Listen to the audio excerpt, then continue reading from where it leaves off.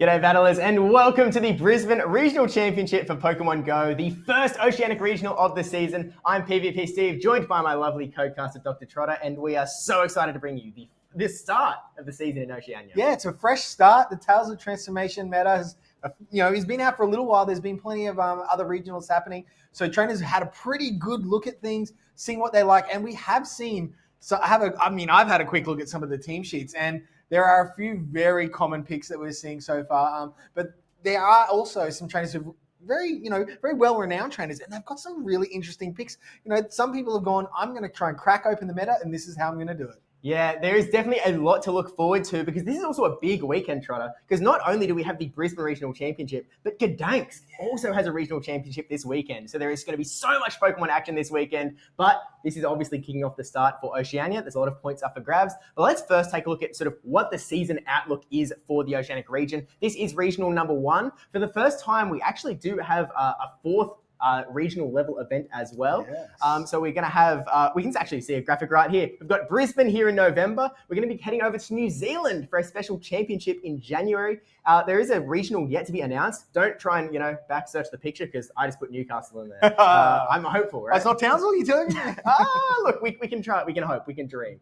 And then, of course, we're going to be coming back to Melbourne in May of 2026. So are we going to see you competing at any point this season, Trevor? Oh, that is a great question. I mean, it does probably depend on that regional that hasn't been announced or Melbourne.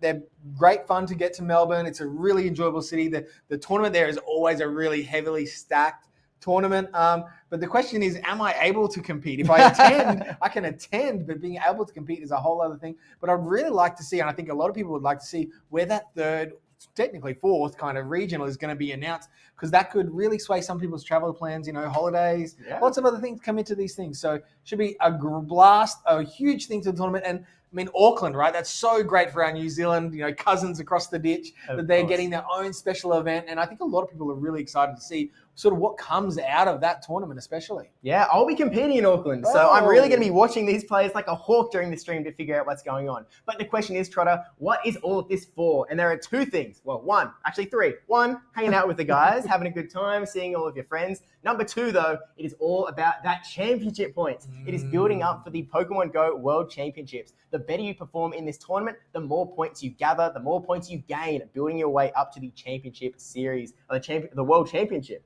Of course, the winner of the tournament will automatically qualify for the World Championships. They get some nice points as well, which goes nicely for some travel awards, but otherwise, still some nice points on the ladder. Nice points, and also the cash prizes and prizes in general that they get are really a big motivator for a lot of people to really make sure they are performing in that top tier. So as we can see here, this is the championship points and prizes that are available to you. So first gets a staggering 350 championship points. That sort of tinkles down a little bit there, 25 less. So, even if you are not able to get that first position, 300 championship points for coming fourth is still a huge bonus for you to really gain that qualification to Worlds if you aren't able to win the tournament. Exactly right. And we can actually take a little bit of a look at what the leaderboard looks like right now in Oceania as well. There's a lot of points up for grabs so far. And I think there is only 2 trainers that have actually competed at a regional so far. You can see all the way to the top, They Love Jai on 342 championship points. I believe he went and came top 64 at Lille and picked up a lot of points. And even then, he had a lot of local points up there as well. But you can see a lot of names here. Godzilla, Jumothy, Rick Flareon, a lot of bigger names that are going to be competing here today, all vying for that top spot, because this is the only regional championship for the Oceanic region that is contributing to the EUIC Travel Award.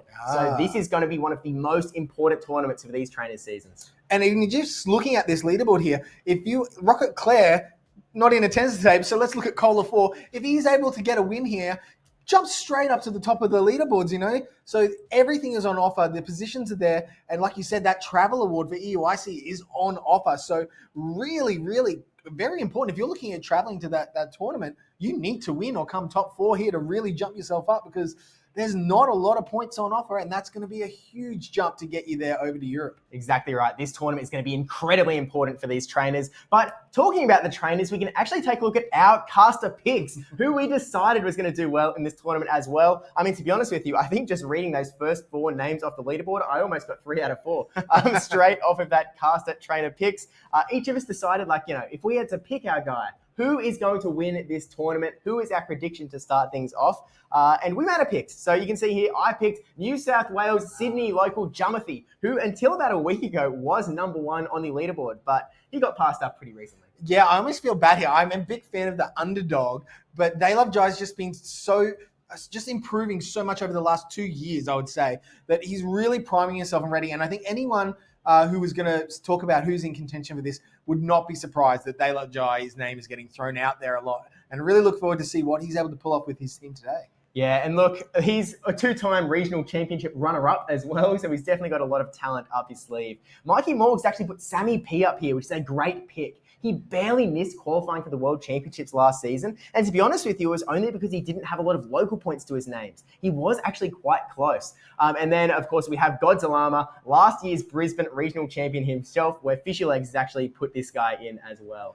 So, look, all 4 of these guys, honestly, great picks to potentially win this tournament. Fantastic picks. And I mean, I will say that Sammy P, the only Queenslander on this list here in his home regional, yes, unfortunately does live in an area where locals are not an option. So he's really tricky. So he does kind of need to perform at these regionals and attend to get his world's qualification. And it would be lovely to see Queenslander take out the Queensland. If you're getting a little bit of a Queensland vibe from me, that's very deliberate.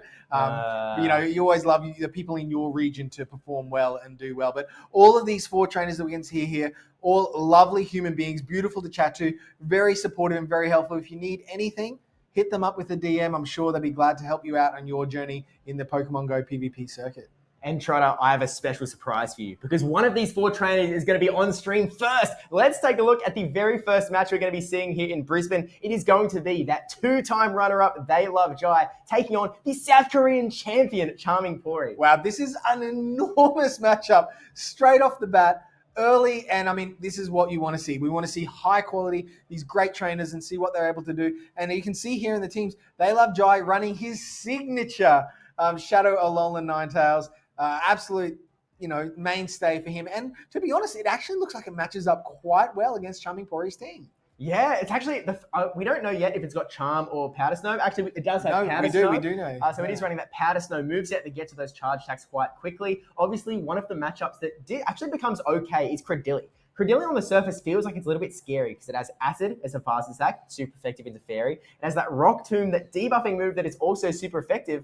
But one Weather Ball does a lot of damage from a Shadow Alolan Ninetales to a Credilli Trotter. Yeah, but unfortunately for the Ninetales, it does need to invest the shield because Credilli can survive 1 Weather Ball plus the Powder Snows, whereas a Rock Tomb is going to absolutely decimate that Ninetales. So, it doesn't necessarily mean the be-all and end-all for the Credilli because it can tank 1 move and either lose but have the shield advantage. It leaves you a lot of flexibility and interplay in your options. But one thing I'm actually seeing a lot of, and for a lot of trainers who I've got my eye on today, is that Blastoise from They Love Jai. It is incredibly bulky for a water Pokemon. We don't see a lot of huge bulky water Pokemon apart from Azumarill in the meta.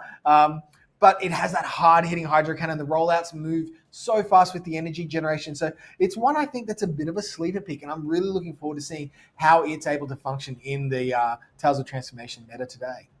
Yeah, I do actually. The other Blastoise is a big pick. Jai's been running for quite a while. A lot of the Australians are actually running that Blastoise as well. It's a very interesting Pokemon. It didn't even get a win in the Championship Series until its Axon won a few months ago at the tail end of the 2025 season. Before that, it had never won a regional championship, and now it is on so many teams. It got a win again the other weekend. I believe it was on Meteor Folian's team. Over in Milwaukee as well. Definitely a pick that could be quite strong. But I'm looking at Charming Pori's team, and I'm looking at They Love Jai's Galarian Moltres. Galarian Moltres looks quite strong here. It's quite good into Gastrodon, into Galarian Corsola. It's great into Galarian Corsola. It's decent into Shadow Annihilate. Drapion, a little bit back and forth, but you do a lot of damage there. You do damage to Credilli. The only real counter that I can properly see is that Charger Bug, which still takes a fair chunk of damage from the Galarian Moltres.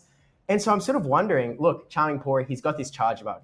Theoretically, it does super effective damage into Galarian Moltres. Moltres fights back. It has super effective damage into that Blastoise. Blastoise fights back with that super effective rollout as well. And then it doesn't... I'm sort of struggling to figure out what Pokemon Charming Pori is going to run, to be honest with you, Trotter. I mean, outside of Credilli, which is just one of the safest Pokemon in the meta, where do you go from here?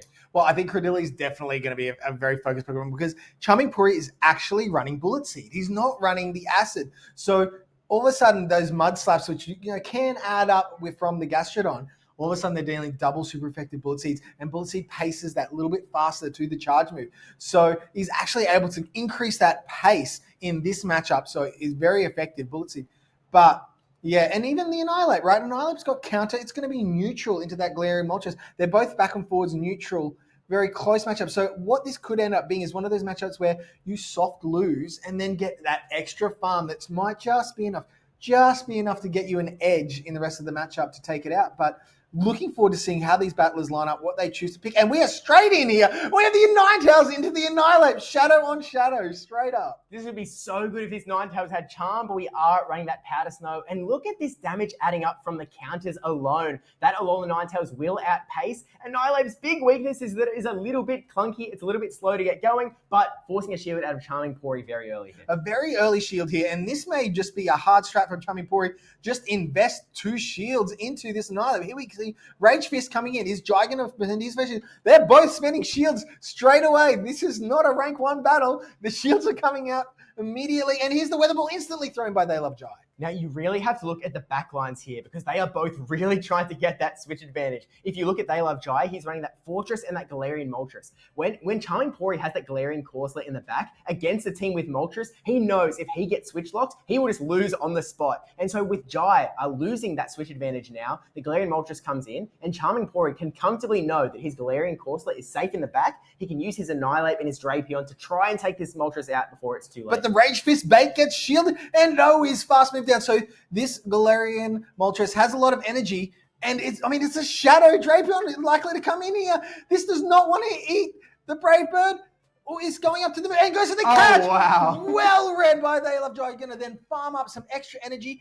Brave Bird and Dip. This is going to be such a strong play in this matchup for They Love Jai. How much does a Brave Bird do to a Galarian Corsola? That much. Yeah, quite a bit. And he's trying to catch the move onto Fortress as well. Such a good play from They Love Jai. This is so well played. He still has so much energy on that Galarian Moltres. He's almost at another Brave Bird in the back there. And with Fortress coming in, getting that farm down, that Galarian Corsola is going to come in. And Drapion is going to come in here. You can try for the debuff, but to be honest with you, They Love Jai is happy. If this Drapion is throwing its energy away, that just means that it is getting closer and closer to that switch timer being up and him being able to swap back into his Galarian Moltres. But you know what? We have a super effective Sand Tomb sitting here as well. Oh, I actually like this play so much more. He goes for the Rock Tomb, which is already going to do a ton of damage. We've almost KO'd this Drapion. But even if this Drapion hangs on, it gets debuffed. It does less damage to the Moltres. It's definitely getting the Brave Bird, but Trotter, we don't need any of that. Hold up, Steve. Hold up. Rock Tomb is definitely taking that Drapion out there. We're trying to find a win comp for Charming Pori, but it was not there. And in the end, it was clearly a strat from Charming Pori to double shield that Annihilate into the Alolan Ninetales. Played the strat out how he wanted, but just the backline and that energy on that Moltres was just able to land. And I think that's something we can see here. Those charge moves, there's nothing that's going to resist a Brave Bird, right? They're all going to take neutral and in Annihilate's case, super effective damage. So there's a huge potential for those charge moves to get damage output by that Moltres once those shields were gone. So in essence, the Charming Pori's strategy of double shielding really ended up costing that match there, quite unfortunately for that trainer. Yeah, look, he's sort of got a Galarian Moltres-shaped hole in his team. You could call it a glaring hole. Oh. Galarian? You get Yeah. They got it, right? They got it? Yeah, everyone got it. Everyone got it. Okay, there's a few people who've unsubbed, but yeah, let's go see it. Okay, sorry. And so obviously keeping those shields ready for that Galarian Moltres seems clearly very important for this team when you really don't have that solid counterplay built in. He also didn't bring that Charger Bug. Charger Bug is one of the only Pokemon sitting on this team that can actually do a really big chunk of damage to that Galarian Moltres if you aren't able to land. I mean, look, you can go for those higher energy moves like the Ice Punch from that Annihilate, or you can also get that Power Gem from the Galarian Corsola. But Trotter, if you've got a Galarian Corsola into a Galarian Moltres, you're taking that super effective Sucker Punch damage. You are not staying in that matchup for very long. Yeah, Sucker Punch has really come forward this meta since it got the buff and is really just decimating a lot of teams. The Furret and the Galarian Moltres, I think, are the main 2 users of those that move. And yeah, they're really devastating. We're seeing a lot of it in the meta at the moment. So very great play. And now we're straight into game number 2. And there's the switch up. And Charming Pori with the Credilli into the Galarian Moltres. This is sort of, even though it's a fly versus a grass, kind of unusual. And They Love Jai is out of there. feeling very safe with his Alolan Ninetales getting to that Weather Ball. By instantly swapping out here, Jai is able to guarantee that he will get his Weather Ball off before Charming Pori. Knows that it would be Charge Attack priority if Charming Pori threw straight away, and so forces a shield very early. And with that Galarian Moltres, we saw how dangerous it is if Charming Pori loses his shields quickly, and so Jai here is really going to put that pressure on, turn up the heat on Charming Pori, and try and get those shields away. But he's going to go into that Sponge Galarian Corsola. Yeah, definitely playing a very nice way here for Charming Pori, using that Sponge. Jai trying to maximize as much energy as he can, seeing Charming Pori get to the charge move here, but in comes this Weather Ball. And look, wow, it is so bulky here. And whoa, no, these trainers are not concerned about shields. They just want that energy. So here comes another move here. This will not KO the Ninetales. And do we see an instant throw here from Charming Pori? Oh, and we have a charge attack priority event. But this Weather Ball will not quite KO the Galarian Corsola. Is going to hang on with the slimmest of margins. And yes, and now, do you want switch? He does! Oh, I actually really like this play from They Love Jai because, again, Galarian Corsola, Moltres' main food, may be out of the game right now, but we still have that. Oh, wow. Credilli hangs on, gets the Nightshade onto this Alolan Ninetales. Ninetales going to go down, and all of a sudden, Jai, who we thought had just won that switch advantage, is out of here. And now this Moltres is going to have to face the wrath of, I have to assume, a Charge Bug here, Trotter. Yeah, he subs the Charge Bug, and this is devastating for They Love Jai. Really wanted to have an instant swap out here. Oh, and he's going to throw this discharge onto the no shields that Fortress has here. Mr. Bubble?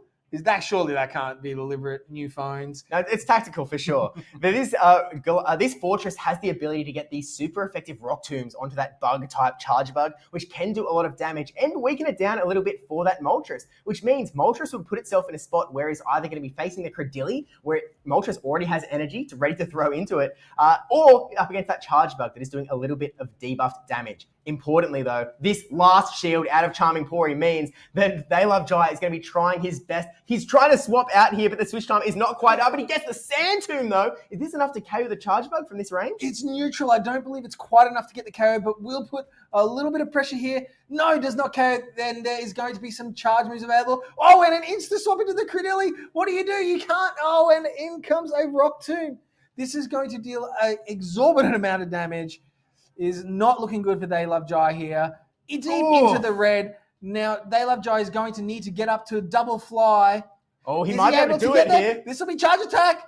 Oh, charge attack priority. And this game is going, it's flipped on its head. Wait a minute. Okay, Credilli's going to go down here. If he can get this move onto Charge Bug, this is GG's. This is game for They Love Jai. They win. Yes! Galarian Moltres wins charge attack priority and will take out game number 2 against Charming Pori. We thought there was no chance for him to come back after losing switch down a shield. Incredible energy management and an understanding of your attack start of your Pokemon, able to take out one out. Wow, what a comeback from They Love Jai. Look, I know we're still warming up, Trotter, but we were clearly still a little bit chilly, a little bit frozen. We thought that game was locked for Charming Pori. We thought, look, Jai, he brought it so close though, right? Like we were watching that switch timer like, oh, look, he's just barely one switch advantage. He's going to be able to put his Fortress onto the Credilli and there's nothing that, Charming Pori is going to be able to do. But instead, Charming Pori, Galarian Corsola proving why it is like almost on every team. Like, look, the famous team archetype of the meta is you have a Credilli, a Mud Slap, you put a Ghost on there, and for the most part, it has been that Galarian Corsola, and this is why. When you're up against these teams that, are really trying to get those shields from you, all of a sudden, you can just bring this guy in, eat every charge move under the sun, apparently survive to the very end and get one last move that sometimes might be all you need. Yeah, definitely just got the energy. 2 charge attack priorities. Moltres obviously has a reasonably high attack stat, was able to get They Love Jai the win, maximizing every little shred of energy that they could there. Very close matchup, thoroughly enjoyable. And what a way to kick off the stream here. Obviously, this is actually round 2 of winners bracket round 2 of the tournament today. And yeah, what a start. Can't wait to see what the rest of the day is going to bring for these trainers and for us as casters. Yeah, I'm thoroughly enjoying this one so far. This is an awesome start to the day. And to be honest with you, Drapion, I wish we got to talk about my caster picks, Trotter, because Drapion was smack bang on that guy because I really feel like it could be its comeback. this maybe wasn't the comeback story that Dracoviz was looking for. Look, they love Jai. I suppose he's also running a little bit of an off-kilter strategy in that there is no Credilli here. We have sort of seen in the last couple of weeks that Credilli usage has started to decrease. It's still very high, don't get me wrong. But in the Lille Regional Championships last weekend, Credilli, #1 usage in day number 1. But as they moved into day number 2, Credilli usage sort of fell quite significantly down to that #2 slot. Yeah. I want to say, look, I'm spitballing here, but I feel like it was around that 40% sort of usage mark in day number 2, which is a massive drop from something that's like 80% usage in day 1. Yeah, obviously it's a very safe Pokemon that a lot of people feel like they can use and use well. But I mean, it's I think something that people are going to look at a little bit more and go, okay, if there's no Credilli in this team, all of a sudden a lot of people are running Gastrodon, Marak, your Mud Slappers. You're going to obviously want to look for flyers as well in that sort of instance. But if they're not there, or most people aren't running 3 or 4 flyers, as we saw, there's just one Moltres. So there is room without a flyer or without a grass Pokemon for those Mud Slap users to really shine. I expect to see. I was kind of surprised that Chummypori didn't identify that and go, okay, there's space for this Pokemon here, and it actually does well neutrally or reasonably well against all of the other Pokemon in the matchup. And maybe I can use it to get a shield advantage, say, against that Alolan Ninetales. But in this case, They Love Jai able to bring victory from the jaws of defeat. Very well played. And looking forward to seeing what else the day brings. Yeah, I definitely think Galarian Moltres is the clear MVP of Day Love Jai, and definitely a Pokemon that we're going to have to watch for as this regional championship unfolds. Something else to watch out for is all of the champions that are running around in the Oceanic region. And we have a little video that we're going to show you to sort of recap, I think actually, how the Australians did at the World Championships as well. Spoilers, I didn't do that hot. But we'll give it a look, and we'll be right back for some more really hot battles coming real soon. The Pokemon World Championships were held in Anaheim, California in 2025, and for the Oceania region, only the top 10 players on the Play Pokemon leaderboard were invited. Another way to qualify is also by winning a regional championship. With that in mind, Oceania had 12 players who qualified and 11 who attended. The team of 11 comprised of Rick Flareon, Geomethy, Fortois, They Love Jai, Valiant Vish, Avrip, PvP Steve, Jins 8810, Godzalama, Z-Tub, and Gone 1001. Notably, 89 CGY Flames fan, the Perth regional champion, qualified but was unfortunately unable to attend. So, how did the Aussies fare on the world stage? They Love Jai, PvP Steve, and Godzalama had early exits, going 0-2 against some tough opponents. Sometimes the match spread or the team read just doesn't go your way, and that's the reality at Worlds. It's cutthroat from round 1. Next up, we had Fortois and Rick Flareon, both putting up strong fights but ultimately falling short. Each finished with a 1-2 record, showing they could absolutely hold their own at this level, even taking games off some very established international names. Moving up, Geomethy and Zeta both managed to secure wins and stay in the running a little longer. Finishing 2-2 at Worlds is an incredible feat, especially for Geomethy, whose only losses came from 2 fellow Oceania players, Jins 8810 and Valiant Vish. Avrip also had a fantastic run, finishing 3-2 at Worlds. After going down to Arrow in round 1, he made an impressive losers bracket push before being stopped just short of day 2 by Master Mahia 295. Now, one of the standout stories from Team Oceania was Gone 1001, a player who's often hovered right on the edge of top cut throughout the season. Gone looked incredibly solid in day 1 and even got his first featured match on stream. He started hot, going 3-0 to begin the day, and for a while it looked like he might seem to be pushing into day 2. Unfortunately, a tough final matchup ended his run short. Then we had Jins 8810, a name you may recognize from the Oceania leaderboard. Jin sat at the top of his group for most of day 1 and managed to push to day 2, bringing a unique, wacky team featuring Bastiodon and Shadow Dusknoir. He was also featured on stream and finished his world run at 4-2, an incredible showing at the global stage. And finally, we had the ever inevitable Valiant Vish. Vish, now a 4-time world competitor, once again proved why he's one of the most consistent players in the region. He fought through his bracket with precision and confidence, earning his place into day 2 and finishing with a record of 6-2. That's an outstanding achievement and easily one of the best performances by an Australian player at the Worlds to date. While we didn't bring home the World Championship title this year, the performances in Anaheim just showed how close we were. Every year, Oceania gets stronger, and with the new season already underway and the next batch of regionals kicking off soon, the future is looking incredibly bright for the region.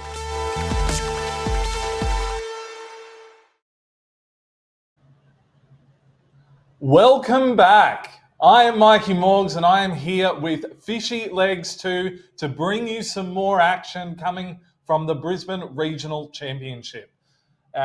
This is the first of the Oceania circuit, as we have just seen, and we've just had a fantastic matchup between They Love Jai and Charming Pori. And the action doesn't stop there, as we have right after them in winners round 2, we're going to be looking at Godzilla, the Brisbane regional champion, reigning regional champion from last season. And we're going to be looking at Moneymaker, who is the Melbourne regional champion.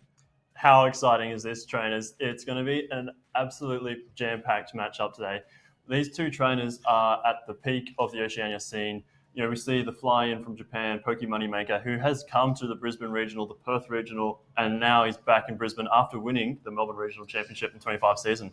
Yeah, what a fantastic run from him last season. He would have been on the leaderboards if he was part of the Oceania circuit in terms of the organisation and getting championship points, because he did, as Fishy said, he attended the Perth Regional Championship, came third, got his bronze medal, wasn't enough for him. Came down to the Melbourne Regional Championship and was able to take that one out to earn his place to the World Champs in Hawaii. And we're going to have a look at the team shortly. But as we know, Godzilla sort of had his breakthrough at the Brisbane Regional Championship last season, running his Swalot, making some incredible calls against another Japanese trainer, Choose, to not only make it to his first, really serious top 8, but actually win the whole thing. So we've got a pretty exciting clash here between a Queensland local Godzilla and Moneymaker. And I think we got the teams coming up right here. Fishy, why don't you tell me what you see with Godzilla's team? I am seeing one of my favourite Pokemon, Mikey, that Galarian Moltres. I tell you what, it's such a strong Pokemon in the meta. Like those neutral sucker punches and fly damage, so consistent into the meta. I really like to see the Galarian Moltres there. And paired with the Shadow Steelix, that's a tough little combo. It's really got that nice core where you're weak to ground with the Steelix, but you also resist it really well with the Moltres. Those two together feed really well with each other. Yeah, 100%. 100%. To round out the rest of Godzilla's team, we've got Shadow Annihilate that we've seen already today. We have the Credilli, we have the Azumarill, and we have the regular Dusknoir. That Credilli, what is that running there? The Credilli's on Acid, which seems to be the premier moveset so far. And you can see he's looking to cover quite a few things there. And then we have Moneymaker's team. And Moneymaker's team is it's sporting something that I'm really excited to see, which is the Fearow. And Fearow is coming off the heels of actually winning a regional championship from Media Folian. And the Fearow in the off season, moving into the Tales of Transformation, was able to get that buff to Peck and the buff to Drill Peck, and with its fairly high attack stat and its great coverage of Drill Run, is now a force and a threat in the meta. Something to be feared of. Oh, yeah, there we go. No, I really enjoy the Fearow in this meta. Again, it's kind of like the Moltres. It's got lots of neutral damage output, but it's much higher attack stat than that Moltres does. And once again, we see it paired with that ground type in the Gastrodon. Both trainers notably are running the Shadow Annihilate. That matchup in the mirror can be really down to who wins charge attack priority. Some trainers elect to run a higher attack Shadow Annihilate so they guarantee that win in that charge attack priority, because the Pokemon with the higher attack stat will get the move off first. We also see the Shadow Drapion. Now, the Drapion has sort of fallen off a little bit of late. However, here he is back again. I'm really excited to see what the Japanese player can do with this really dynamic, spammy Pokemon. It's really interesting because if you look at these two teams side by side, we actually have a really similar, template for how they're trying to build their teams here. So we're looking at Godzilla and Moneymaker both running a double Ghost line, but the Ghosts do different things within the team. So both of them have an Astonish user, both of them have a Shadow Annihilate, both of them have a Credilli, both of them are running a Dark type that can handle things that are not normally the dark type targets in Shadow Drapion and in the Moltres there. Lots of neutral play. Lots of neutral play with those Pokemon. And then the water type, Gastrodon versus Azumarill, and they both kind of function as water types. So it's going to be interesting to see. I think because they're both running those Astonish users, they are going to be looking to try and maneuver their Shadow Annihilates around, because if you get it on an Astonish user and you can't swap out, that's a big issue. That is a scary place to be in. If you're going to be in this match, are you picking Team Moneymaker or Team Godzilla? What would you feel comfortable running in this matchup? Well, look, for me, Godzilla, I love the bloke. You know, he's one of our locals. We compete with him, and he's fantastic. But I got to say, the idea of being able to run that Fearow alongside the Shadow Annihilate, 2 picks that I absolutely love. I think that's who I would be going for if it was me. I think that there's so much fast move pressure against that Fearow, it's going to be really hard to run. Like, even the Shadow Annihilate, those counters add up so quickly, especially after a Rage Fist boost, that is going to shred through that Fearow. The Steelix with those Thunderfang, with the Psychic Fang to debuff the opponent's defense every time a Psychic Fangs goes through. And also the Azumarill is just so bulky and has access to that Ice Beam. The Fearow's got a lot to watch out for, but I agree it's neutral, but you have to play it so well in this matchup, because otherwise it can get really stuck and lost in all the sauce. Well, we've seen a fair bit of footage of Poké Moneymaker in recent times, and not only did he compete at the World Championships and then the 2 regionals we already discussed in the Oceania circuit, but he was also competed at the PJCS, the Pokemon Japanese circuit, in order to, well, that's how they qualify in Japan in order to be able to get to the World Champs, but he'd already locked in his invitation, and I think he finished top 8 or top 16, if I'm not mistaken. And then there was a grassroots tournament within Japan last week, and he managed to come in 4th there, so getting his way into a medal position. So he's clearly in form, and as we've seen with Poké Moneymaker, the way that he likes to play is he likes to get shield advantage for his dynamic Pokemon as opposed to through his dynamic Pokemon.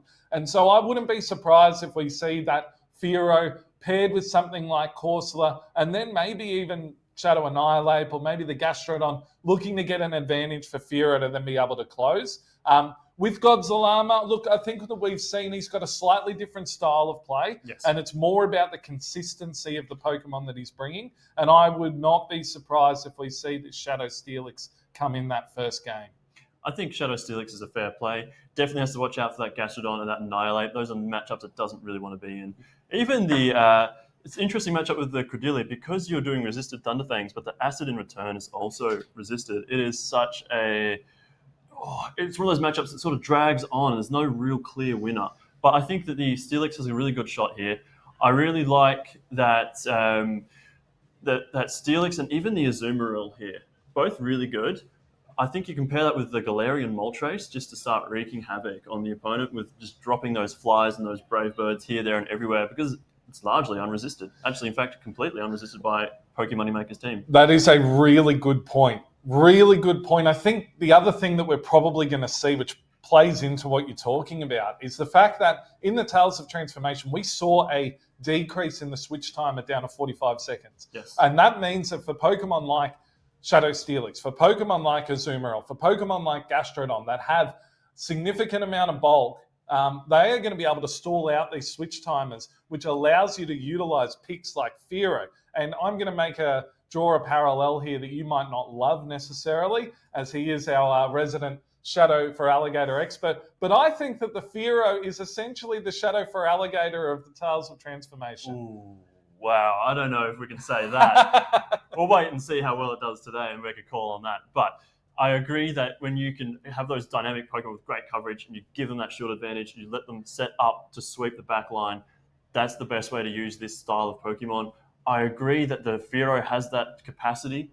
I also think that something like your, even if it's very spicy, but even if you are bringing the Shadow for Alligator to this tournament, it has so much potential, because you see these teams, there's nothing that's going to be largely resisting the Feraligator's moveset. Yep. But I digress. There's no Feraligator here today. However, I would love to see this Shadow Dropion come in, because it has a lot of neutral play. I get that there's a Steelix there, but the Aqua Tail is super effective. Even though the Poison Stings are so resisted, that Shadow Drapion can really work its way into a shield advantage situation to set up for that Fearow, and you lead it with something with a lot more bulk, or even like the Quadrilli, where you're getting those Rock Tomb debuffs, setting up your backline. I think that's a really nice way for Poke Moneymaker to set this line up. You know, it's interesting that you talk about Shadow Drapion, because I was looking at it while you were talking, and I was sort of thinking, we've seen a big drop off this season for Shadow Drapion, but it was the absolute, almost you could say it was the king of the meta as we were moving into the World Championships last season and NAIC. And the reason that it's dropped off is because almost every team that you see has a Mud Slapper on it, Yes. which makes it really dangerous to bring Shadow Drapion. Now, when Shadow Kanto Marowak is the key Mud Slapper, or it was Claydol, if we're going back, 6 months, Shadow Drapion's not necessarily terrible because he can still output super effective damage with some big hitting charge moves. However, now we're seeing naturally that the Gastrodon has come into effect because of the Water Pulse decrease in energy, that little buff to the Water Pulse. But Godzilla doesn't have the Mud Slap on his team. So it's not going to be able to scare off the Drapion that way. That's right. With the Gastrodon also getting that Body Slam buff as well this season. So I think Godzilla is going to really have to rely on that Steelix as his Drapion counter, or perhaps even the Annihilate. That has a good matchup when his shields are up. But the Steelix, again, usually they run Psychic Fangs and Crunch. So that's completely resisted charge move damage. So you're just relying on that Thunder Fang, fast move pressure, getting those Psychic Fangs debuffs, and just sort of chewing through the Drapion, so to speak. And the other thing, just to your point, that we've seen quite a bit, we saw quite a bit last season, the previous seasons, was in that Azumarill Drapion matchup, quite often the Drapion player would use that as an opportunity to get as much energy as possible before switching out.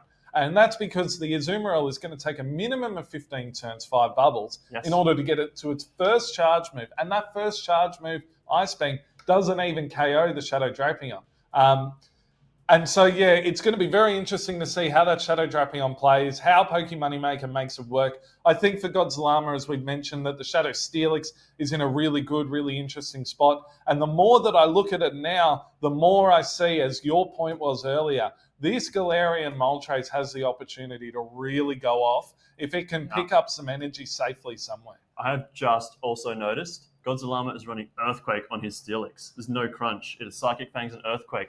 So that Drapion is not as safe as we thought. And if shields are down, that Earthquake is going to absolutely decimate that Drapion. The other thing that the Earthquake does for you, the Earthquake gives you a nuke move versus Credilli. Wow. And so the way that Shadow Steelix plays, quite often you're going to see Psychic Fangs are going to be thrown early. And that means that this bait game with the Credilli that's also doing resisted fast move damage, it's going to be pivotal. And it was. Just as you said earlier, it's kind of an interesting matchup where it's a little bit slow to begin with, and then it's all about energy management and timing and switching. And it's going to be interesting to see, because if Godzilla decides to, Godzilla forbid, YOLO, an Earthquake, we might be seeing a very quick and dynamic change to the game. There's nothing better than getting an Earthquake through 2 shields. Yeah.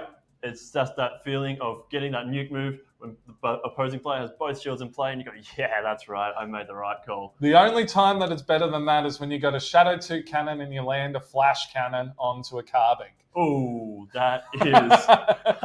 that's going to leave a mark. Now, I also don't think that the regular Dusk Noir has a lot to do here. I think that it's lacking that damage potential, especially with the Dynamic Punch without the Shadow Boost. We see most players opt for that Shadow Dusk Noir, and I think that the regular just doesn't have the damage output. But we're going to see the players getting underway here, both regional champions. And here we see the Azumarill from Godzilla into the Annihilate. This is great for Godzilla. Fantastic lead for Godzilla here. The bubbles are doing neutral damage and the counters are resisted, but we've seen the Shadow Drapion is coming straight away, and the Azumarill is happy to stay in here for Godzilla. And look, it's a Hydro Pump Azumarill. Now we have a big nuke move for this Drapion. This Drapion is not as safe as it first thought it was. The Crunch is coming through. Unlikely to get a debuff here, but it does. It gets that 10% chance on the debuff. Absolutely spectacular. Very well done. Very lucky there for Pokemoneymaker. Without that Ice Beam, though, we're going to see that this Azumarill doesn't quite have as great a matchup into the Fearow as it did before. Throws the Play Rough, brings in the Credilli, and the Drapion is filled with bucket loads of energy and sends off the Crunch straight away. This is a really tight spot here now for Godzilla. He had a great lead, but this Shadow Drapion is so safe. And it's a second debuff. What are the skillful odds on this trainer to get all these debuffs? Now, the Rock Tomb is coming in. Oh, and Pokemoneymaker has elected to no shield. What a great call. Instant no shield. And what this does for Pokemoneymaker is now is able to get an extra counter off, which puts it one counter away from being able to land. Oh, no, the Rage Fist is there, ready straight away. Boost the damage, boost the attack of the Shadow Annihilate back to its regular level against this Azumarill. And if Azumarill's not careful here, then this Shadow Annihilate might be able to two-shield and counter its way through. Unfortunately for Pokemoneymaker, he only has one shield, but he's electing to let the Annihilate go. The Play Rough will connect. What is going to be in the back? It's going to bring in the Shadow Drapion. Moltres comes through. This is tight for the Moltres because now it's behind on energy. Despite having two shields, the Sucker Punches are resisted. He's going to have to start throwing flies. Yeah, he is. But what we can see here in the back for Pokemoneymaker is there is a Galarian Corsola, and it is down a shield. And Galarian Corsola does not want to see Galarian Moltres. That is why Pokemoneymaker has elected to use his last shield. He's now at a 2-shield deficit against this Moltres. But Godzilla knows he needs to keep a hold of this Moltres or he's out of the game. Aqua Tail is going to be shielded and he's going to keep building up more energy. We see completely dry on the Moltres, but Drapion just keeps on getting to moves. And the question's going to be here, can this Drapion reach this third Aqua Tail before the Galarian Moltres is able to Sucker Punch down? I think it's going to be very, very, very close here. Oh, and he's gone for the catch, but the catch hasn't worked. I think that Godzilla is in the driver's seat right now. We're going to see the fly is thrown, meaning that he's potentially going to be able to double up and get to the Brave Bird, but that Drapion has the Aqua Tail stored. Yeah, the Aqua Tail is stored. We see now that the second fly comes through before the Nightshade, getting rid of this Corsola, but both of Godzilla's Pokemon are so low now. Does he have enough health in the tank to get through this Drapion? He gets one Sucker Punch, he gets two, and that is going to be game one to Godzilla. Wow, we could not have got much closer than that today, folks. We have just seen a spectacular game, and that really shows us the quality of these two players with a Brisbane regional champion and a Melbourne regional champion going head-to-head. Godzilla, his Galarian Moltres play was something to witness right there. And as we sort of talked about earlier on before the matchup, we thought that those two dark types would be very pivotal, and they definitely were. Yeah, it is. You can see just how well utilized the energy of that Galarian Moltres was for Godzilla. And despite having such a favorable lead, that match was so close because that just sheer neutral pressure from the Drapion to just start unloading all this Aqua Tail, Crunch, just pulling shields and health away from Godzilla. He had no choice but to respect it, and it was a tough mid-game there for Godzilla to keep that alignment the way he wanted it to. It was, and what we actually saw that I thought was quite interesting is we saw two very, and we highlighted this, but two very different styles of how they're going to play this game.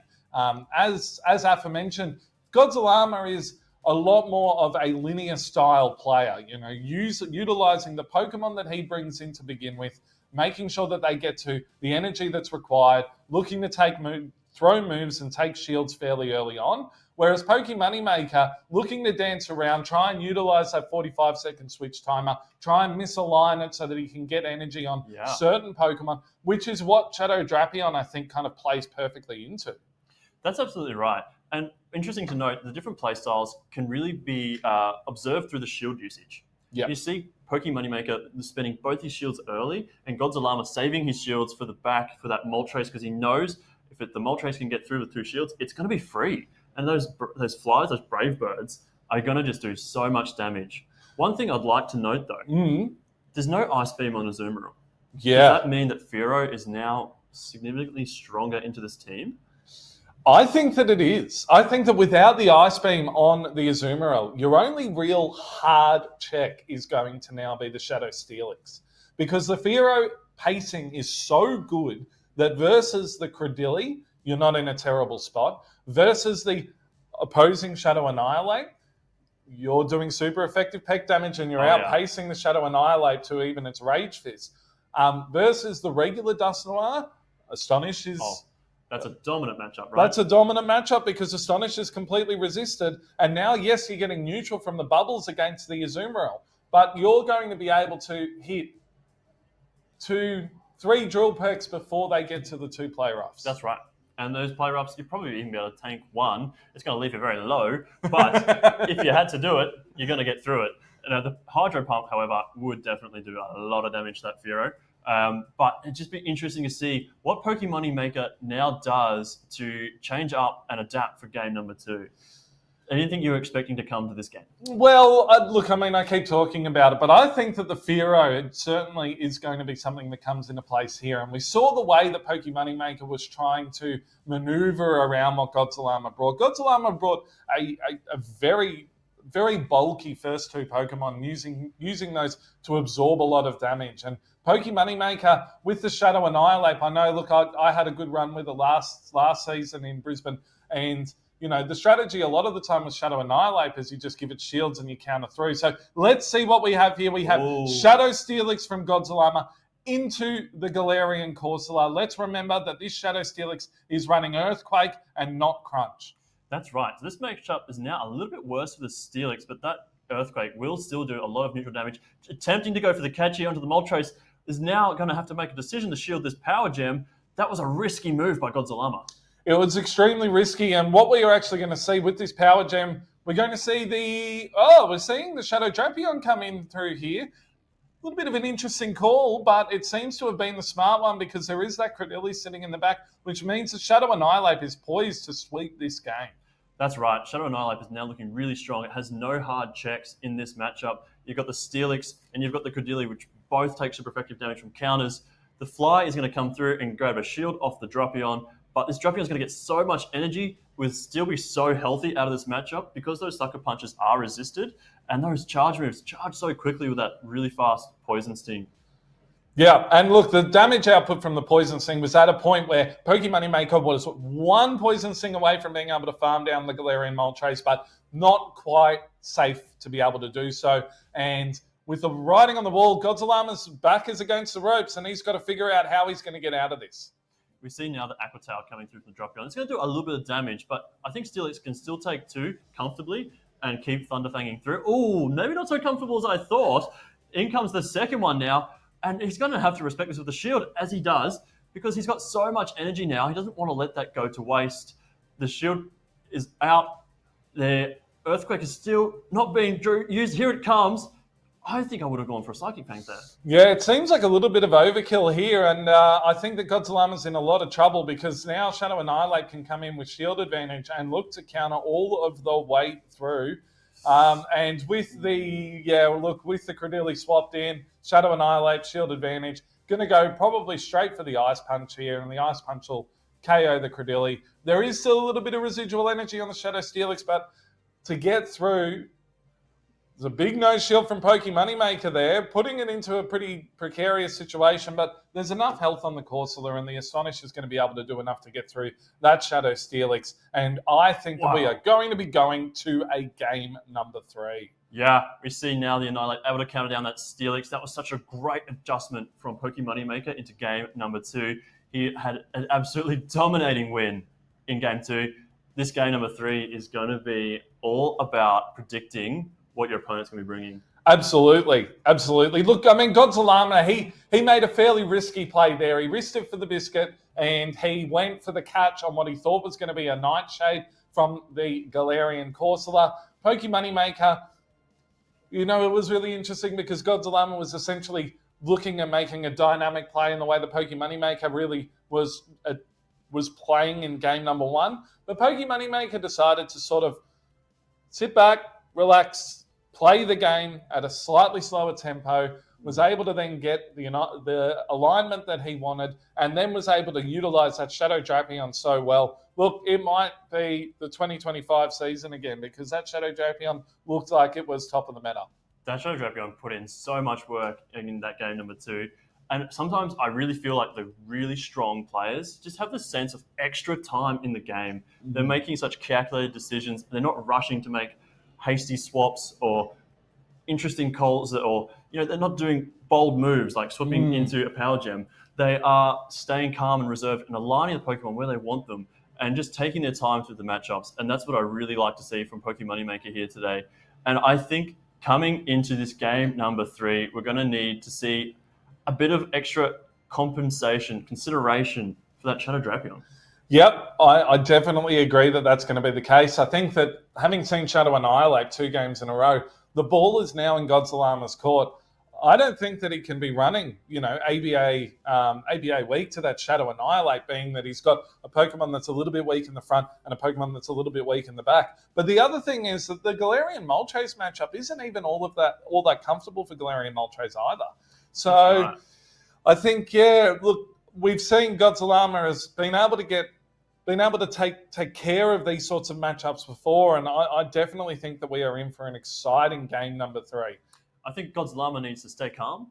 He needs to not crack under the pressure of this really intense game, round number 2. As we get into game number 3, we see the Azumarill into the Credilli. This is going to be good for the Credilli. Straight swap into Moltres. Straight swap into Moltres, and the Credilli is here. It is running Acid, as we talked about before, and we're going to see the Rock Tomb coming off, and the Rock Tomb is going to do massive, super effective damage. However, Godzillama has decided that he's going to shield it here. Now, the question is, Pokemoneymaker has made this same play a few times. Is he going to bring in the Shadow Drapion yet? No, he's just electing to just stay in with the Credilli. You see now the Brave Bird is coming through from the Moltres. If this goes unshielded, it's still going to do a lot of damage. Pokemoneymaker respects it. He's going to put the shield up, and now the defense of the Moltres is significantly debuffed. The attack is going to be debuffed by 2 stages. This Moltres is really in a tight spot. It is absolutely in a tight spot. We're going to see Godzillama has decided that he's going to shield up. That Rock Tomb is double debuff now, but he's coming through with the Fly. I don't know if the Fly is going to do enough here, but Pokemoneymaker is not willing to take that bet. He's going to shield this up, protect the Credilli, and... I was going to see the swap. Here it comes.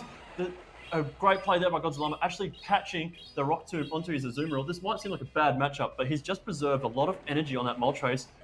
Even though he was debuffed, he was able to store energy, saving it for later in the game. Azumarill now is suffering from the debuff. However, he's just using it to sponge this energy to let the Moltres run rampant in the back.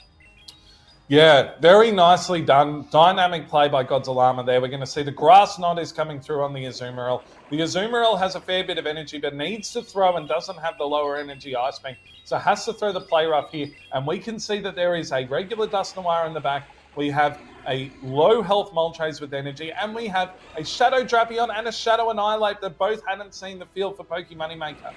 Moltres is now coming in. It is behind on energy. Is it going to be able to survive this Aqua Tail to get to the Brave Bird? It doesn't get there in time. This is going to take out the Moltres, and that's going to leave the Dusknoir completely exposed to this Drapion. Oh, the Dusknoir is going to be in a tricky spot here. This is an uphill battle. If he can get to the Dynamic Punch, then the Dusknoir is going to be able to KO this Shadow Drapion. But the question is this Crunch going to one-hit KO? Not quite. Big damage. And I think, unfortunately, that is going to be game for Godzillama. This Dynamic Punch from the regular Dusknoir is not going to do anywhere near as much damage as it would from the Shadow.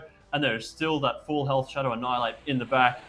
Dynamic Punch doesn't KO. Game number 3 to Pokemoneymaker. And Pokemoneymaker has come out swinging after game number 1 and has wanted to stamp his authority, saying, I am the most recent regional champion in your Oceania region. I won Melbourne for a reason, and I'm here to go all the way and to win Brisbane as well. That's right. I mean, Pokemoneymaker is absolutely putting on a class display here. Godzillama came out of the gate strong, but was unable to carry that momentum through to game number 2 and 3. Unfortunately for Godzillama, he is now down to the losers bracket. He's going to have to fight his way through if he wants to stay in this tournament. Yeah, and look, I mean, that's the beauty. That's the beauty of these Pokemon Go regionals, is that even if you lose that first one, you are still in it, and you are still in it to win it. And I know that there are some of the really great Oceanian players, for example, Valiant Vish, who almost seems to hit fully evolved fire-up mode once they lose and go into that losers bracket. And so let's see if Godzillama can do the same thing. But I just have to give the flowers to Pokemoneymaker for an ability to be able to think on his feet, and also showing us the Shadow Drapion is still a threat in this meta. Absolutely. I was super impressed to see the Shadow Drapion on display today. And I'm also super impressed of how Pokemon Maker was just able to make cool, calm, collected decisions throughout all 3 of those games. Game 1, he was in a tight spot, but he didn't make any bad plays. He was just unfortunate in the alignment, and Godzilla was able to capitalize on that. And I think that's a sign of things to come for Pokemon Maker in the rest of this tournament. One thing that I will point out about game number 3, so often when we play Pokemon Go PvP and when we watch these streams and we watch the battles, there is a trap that you can fall into, and it's, Amanda Lundberg calls it the I swap, you swap trap. And it's essentially where the opponent swaps and swaps out of a bad matchup, and then you'll see that both trainers will swap instantly. And Pokemon Maker was very controlled in the fact that with it, Credilli still had a good matchup into the Galarian Moltres. In fact, as good as possible, and was happy to just stay in, spend the 2 shields, throw Rock Tombs, and then the Credilli put in a monstrous amount of work, basically being able to take out not only the Azumarill, but also put the Galarian Moltres into Aqua Tail range for the Shadow Drapion. And that is why we have seen that Credilli has been the #1 usage Pokemon in every regional this season. Credilli is just an absolute staple of the meta with its great coverage of type for its moves. That Acid fast move being so fast to generate energy, the Rock Tomb debuff, and the Grass Knot for that consistent grass type damage. It really has earned its way to the top spot on the meta. One thing I really would have liked to have seen from Godzilla, he did really well in game number 1 with that Moltres in the back. He saved shields for it. He banked all his bets onto that Moltres. In game number 2 and 3, he brought it in early. And that's what cost him in my mind. I think he was exposed it too early, and then Pokemon Maker was able to capitalize on his good matchups with Drapion, and just really, and the Credilli, of course, and just really put the Moltres in a tough spot. Yeah, I think you're right. Look, I agree. I think that Galarian Moltres is close to the best closer in the meta right now, and that's the reason why it has won multiple regional championships over the last 12 months. And I think that when we see it as a closer, it is dominant, because the Sucker Punch is a fantastic fast move. It's what the old counter used to be before the Honolulu World Championships, I should say. And Brave Bird and Fly are 2 spectacular moves. You could almost say that Brave Bird is potentially the best move in the game because of its huge damage output and its efficiency of using energy. And so I think that we are going to have a look at our caster picks. Oh yeah, let's take a look at what we've decided is going to be a good Pokemon to use at the Brisbane Regional Championships for 2026. And the question is, has anybody actually locked in Credilli? And the answer is no. We have seen no Credilli on this graphic whatsoever. I think all of us are a little bit adverse to the basic meta. Yep. I think we all like to see a little bit of spice. We do see, however, Dr. Josh has brought that Drapion in as a top spot in his caster picks there. And he's not wrong about that. He's not wrong about that at all. We have just seen one of the great players in Japan, one of the best competitors and most dangerous players in this Brisbane Regional Championship, pilot that Shadow Drapion as well as anybody could imagine. The other picks that we have for Josh, which is AKA PvP Steve, we have Dusknoir. Wait, sorry, who? Who? Oh, no. Wait, Steve. Oh, I know that guy. Doctor Who? Yeah, right. So we have Dusknoir, we have Murkrow, which we haven't seen a Murkrow yet today. And we have Bastiodon, which I hope we don't get to see today. I have heard there's one around. There is one around, just the one. Now, we did see one of your picks in that latest matchup, but it didn't come to any games. Is the Fearow overrated? I do not think so. I think you should fear the Fearow because the Fearow is not overrated. Just needs to be in the hand of a truly skilled trainer, and we will see Pokemon Maker use it at some stage today. I am certain of that. If we're looking through the rest of my picks, I have the Quagsire there, and I think... Look, I just wanted to see Quagsire on this graphic because I think that Quagsire is a happy little fella and certainly a much better looking little fella than the Clodsire is. Ferret, I believe that we are going to see a huge amount of Ferret today. And again, Ferret, one of my favorites that's in there. And then look, the final Pokemon that I've chosen there is the Shadow Toucanon, the Toucanon. And look, I might be one regional too early. Maybe tune into Gdansk after the broadcast today, and you should see some Shadow Toucanon action there. Oh, wow. That's a hot tip for you trainers at home. Hot tip. One thing I got to say, Moltres, Game 1, it lived up to my expectations. Game 2 and 3, I hope for a little bit more out of it. But I still think Moltres' capacity to put on a large display today and really take trainers to the next level. The Charger Bug as well, I think it's got really good coverage at the moment against the flyers that we're seeing. There's a lot of flyers out there, and it's an electric type that doesn't lose super hard to the ground types. With that bug secondary typing, I think it gives it a nice little niche.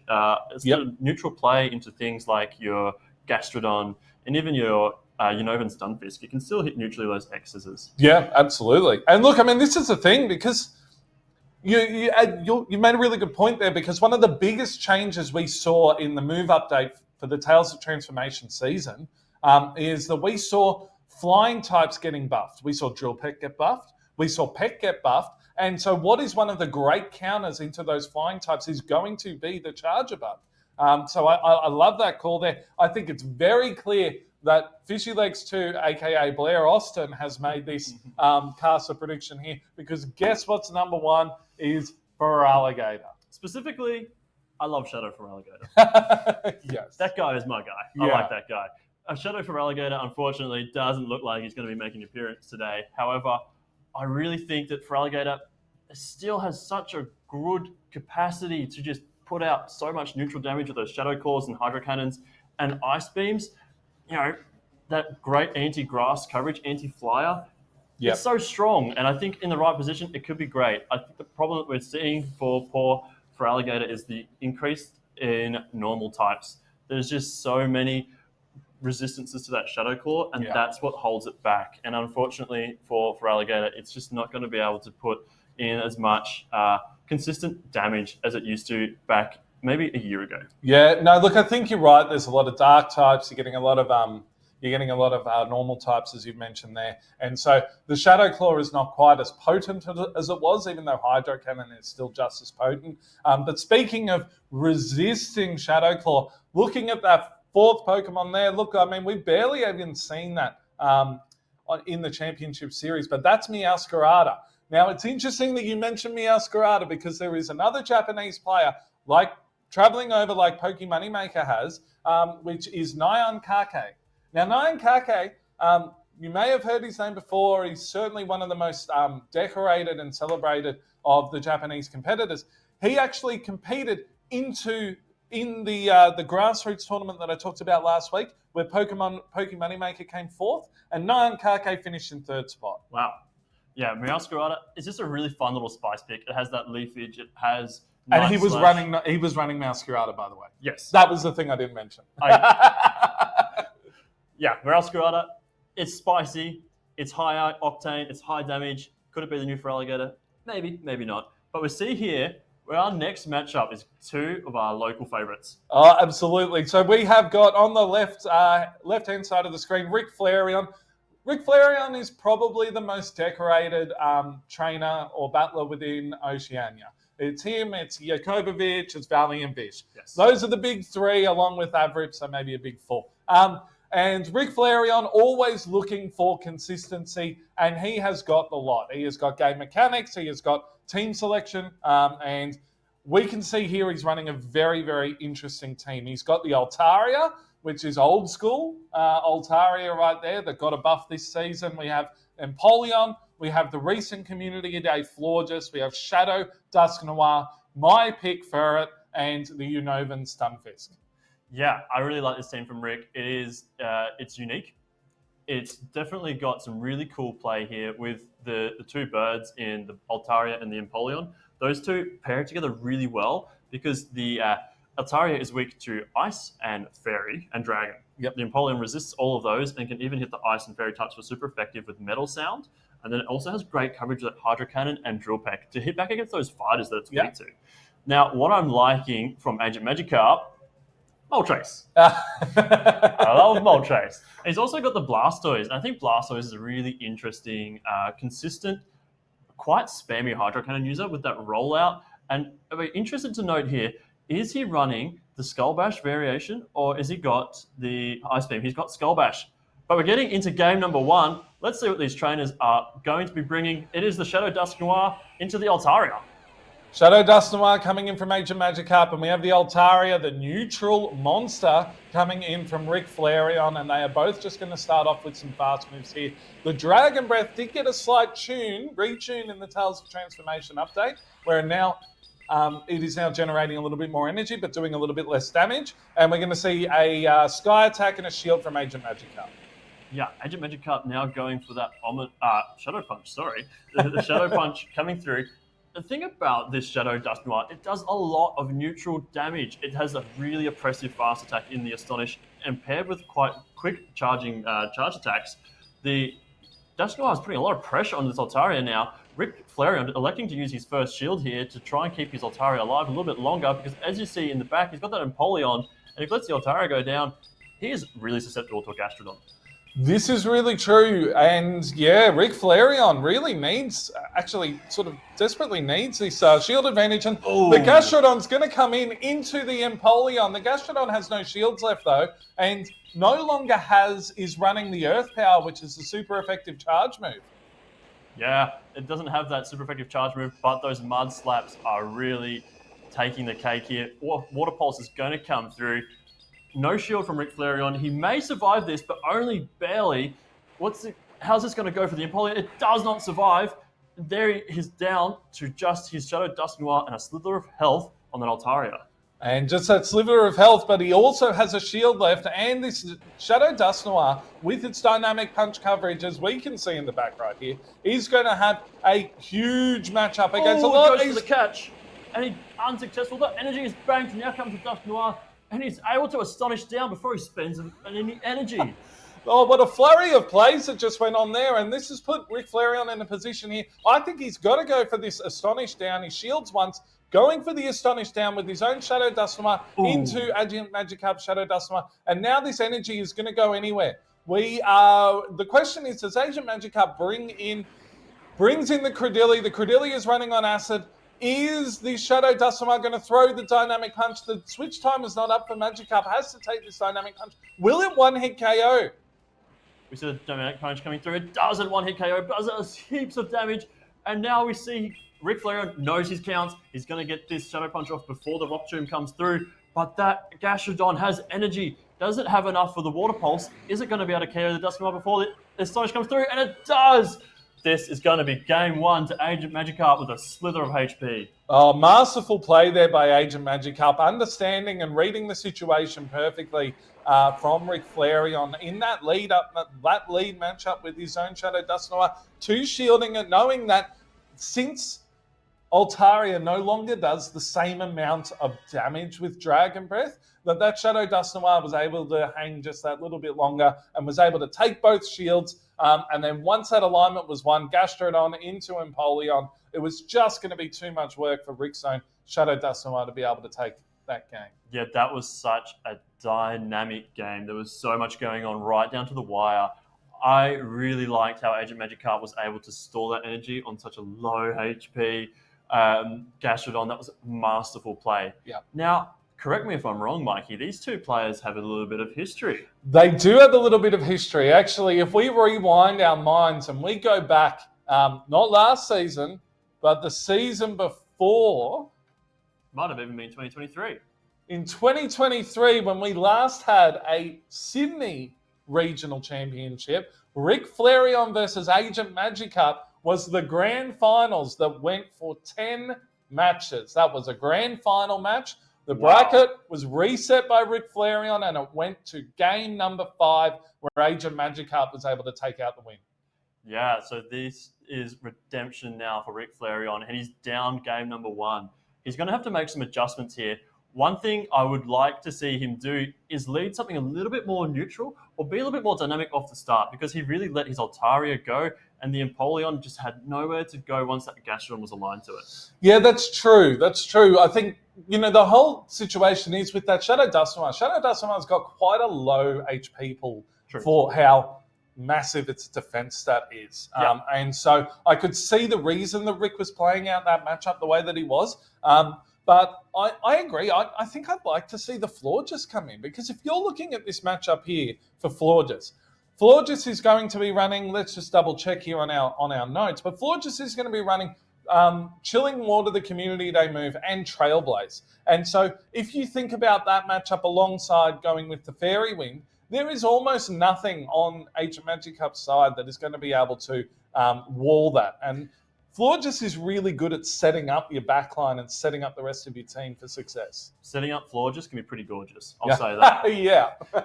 So what I really like about the Florges, and I've been using it a little bit lately in some grassroots formats, the ability to not only debuff your opponent's attack, but to increase your own attack with those Trailblazers. And I've had a look at the Tinkaton matchup. Yep. Despite being a Steel Fairy against a Fairy, it's not that clean cut. Unless you're running a Steel Charge attack, which most aren't. Yep. You've got that neutral Chilling Water just to consistently debuff those play roughs coming through from the Tinkaton, and you can really sort of soft lose that matchup and set up for something else in the back, like the Empoleon, like your Furret, who have a lot of neutral play against the opponent. Yeah. And that's the other Pokemon that we didn't see that I really want to see. I want to see some Furret action here at Brisbane 2026. I think that the Furret, even though we are going to be seeing that the Sucker Punch is resisted from both the Galarian Moltres and, as you mentioned, the Tinkaton right there, the Furret has got great matchups into the other 4 Pokemon. And, Critili's a medium, kind of mid matchup. It's pretty close. But it has dominant matchups into the Gastrodon, into the Blastoise, and into the Shadow Dusknoir. And we are going into Game 2, and we have Blastoise into Empoleon. Yeah, it's a battle of the first starter Pokemon, and we see the Hydro Cannon now coming through into the Empoleon. It's not going to do a lot of damage, because we see here that Ancient Magikarp is not running any move that is unresisted by the Empoleon. All of its moves are going to take resisted damage. Absolutely. It's a very, very neutral matchup, this one here, because they're both doing resisted fast move damage. They're both doing resisted charge move damage. And so it really is just a question of making sure that you are optimizing with your move timing, which is what we're seeing here. And the big point to make is that the Empoleon wins the charge attack priority here. One thing I've just noticed as well, there's a Tinkaton in the back and an Altaria. This is going to get dicey for Ric Flair, and if it doesn't save energy, which he has just done off his Empoleon, he's now going to take that Hydro Cannon. It is resisted on the Altaria, but the Tinkaton might come in here and really start to play havoc on Ric Flairion's backline. Yep, you are correct there, but the Altaria is going to outpace to the Flamethrower, and this Flamethrower was an update from the Tales of Transformation season, and we are going to see Ric Flairion sending through the Flamethrower into the Tinkaton, and the Tinkaton, we have just noticed, is running Heavy Slam and Play Rough. Yeah, running that double nuke moveset onto the Tinkaton. We see the Play Rough coming through now. Like I mentioned earlier, with that Florges matchup, it's going to be much better for the Tinkaton now. But Altaria is going down. Dusknoir comes in, is going to start an aggressive farm down. And the question on everybody's lips, Ric Flairion's mind as well, has to be, can the Shadow Dusknoir get this done in this matchup? He doesn't know what's sitting in the back. We can see what's sitting in the back, but Ancient Magikarp, as he has done in game number 1 as well, has banked a Hydro Cannon on the Blastoise. Yeah, I believe both trainers have Hydro Cannons. Oh, we see the Peekaboo play there. Unsuccessful by Ancient Magikarp. Great patience by Ric Flairion. The Dynamic Punch is going to come through and grab that last shield off the Credilli. And this is really going to be such a tight matchup because both trainers have energy in the back. But it's a really good matchup now for the Dusknoir with those super effective Dynamic Punches. Gets it through before the Rock Tomb debuffs its attack. And I think that with that extra Astonish damage that this Dynamic Punch is going to KO. No, he is survived. 1 HP. And an amazing swap by Ric Flairion. CMP swap there, CAP swap straight into the Empoleon. That Drill Peck is going to KO. And it is too large a hill to climb for this Blastoise, you would think. Yeah, we see now the Blastoise had to get to the Hydro Cannon, otherwise the Empoleon would have drill pecked it and is forcing that energy off the Blastoise. And this is going to be a game number 2 for Rick Flareon. Oh, the charger, the fast attack doesn't go through. The shielder is there though, and this is sealing the deal for Rick Flareon, and we're going to a game number 3. We are going to be going to a game number 3. What a fantastic matchup we have seen there by the 2 finalists of that old Sydney Regional. They're still kicking around. Agent Magikarp and Rick Flareon putting on a show here in a winners round 3 of the Brisbane 2026 Regional Championship. Now, I didn't notice before, but we actually have a Tinkaton there that is running the Heavy Slam Play Rough moveset. What does Heavy Slam give Agent Magikarp that Bulldoze doesn't? It gives him a really strong matchup against the Credilli and the Florges. Yeah. We don't see a Credilli on Rick Flareon's team, but we do see the Florges, which feels a similar role. It has that debuff, it has grass coverage, it doesn't have much fast attack pressure, but it charges moves really quickly. I think those 2 Pokemon can be really interchangeable. But Tinkaton having Heavy Slam makes its life so much harder because that Heavy Slam is going to do a lot of damage to Florges. It's not that bulky. Yeah. And, you know, the other thing that I'm sort of noticing now, if you're not running the Bulldoze on that Tinkaton, it actually creates a lot more space for Unova and Stunfisk to potentially come in because you're not taking super effective from Bulldoze at the same pacing that you normally would be taking from Tinkaton. I want to see the Ferret come out now for Rick Flareon. I think the Ferret has got a really great matchup. I think that Agent Magikarp is going to be prepared for this Empoleon now, and we are going to see potentially a double water backline coming through from Agent Magikarp because of how strong the Gastrodon went into the Empoleon in game number 1. That's right. He left the Empoleon on the bench in game number 2 and paid the price. But I really would love to see, you want the Ferret, I want the Battle of the Sucker Punch. I want to see the Moltres come through. I can't see Rick bringing that Florges because it does have such a hard wall in the Tinkaton, and the Credilli matchup is pretty brutal as well. Yep. Moltres, if it doesn't land on the Unova Stunfisk, it's pretty good to go. It's pretty good to go, and the Sucker Punch damage is so oppressive. And the big difference here is with Agent Magikarp, the way that his Moltres is going to play in a Rick Flareon team is different to how Godzillama's Galarian Moltres would play in a Pokemon Makers team that we saw earlier. This Galarian Moltres can work as a lead Pokemon because you're not having to worry so much about fast move pressure. That's right. There's really very little fast move pressure here against that Moltres. I don't have to worry about Thunder Shocks and Fairy Winds, which are very low damage fast attacks. High energy charging, but low damage output.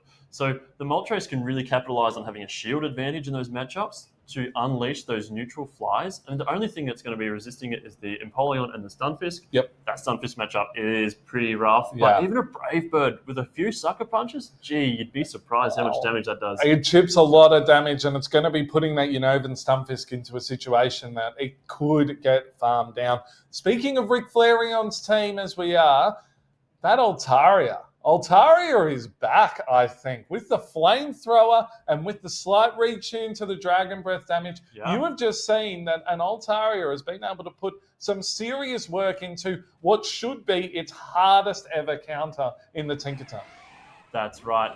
And now we see, there it is, the Moltres is here up against the Empoleon. It's a battle of the birds. I would have to give the advantage here to the Empoleon just based on the neutral charged attack pressure. Neutral charge attack pressure and its pacing. The pacing of the Metal Sound to the Hydro Cannon is fantastic. And that's what we've seen here. 6 Metal Sounds, throws the Hydro Cannon, 1 turn before Agent Magikarp gets to the fly. Magikarp is going to shield up first, straight away, and he's going to throw the fly into Rick Flareon. Is Rick going to shield this up? Yes, he is. Rick has to make a decision here because, once again, we have the situation where he's brought the Empoleon in the lead, and we can see that there is a Tinkaton in the back.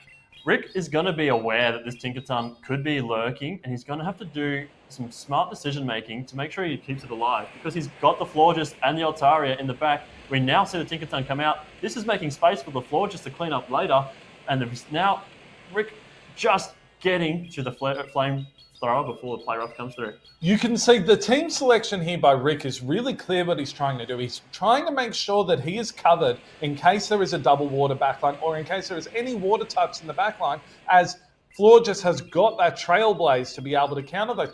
However, on this occasion, Agent Magikarp hasn't brought any water types in the backline. Instead, he has got the fast move oppression of Shadow Dust Noir. And just barely reaching this flamethrower. This is going to actually take out the Tinkerton, and Altari's going to win switch against its hardest counter. How is this even possible? Dust Noir coming in, gets an Astonish head start. Now the Florges is coming in to meet it. It's going to get a Chilling Water. Oh, just too late. The Shadow Punch is going to come through. This will do a lot of neutral damage. Rick might have to consider shielding this. But he doesn't. He's going to let it go. He's going to let it go. Rick Flareon is a madman, as we know. And what is he seeing in front of us right now? We are seeing the Chilling Water come through. Very powerful Community Day move for Florges right there. And it's going to debuff. It's going to debuff the Shadow Dust Noir's attack by 1. And he's able to reach another Chilling Water before the Astonish Down occurs. And that's going to be all she wrote for the Florges. But what a huge job Florges has done for Rick Flareon. Florges able to pick up that last shield of the Dust Noir, gets it into 2 stages of attack debuff as well. Its damage output is now significantly reduced. Empoleon comes in, but it has no energy. Here comes the Shadow Punch, going to bait this move. Last shield coming out from Rick, but he's have to juggle this really well here because this is going to be a really close end game.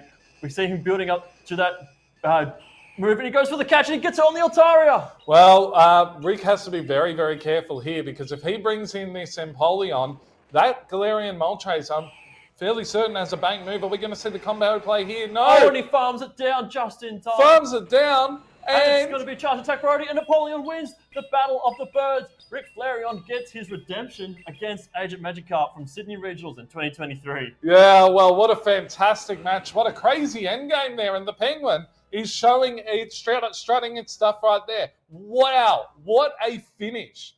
The CMP, the charge attack priority tie between the Galarian Moltres and the Empoleon, and we might be looking at a new king in the steel types for this season. Empoleon is a very interesting steel type Pokemon, but just because it doesn't act as a bulky tank like a normal steel type does. However, I just really want to highlight how well both of those trainers juggled their energy in that final game there. That was a really high caliber use of energy management, shield management, and understanding what your opponent is bringing as well. Yeah, the team predictions there were great. That was fantastic. There was one play right towards the end where Rick Flareon was able to reach the Chilling Water with 1 HP left against the Shadow Dust Noir. And that was after having no shield of the Shadow Punch earlier, knowing that your Florges is still going to reach that Chilling Water, and that turned out to be a pivotal and crucial moment in the game. Yeah, I was worried there for a second that Rick was going to let his Florges go down before he got too many debuffs off to start reducing the attack of that Dust Noir, but he managed his energy and his health on that Florges perfectly to capitalize on that matchup. I got to say, this has been spectacular because we have just seen, in our first 6 matchups, we have just seen in our first 3 matchups, we have seen 6 trainers that are tournament winners in the past. Yes. Except for Jai. Well, Two runner-up makes a tournament win, I think. Oh, I don't know if that's quite true. I think Jai's got to put in a little bit more work before he can claim that regional title, but he might be here to claim it today. Yeah, but look at that concentration of really high-quality trainers here when we're going to have, fantastic trainers, one after the other. And Rick Flareon versus Agent Magikarp, that was 2 regional champions. We have seen a variety of different Pokemon that are able to take control in this tournament thus far. My question is, what are we going to see next, and when is it going to be Farrett? Farrett? Who? No. Trainers, stay tuned. We'll be right back with more Brisbane Regional Championships 2026 action after a short break. G'day trainers, and welcome to the Regional Champions here, and today we are going to go through a hot or not list. So we are looking at the top usage from Lille in day 1, and we're rating these Pokemon in how they're going to perform today in the competition, and if they're going to be a hot, if they're going to win, or if they are going down and not.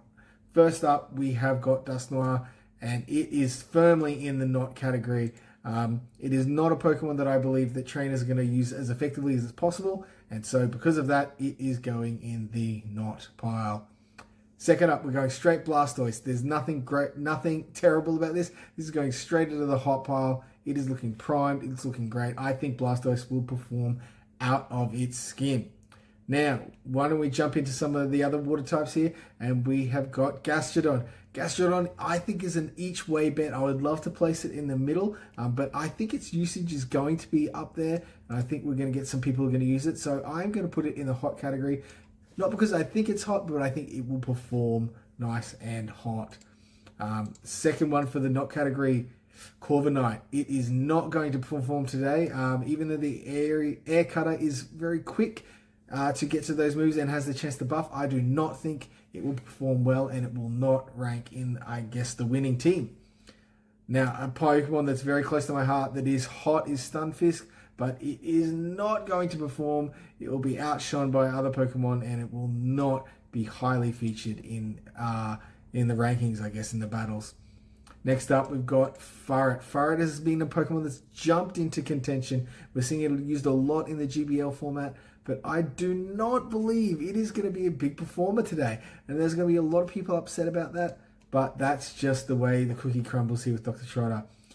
Next in, we've got that Credilli. Credilli is absolutely hot. It is primed. It's just such a staple, and so many people are going to have it. While it may not perform to quite its expected levels, it is definitely going to be up there in usage, and we will see it used a lot. Next up, we've got that Shadow Marowak. Shadow Marowak, so much damage from those mud slaps. It is 100% right there in the middle. Hot stuff, going to be doing plenty of work. And then also another Shadow, we've got the Shadow Scizor. This thing has been everywhere, and it is so squishy, but even though it's so squishy, give it some shields. Boom, it is there. It is hot, primed, ready to go. We now have the Clodsire. Clodsire is so bulky, it's hot. The bulk gets it through so many matchups, allows it to be that third shield at times. It's got to be hot. It's hot, it's going to be used a lot. We are also going to go Corallier and Corsola. You can see a lot of these Pokemon are hot. They are going to feature, and they're going to do well as features. So really looking forward to seeing how trainers use those Galarian Corsolas. And man, it is going to be a hot Pokemon. You will see it at the end of this tournament. Last but not least now here, we've got the Galarian Moltres. Now, it is a hot Pokemon, but its performance will not be. So I do apologize for those Galarian Moltres users out there. I just don't think it's going to get the job done today. So you may disagree with me. You may love this. You may hate this. Join in. Let us know what you think in the chat, and we look forward to seeing you in the next edition of Hot or Not. I'm here with Debbie Pebble, who has agreed to take on the Fisher's Fast Attack Challenge. Debbie, you have 90 seconds to answer as many of these questions as possible. The aim is to answer them without thinking, just tap. Are you ready, Debbie? Look, as a charm user, I think I should be right for this. Should be good to go. Your time starts now. Which Pokemon would you like to never see in GBL again? Chansey. What Pokemon would be the scariest in the real world? Bruxish. Love it. Best placing at a Pokemon Go regional? Oh, Fish, you know this one. Yeah. Fourth place in Perth Regionals 20. Didn't you get a third? You got a medal once. You got a third. Look, are we going to talk about this? Yeah, so what move needs a buff? Charm, again. Favorite generation of Pokemon? Can't go past Gen 1. I'm gonna be basic. Yeah, same. Which type would you be? I thought about this many times, but I think I have to go back to, even though my favorite is fairies, it'd probably be normal type. Oh, there you go. Okay. First Pokemon game you played? Red. Which city doesn't currently have a regional that should have a regional? Which city? As in Oceania? Yeah. Is this a targeted question, Fish? Is this do you want me to say Adelaide? Is this what you can say it if you want? That it's your prerogative. Newcastle for Steve. Newcastle, let's do it. Newcastle. What's your Stardust count at the moment? 13 million. Battler you'd most like to meet and haven't yet. Would most like to meet? That's a pretty hard one. I think being at Worlds a few times, I think I've met who I wanted to meet. Who would I'd love to verse is Michael Stranka one day. But, excellent answer. That'd be cool. I would love that. That's awesome. All right, thank you, Debbie. That's it. You made it. Thank you. Yay! Hey everyone, I'm Itzaxon, and today I wanted to give my... And welcome back to the Brisbane Regionals, everybody. And what a matchup. Now, we had Ric Flair able to flip that match that he had back in Sydney against Agent Magikarp, able to come out in the winners bracket there. So moving into winners round 4, I believe Ric Flair will go into next. Yeah. But we are still enjoying our time here in winners round 3. And up next, we have Kaseb Nemo versus, how do we pronounce this? Zero Uela. Apologies if we've pronounced that wrong. A Japanese trainer who's come to join us and has a very fun-looking team. And I think this is going to be one of those sort of more fun matchups that we can see where things are going to be, oh, I wasn't ready for this. If you weren't watching your team sheets, you might get caught out with a couple of movesets here, Steve. Oh, yeah. This is going to be so awesome. When we get the teams going, it's going to blow some of your minds. But I'm going to go with Uela. Uela, yeah, that's nice. Yeah. So this is actually their second regional championship. The first one they played was in Milwaukee, where they did come top 64. I think they got points. We've already got teams on the screen. Oh, okay. Look at this. Now, already, you see Uela's team. You see his wireless on there, and you're like, okay, awesome. But in some sense, it is awesome. Don't get me wrong. But it was already a regional champion, right? Like it's had its time, right? It had its one tournament. It won it. Awesome. It did really well in the little regional championships. But it gets crazier. NTUC and Azumarill are superior. Shadow Feraligatr, which Fishy Legs is going to be backstage loving, as well as that Tinkerton and the Shadow Marowak. But why, that seems pretty normal to me, Trevor. Yeah, it looks normal to you right on here. But what we have is these movesets, and this is not any superior. You know, we've seen in the past, we've seen the Frenzy Plant and the Frenzy Tornado superior, the double grass, triple grass because of the vine. But this is a purified superior. Wait a minute. So you think, maybe going for those stat points, right? Maybe gets a nice break point on the attack stat. Quite possibly. But this superior is actually running Return and Frenzy Plant. Return Frenzy Plant superior. I'm interested to see, can it cook? That's the question. Can it cook? The question you have to ask is, why are you running Return Superior? What does it do for you? So it needs to be something that resists grass, because, you already have Frenzy Plant, I guess. So you don't need Leaf Tornado. And I guess it resists flying. So, I don't know, are we talking like Unovan's Stunfisk? Then you've got Frenzy Plant. What does it return for? The only thing it could be really for is the Charizard and the Talonflame, right? But it's so much energy to get there. By the time you get there, you're probably dead just from the fast move fire damage. So, maybe farm down something. Maybe there's something that Uela has that we don't know, and he is ready to cook. But Kaseb Nemo, my goodness, is running an Amoonguss there. Actually, you guys might have been screaming at the screens, being like, guys, I know he's got Return Superior, but look at the other side. there is that Amoonguss there. It has Astonish, which is obviously a very powerful move. We were talking about it earlier. And, it's sort of similar to that Sucker Punch, where it's giving that big, heavy damage into all the ghost types that are running around. Pretty much every team has a ghost type, but Uela doesn't seem to. No, Uela doesn't. So that Amoonguss with Foul Play and, Grass Knot? Grass Knot? Yes, Grass Knot is its third move. May not be super, super beneficial here. But interestingly, we have a unusual moveset on the Azumarill running Ice Beam and Hydro Cannon. No player offense. Hydro Pump, sorry. Hydro Cannon. Imagine. Could you imagine? We don't need that these days. That's fine. Azumarill is just as good as it needs to be.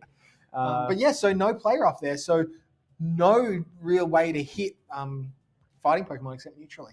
Yeah. Now, look, I guess he doesn't have a target for Amoonguss. He does have some targets for that Azumarill. Like, he's got that Ice Beam that you've got for the Superior, for this Wireless. That Hydro Pump gives you really big damage into the Tinkerton, as well as that Marowak if you sort of need to get that in there. You are left a little bit stuck if you have to face Whalers Azumarill. You're all of a sudden, all of your moves are resisted, which can get a little bit tricky. Same with Feraligatr. All of your moves are resisted.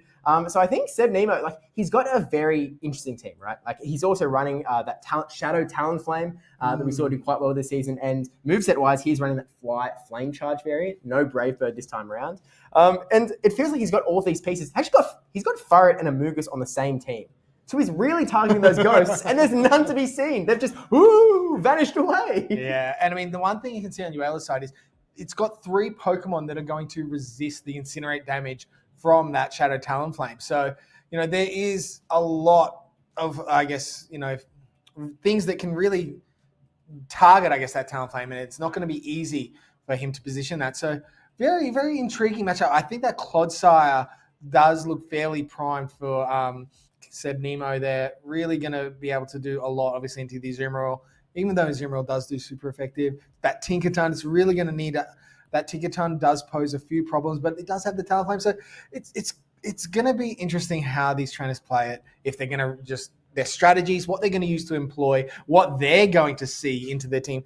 We might think, oh yes, obviously Azumarill, Uala's looking strong in the mirror there, but how are they going to adapt? What are they going to do?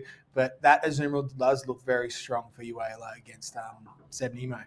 Look, I'm going to be like a Stunfisk and Flip right now because I actually think that Amoonguss has some play with these two grass types. We are getting into it. The Tinkaton into the Azumarill to start things off. And all of a sudden, there is that Hydro Pump there, which is available to Seb Nemo, which is going to be super, super important for them. Able to get here, and we're seeing straight to the play rough there from Uala, throwing it straight away, and an instant no shield from Seb Nemo. Here we go, and in comes the damage. Wow, that does a surprisingly large amount of damage. Oh no, we have incorrect movesets here because we have been looking the wrong way. Seb Nemo does not have Hydro Pump, is only running the Play Rough Ice Beam variant. It is Uala who has the Hydro Pump. Do apologize for that, ladies and gentlemen.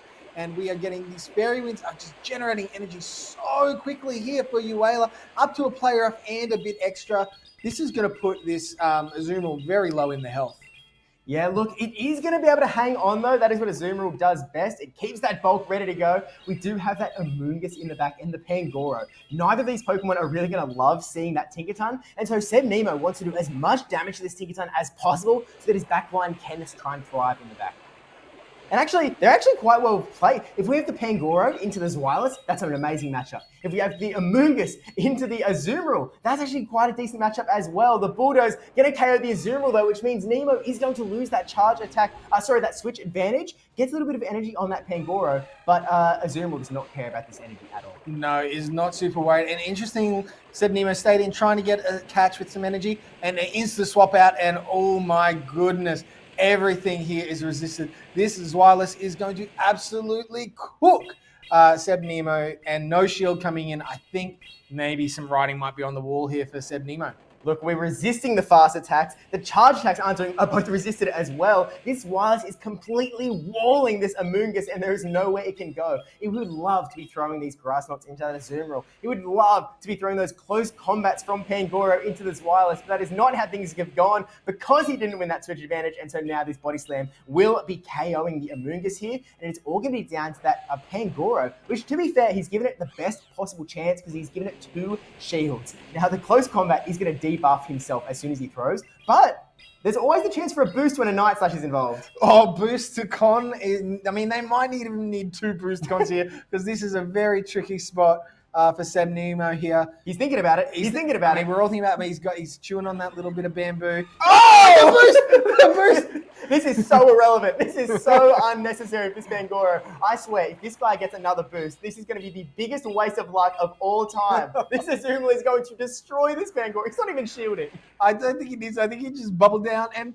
No, imagine if we had another... I think at this point, you just throw those Night Slashes and just hope that you get a shield here. Then you can throw some close combats, but... Oh, and we do get the first shield. If this boosts again, how much does it double boost in close combat due to an Azumarill? Oh, and he's throwing early. I think the bubble damage might be a little bit too much here. This is the only chance. If a boost here and a close combat, can he get to the close combat? Yeah, he gets boosted again. No, it's fast move damage. Wait, we paused. Oh my gosh! No. For a second, I thought we were going to see a 4 times boost in close combat. And see how much damage that did to a Azumarill. I sure it wouldn't have KO'd. I don't know. I feel like I want to look. I need to look that one up, and I want to look that one up. But we'll wait until after this battle's over. Look, my gosh, we'll find out soon whether that would have been enough to KO the double boosted close combat. Honestly, we were sitting here going, "There's just no universe where anything happens." I am sitting here feeling like there actually was a universe where he could win that battle all of a sudden. Well, you might need to look back at the timing. If there was ever a chance where they gave up one turn. If they didn't throw on optimal timing, there's a chance that close combat might have been gotten to before the KO with fast move damage. But very strong for a position for Uala. I think what we've seen is that Amoonguss really, in essence, cost that matchup. It was in such a hard counter against that Zweilous. So winning switch, very important in this one today. Yeah, it really just, as you said, came down to that switch advantage because he had two Pokemon that would hard win against one, hard lose to the other, and he just got stuck in the end. And they didn't use their shields in that lead matchup, and maybe that sort of gives Nemo a bit of a lesson, being like, you know what, maybe if I'm going to be running these Pokemon that have such feast or famine matchups against my opponent's team, maybe I really need to start investing those protect shields into that starting matchup so you can try and get that alignment in the way that you want. With that said, I don't think the Pokemon were crazy. I think they were completely reasonable teams. I mean, outside of the fact that there's an Amoonguss.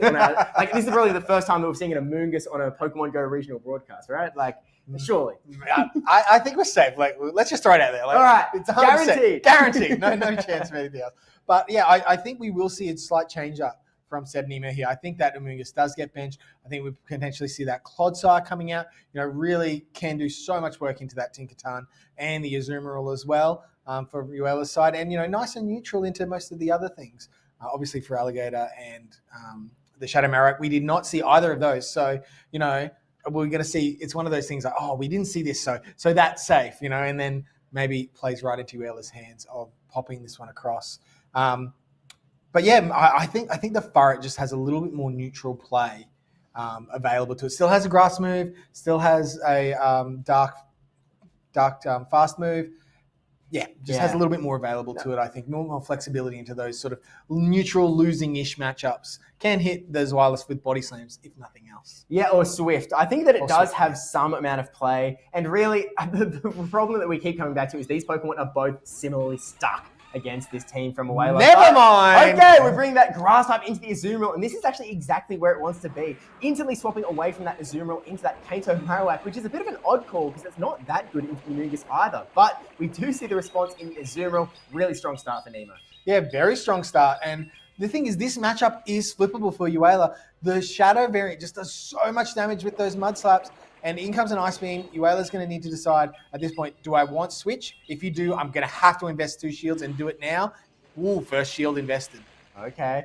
We're still, actually using our Protect Shields early in the game because that alignment could be key. We do see that Pangoro hanging around in the back as well, which could be a little bit disastrous because Uela has double Fairy in the back line here, Trotter, and that is not what that Pangoro wants to see. Pangoro does not want any part of that, although it can do a little bit into the Tinkaton, the steel dual typing, but here we go. This is the second shield. They're going to go, and goes down 2-0 shields. This is a huge moment in this matchup. Fast move, down goes the Azumarill.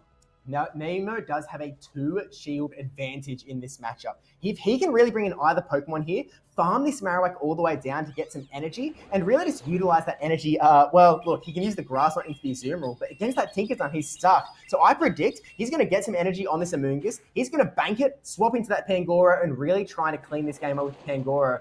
But he's got a lot of work to do, Trotter. There's a lot of work, and there's no real boost, anything available. Ooh, and Tinkaton comes in, knowing that it's going to resist all of the charge moves here. And yes, does not. Case of Nemo throwing away some energy here. Possibly would have liked to have seen that banked and then used as a hitch. But wow, look how much that actually did into the Tinkaton. And it comes another Grass Knot. Wait, he's actually getting close to KOing this Tinkaton. Forgive us for not knowing our Amoonguss matchups, but this Tinkaton is getting very low, and he's actually now going to be able to, if he wants to, swap away and keep... Actually, okay, we're going to see a Bulldoze coming off from this Tinkaton. First Protect Shield coming up from Nemo. It makes sense for Uela to throw the low energy move. We need to get those shields out of here. Yeah, it is a very solid bait, and tried to get a catch, but great timing here. Ooh, just the Bulldoze and gets the last shield. I believe K-Sab Nemo is going to need to go for a farm down here, or are they going to get to another charge move? How is this one going to go? And there goes the swap into the Azumarill. So out comes the Grass Knot.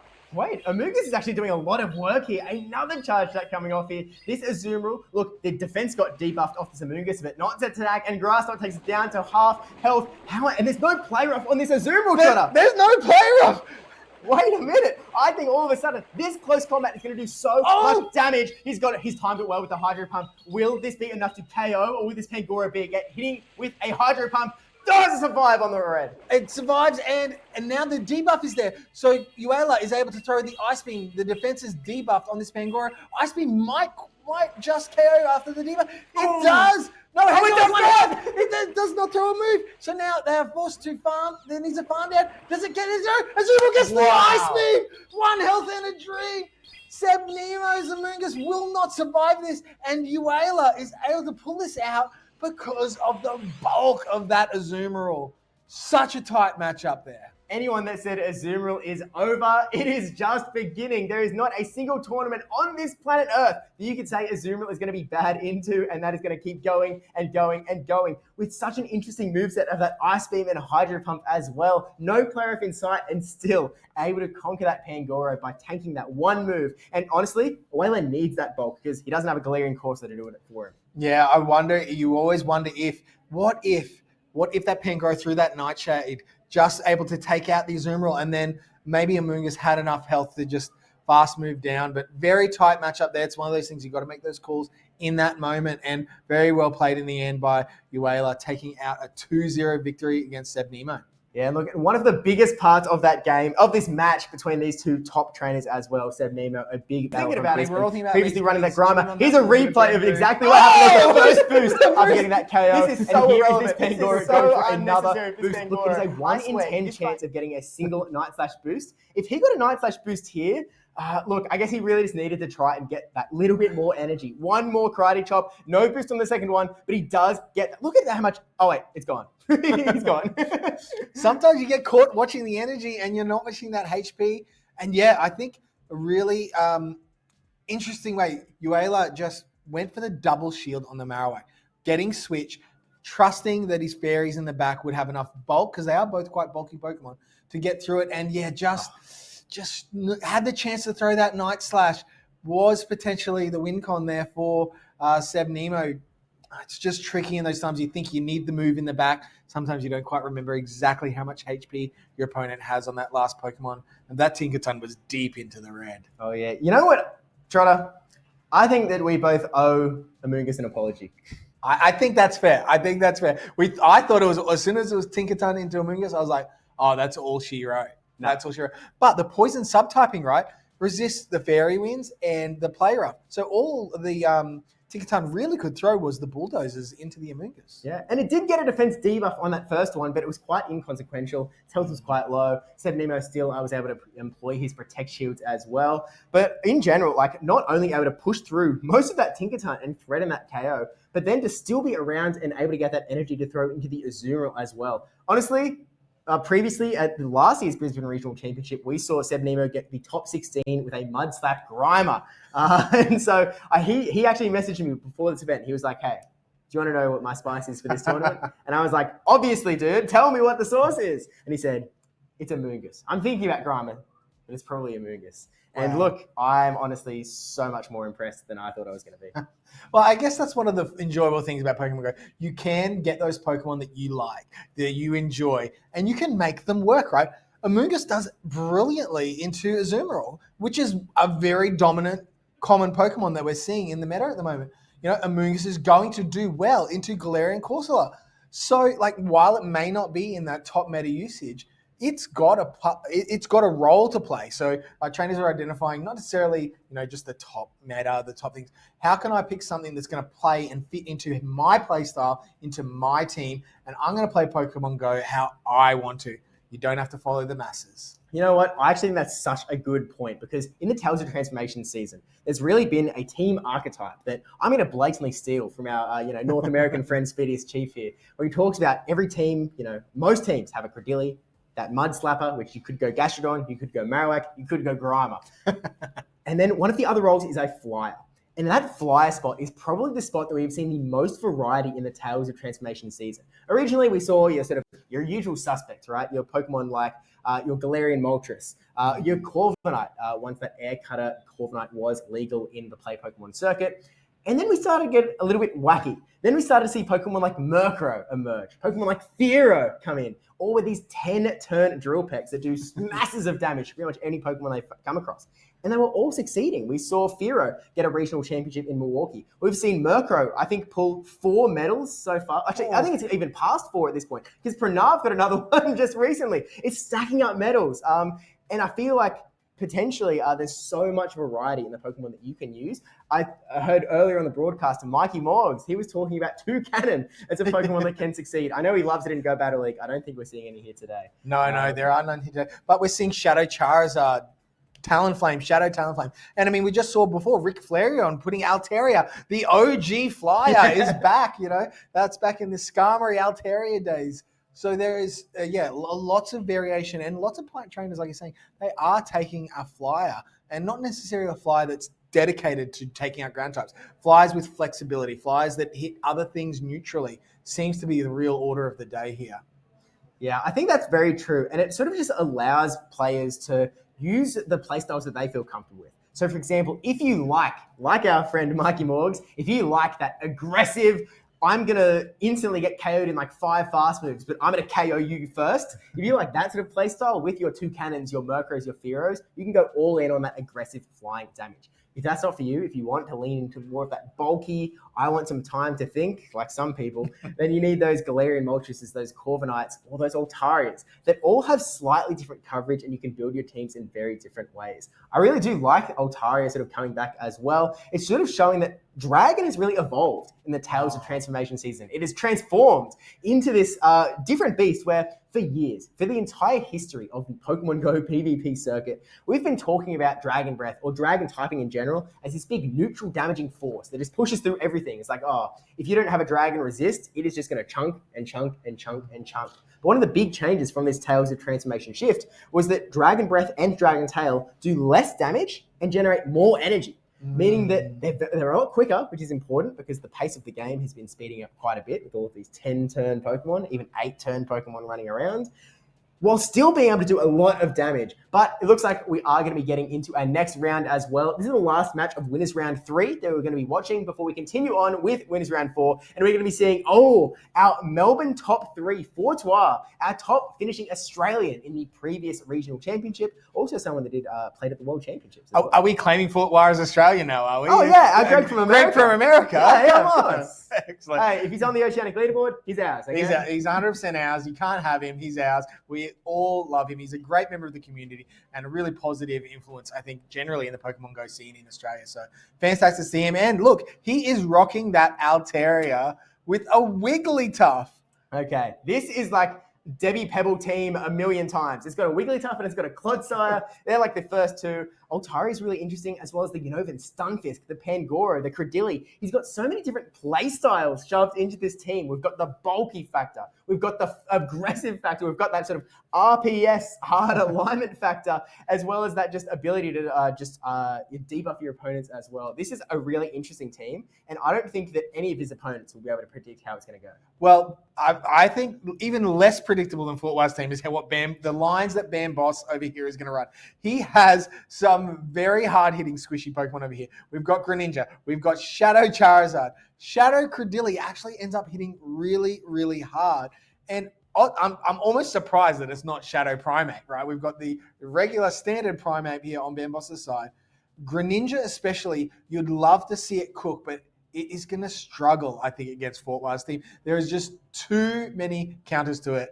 Wigglytuff, Pangoro, even Altaria is going to do so much because it only has that dark type move that doesn't really hit that hard in the Night Slash. Yeah. And what are the other ones? Credilli, that has super effective grass damage. The Stunfisk, that has super effective electric damage as well. It's not a great spot to be. Now, I was lucky enough to sort of see Bamboss doing some scrims yesterday. Oh. He told me that this Credilli, which is running Bullet Seed, yes, he has 2 Credillis. He has a regular Credilli and a Shadow Credilli. The Shadow has Bullet Seed. The regular has Acid. It's just because he doesn't want to burn fast yet. So he decided he wanted Bullet Seed, and all of a sudden we have a Shadow Credilli on the broadcast. So we'll see if that pays off for him, but it's definitely an interesting one. That's genuinely surprising. I know how much Bamboss attends his community events and does things. Surely he should have at least 8 Credilli built by now. Come on, Bamboss. Lift your game. Be better. We're really expecting a lot from you, Bamboss. And we'll see actually in this game, number 1, what we're going to get out of Bamboss with these 2 so different teams straight away. We are going to get that Altaria into the Dedenne, which is an interesting matchup because Parabolic Charge, doesn't do that much damage, but Clara do a lot. So we see a quick swap into the Clodsire and Gastrodon hard answering it. Bamboss off to a great start here. This is absolutely phenomenal for Bamboss. All Bamboss needs to do at this point is maintain the alignment. This will do a reasonable amount of damage, but it does not have to worry because the fast moves do absolutely nothing in reverse from the Clodsire and is free now to farm up a little bit extra and just choosing early to throw this Water Pulse.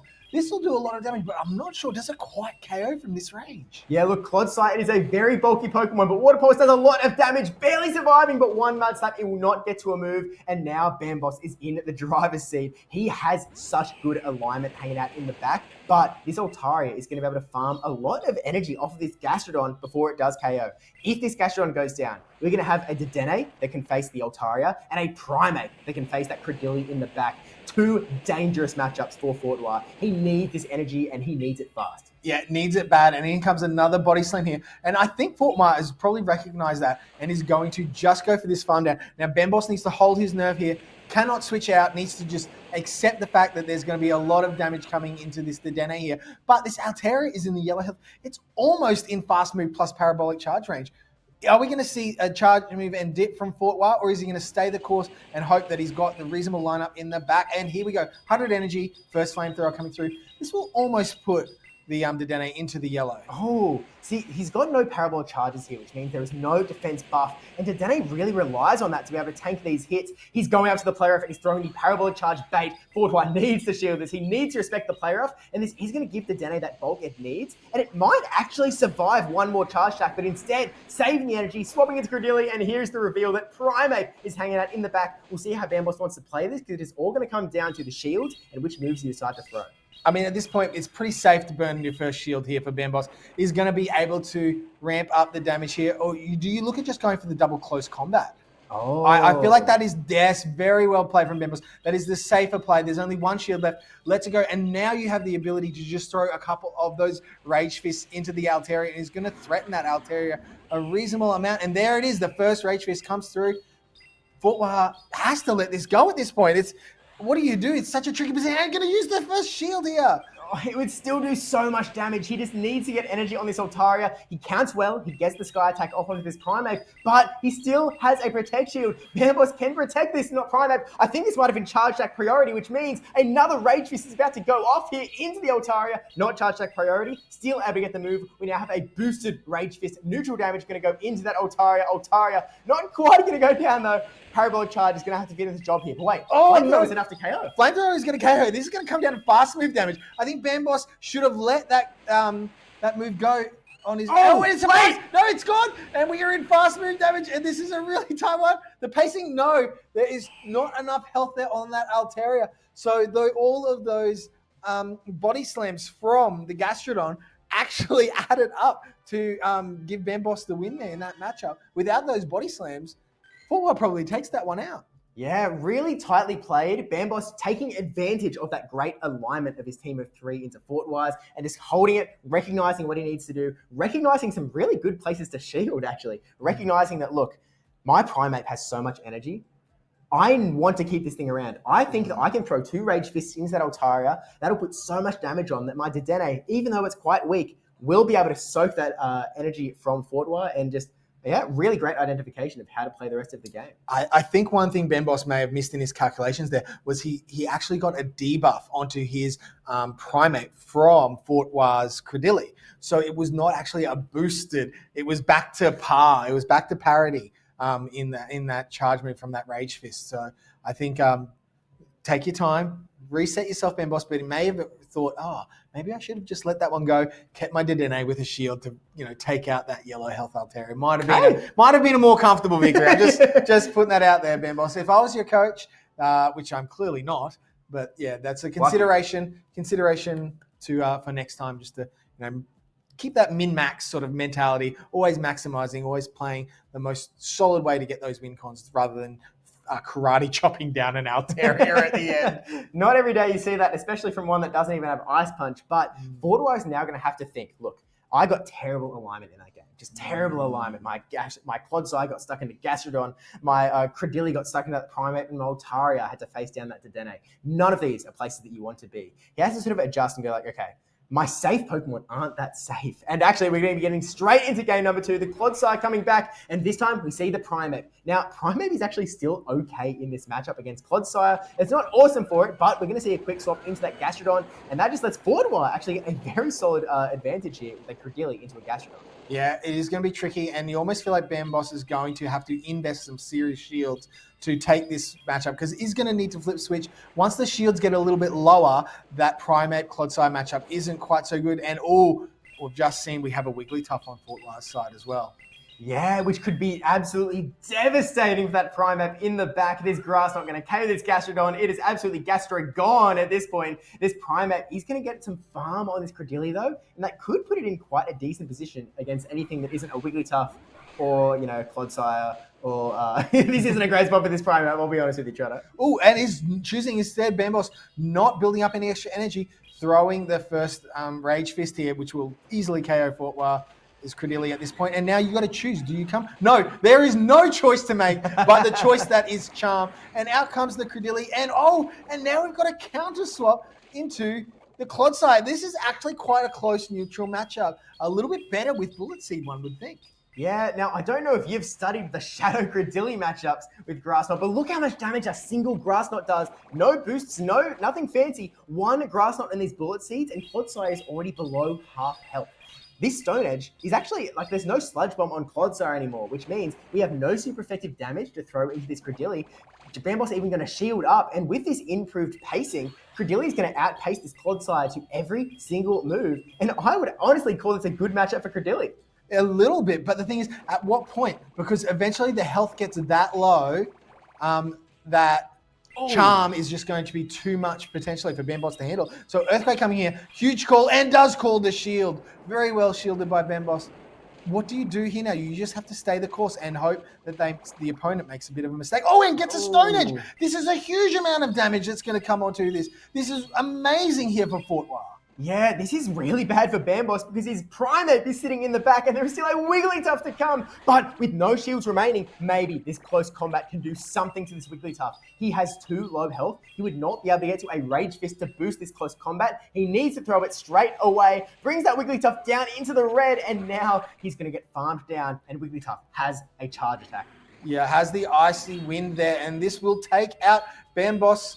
Very well played there from Fortwire. We've just seen the opposite side of the RPS battle, I feel. I mean, it wasn't entirely an RPS battle, but just a dominant performance there, aligning that Wigglytuff onto the Primeape. Did not need to, have to have the Clodsire into that Primeape, was able to then pivot, and Fortwire not needing to win switch there, able to win the match. Yeah, well, look, I think Bambos made a call. He was like, okay, I need to predict what's going to be in the back, and he decided, you know what, I think my Primeape is going to be useful.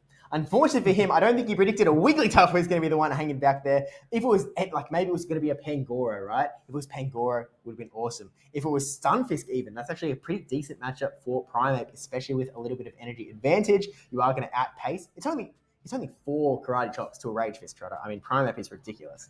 Can you tell I'm a Primeape fan? Someone's a fan over here. What can I say? Now, look, we're back to parity. We're 1-1. Does Fortwire want to keep running that Wigglytuff hard line, or are we going to see a little bit of flexibility? Are we going to see some of that Shadow Charizard? Does Bambos change it up? We've seen Altaria got benched for Fortwire, brought the Credilli back in.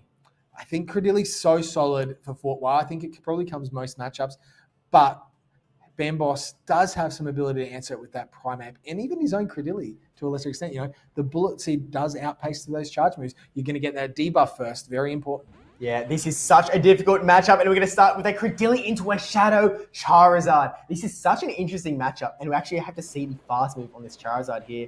Is that Dragon? Oh, wait. No, it's Ember. Ember. That is a very fast activating fast move. Gets a lot of energy very quickly, and really nicely played here, throwing the Air Cutter on what looks like charge attack priority and getting the shield from Fortwire. Wow, the shield here is absolutely huge.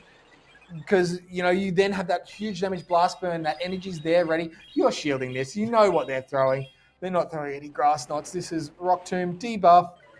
into the Shadow Charizard, but now the pacing is so much more in Bamboss's favor. Choosing not to farm any extra, just going straight for it, really putting pressure, and Fortwa is going to let this go, but will this KO? Oh, it is so close, and there's an Ember down, so we are at 1-1 shield, and such a strong position here for Bamboss. And here comes another Blast Burn. Wow, this is an amazing position for Bamboss. This Blast Burn does so much damage to Fortwa's entire team, landing onto the Clodsire down below half health. And all of a sudden, look how strong that Credilli in the back is going to be for Bamboss. Not only will a single Grass Knot take out this Clodsire, but he's also going to be able to take that Wigglytuff as long as he doesn't have to eat Icy Winds. Charizard, it's done a great job so far. It's taken out a 1.7 Pokemon. He can let one of the other two do a bit of a job now. But, I mean, that Primate there is an absolute liability here. No. And is choosing to go into the Credilli here and having a little bit of extra energy here. And Bamboss choosing to throw, so he did sneak some extra turns there, but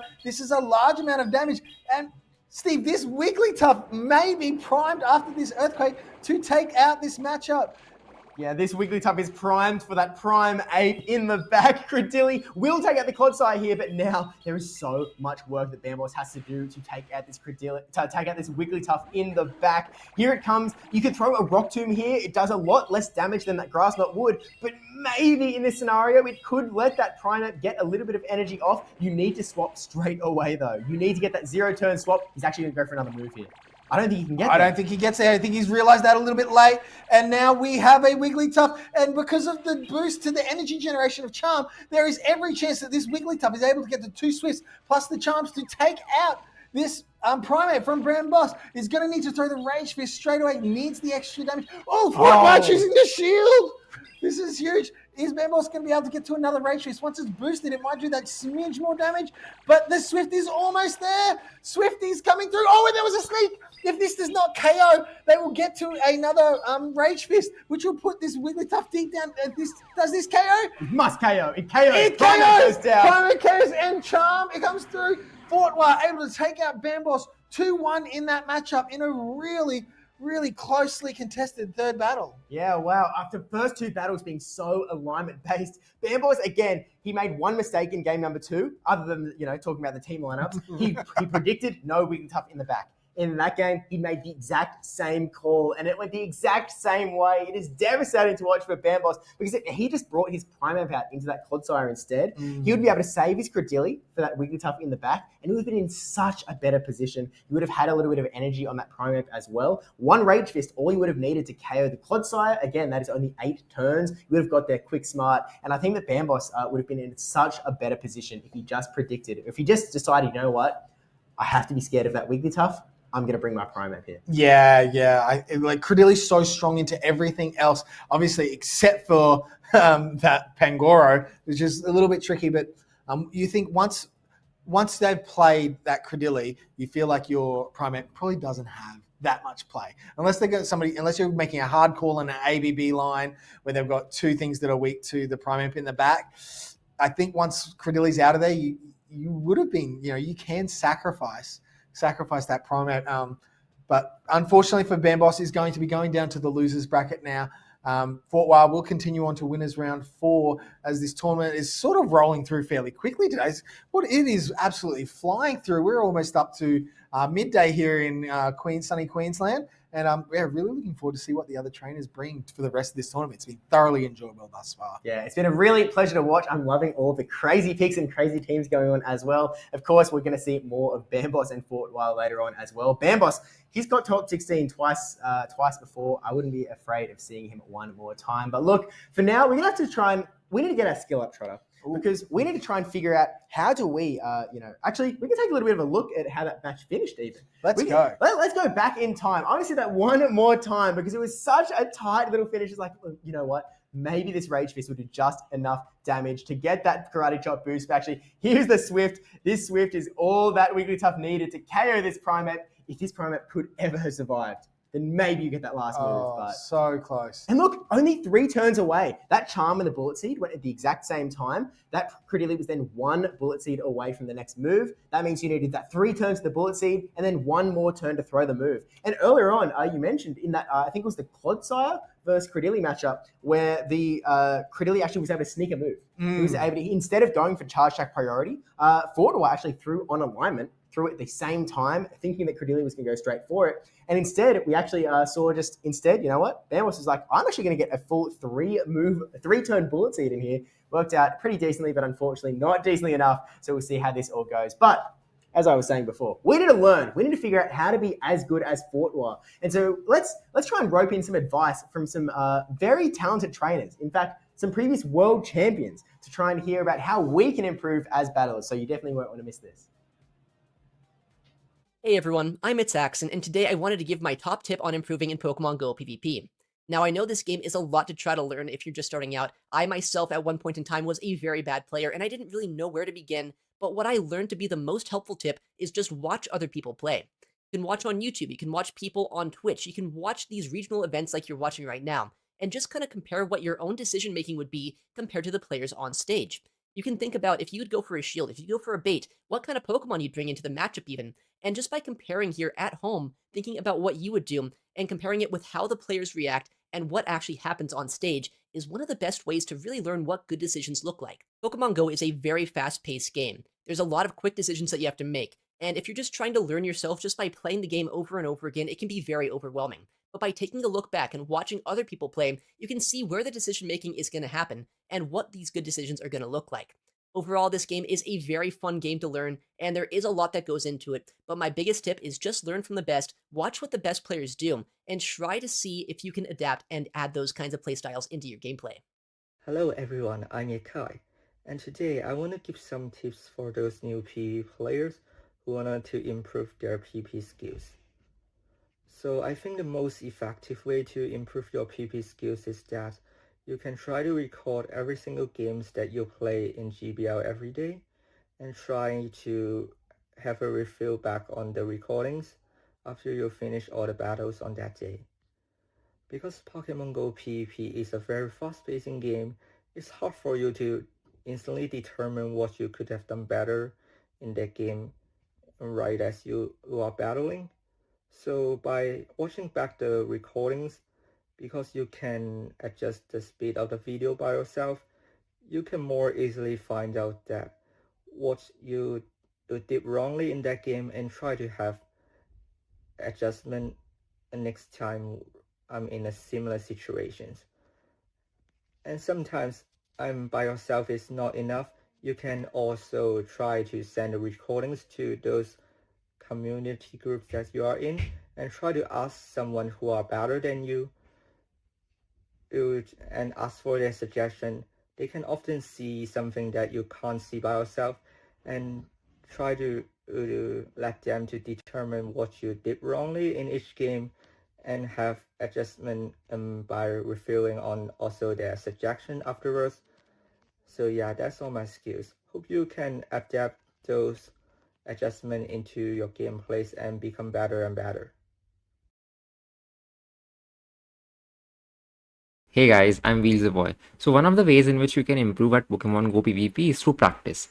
Now, as we all know, Pokemon Go PvP involves a lot of tapping on your screen. But more important than the tapping is the vast array of decisions that, surround the tapping. For example, what team of 6 should I bring? What team of 3 should I choose for the battle party? What should I do if they lead this Pokemon? What should I do if they swap that Pokemon? Should I bait? Should I undercharge? Should I try to catch a move or play for alignment? There are a lot of decisions you have to make within a very short span of time. And, watching great battlers make decisions live is a great way to learn. Now, I think complementing this with your own gameplay by recording your battles and looking back on them later is a nice way to take your gameplay to the next level. So yeah, good luck with your battles and more importantly, have fun. Bye. Hey guys, I'm Emmy Wheel, and today I'm going to be giving you one of my most helpful tips to become better at Pokemon Go PvP. So when I started out with the game, there was a lot to learn. Right, all the different move costs, the move energy generations, the move durations, and it's a lot to learn. But luckily, we have resources made available to the whole community, the best example being PvPoke. on PvPoke, you can find all the different move energy generations, durations, costs, and as well, all the different damages that they do. So if you're struggling to get used to how different Pokemon function and how fast or slow they are, then I'd really recommend using PvPoke to really find out how much damage they do, how cheap or expensive their different moves are. And like that, you can get a better feel of how the game works a lot more quickly than without using it. Hey guys, my name's Kawad, and I'm here to talk to you. Welcome back, trainers. Mikey, I'm a little bit upset. I'm going to be honest with you. A little bit upset. Well, tell me why. Tell me why. There was a Shadow for Alligator on stream, and I didn't get to see it. Oh, What's this about? I can't believe we missed the Shadow for Alligator. Yeah, we got to have a chat to these organisers, because if anybody should be talking about Shadow for Alligator and should be casting Shadow for Alligator, commentating it, being the cheerleader, it's you. Maybe that's the problem. Maybe we needed somebody that wasn't going to be so biased to Shadow for Alligator. What sort of absolutely ripping start to this tournament we've had here today. These trainers are on fire. We've seen so many high-level battles today, so many regional champions, runners-up, veterans of the scene just dominating today. It's been amazing to see. And our next matchup is getting underway, is following suit. Is following suit, absolutely. And we're going to be seeing the return of the perennial runner-up in They Love Jai, and he's going to be facing off against the invader from Japan that has had 2 podium finishes in 2 Australian regionals in the last season. And that's Poké Moneymaker that we've also seen on stream earlier today, as we are moving into the winners' semi-finals. That's right. We've got Poké Moneymaker with that amazing Shadow Drapion that he was putting on display earlier today. And then we've also got They Love Jai, and he is running his signature Pokemon, that Shadow Alola Ninetales. Yeah, Shadow Alola Ninetales has been a signature of They Love Jai ever since he burst onto the scene at the Perth Regional 2 regionals ago. And I think that Poké Moneymaker can start to call Shadow Drapion his signature pick. Oh yeah, he is an absolute elite player when it comes to using that Shadow Drapion. He's got the capacity to build up energy. He knows when to utilize it best. And it has a good matchup into the Alola Ninetales. That's true. Very, very true. Now, look, before we dive too deeply into the matchup between these two trainers, why don't you tell me what you have found to be the most interesting thing that we have seen in terms of the usage so far in this tournament, based on what we've seen from these trainers? From what I've been seeing is a lot of Credilli. And that's not interesting. A lot of Credilli. That's par for the course. However, it is consistently at the top of the meta. Yeah. And trainers are having to be inventive to find ways to actually break the core of Credilli and Corsola. Yep. Those 2 Pokemon seem to be flooding the meta of late. And so we're seeing Pokemon come out of the woodwork like the Meowscarada. Unfortunately, I haven't seen that today. However, it does have a good capacity to run up into both of those Pokemon. What about yourself, Mikey? What have you noticed? Well, you know, I've got something similar to what you're talking about there with the Credilli. Credilli really is the anchor for this meta. You've got Credilli and Corsola that are anchoring a lot of the teams that we're seeing. But what I found most interesting and most inspiring for me is the fact that we are noticing that there is a number of different ways that trainers are deciding to build their teams around them. Now, I'll explain this. If we rewind our minds back to before the huge update that occurred at the end of the Honolulu World Championships, there was a very set way that you built a team. You picked your best mugshot user. Yes. You picked your best wing attack user or your best flyer. You picked your best counter type user. And then you essentially just filled out the other 3 roles. And then you pick Shadow for Alligator. And then you pick Shadow for Alligator if your name was Fishy Legs too. And since then, what we've seen is that we've seen a bit of a change in the way that trainers are actually able to build their teams, because those really potent, hyper-offensive moves shifted and they changed. And that's what I'm really enjoying about watching today, is that we're seeing a variety of different types of flyer.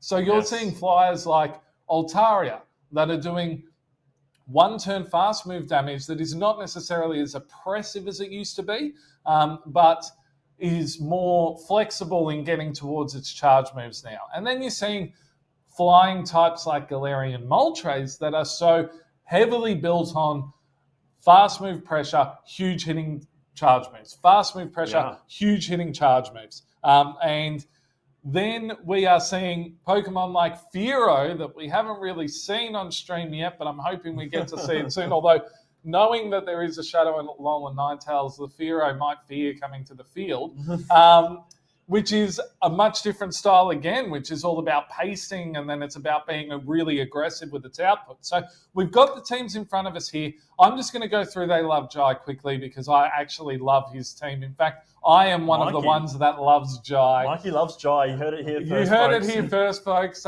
We've got the Shadow Alolan Ninetales, the signature we talked about. We have Blastoise, Galarian Corsola, Gastrodon, Galarian Moltres, and then a pick that we haven't seen much of today, which is Fortress. Fortress, the bulky steel bug type, but has a pretty interesting matchup into a lot of the good meta picks here today. You know, because you're steel and bug type, you resist the mud slaps. Yep. You're able to still take neutral damage from the flying type moves. Like it's such a good, strong defensive typing. Only weak to fire. And as we can see, Moneymaker is not packing the fire. Not packing the fire. And the other thing to mention with Fortress is that once that bug bite got buffed before, I think it wasn't Tales of Transformation, it was the previous season before that, right before NAIC and Worlds, we were able to see that was it's a clone of what the old Dragon Breath was. And it means that when you've got lower energy charge moves like Sand Tomb and Rock Tomb, it means it pairs really nicely with the bulk that you're getting from Fortress. Going through Moneymaker's team, just before we get into the battles. We've got the Galarian Corsola, absolute meta staple, and that Cordelia core, like I mentioned earlier. You throw a Mud Slapper in there, the Gastrodon, and then you round your team out with the really oppressive combination of Shadow Annihilate, Shadow Drapion, and the Fearow. We've got the bulk, we've got the hard-hitting oppressive moves. But enough of the team preview. We're into the matchup. We've got Ninetales, the signature Pokemon from They Love Jai, into the Corsola. And this is not necessarily a great matchup for Moneymaker, but with the bulk of the Corsola and the incredible damage that you're going to get off super effective damage with the Power Gem, it actually puts a lot of pressure into this Shadow Alolan Ninetales. They Love Jai throwing the Weather Ball straight away, and Moneymaker deciding to let it go. Moneymaker knows he can survive any move here that comes through from the Ninetales. He's going to fire back with the Nightshade, but it's going to be unshielded by the Alolan Ninetales. What a great call there from They Love Jai. Not afraid to no-shield that move early in the game. And now he's going for the Dazzling Gleam, and the Dazzling Gleam will KO from this range. Does Moneymaker know it? No, he doesn't. It goes through, and it lands, and They Love Jai is taking the alignment in game number 1. Moneymaker might have done that intentionally. Get energy on his Drapion now. As he builds up into the crunch, he stores it, switches into the Annihilate, resisting those bug bites, and is met by the Fortress coming through the Sand Tomb. This is going to drop the defense of the Annihilate, but it takes double resisted damage from bug bites. It doesn't really mind. I actually love this play from They Love Jai because by debuffing, using the Sand Tomb to debuff the defense of the Shadow Annihilate by 1, these Sucker Punches are doing more damage, and this is now putting the Moltres in a position where it can farm all of the way down, and we've got a little bit of a catch-up there, a little bit of a stutter, and this Rage Fist is going to come through. I imagine They Love Jai is going to shield this one up, and then it's going to land a heavy move into Drapion. No shield! They Love Jai has forgotten that he has shields in this game. He has not used a single one. He's making more hard calls than a phone call with Telstra. Well, the Drapion's coming in, and it has got an absolute mammoth amount of energy here. They Love Jai letting the first Aqua Tail come through, allowing the Aqua Tail to come through onto the Fortress. But the Fortress is double resisting these Poison Stings, which means that Moneymaker now needs to reach another 3 Aqua Tails in order to be able to KO. These Dragon Bites from this Bug Bite Fortress are coming through and absolutely tearing shreds of this Drapion. If the shield comes through now from Jai, is this the first shield he's used all game? This is the first shield he's used all game when his final Pokemon's in the red, but he has had exceptional win-con recognition here, understanding that the Bug Bites and the Shadow and the Fortress was his win-con, and that's exactly what he's played to. And so I imagine that they're probably going to get a second opinion because there was a little bit of stuttering going on in the middle there. But we'll have to wait and see what the decision is made. I feel like 9 out of 10, 99 out of 100 trainers would have shielded that Galarian Moltres to try and get the damage off. But They Love Jai is the one. And he is the one that was able to take game number 1 because of that recognition. That was a great call. He even no-shielded a potential Ice Punch, came through with the Rage Fist. He just made that great call. And again, earlier in the game, no-shielding the Nightshade. That's 2 super effective charge moves. Had they landed, Moneymaker is in such a sweet spot to win that game. And They Love Jai making those, like I said earlier, making those hard calls, and it paid off dividends. Like, this is the kind of match-winning gameplay and decision-making you have to be bringing if you want to be taking home the title of regional champion. Absolutely. And look, we might look at it and think, oh, geez, he's making a risky play there by not shielding it. But They Love Jai knows these Pokemon inside and out. He competed last week at the Lille Regional Championship, where he was able to pick up some championship points, and that's why he's currently sitting on top of the Oceania Championship leaderboard. And I think running almost the exact same team, running it back, he's clearly got a really great understanding of where his Pokemon sit and how his opponents have to play against him. So now the button has been passed to Moneymaker, and he's got to make a decision here. How does he break through They Love Jai's implacable defense? Well, that is the question. And honestly, we've seen Moneymaker lose game 1 and come back and win game 2 and 3 earlier today against Godzilla, who also had the Galarian Moltres. Now we are seeing a very similar situation. However, They Love Jai has a very different team built around his Galarian Moltres that makes it a lot harder for that Drapion to come, because that Fortress, as we saw, puts in so much work. Those bug bites just add up so quickly. The Sand Tombs increasing the damage output so rapidly. It's going to be a tough call here for Moneymaker.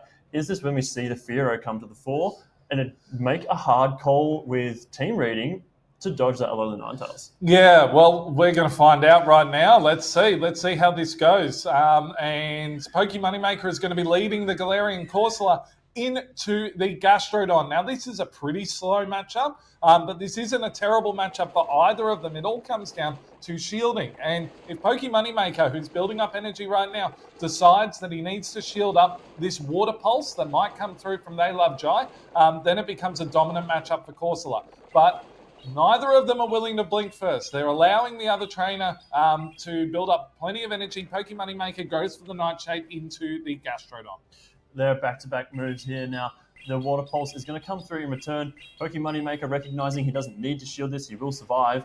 And he has also clicked for charge attack priority. In comes the Nightshade. This will be enough to take out the Gastrodon. They Love Jai says, job done, Gastrodon. We'll see you next game. And he's going to leave it all up to his combination of Moltres and Ninetales in the back.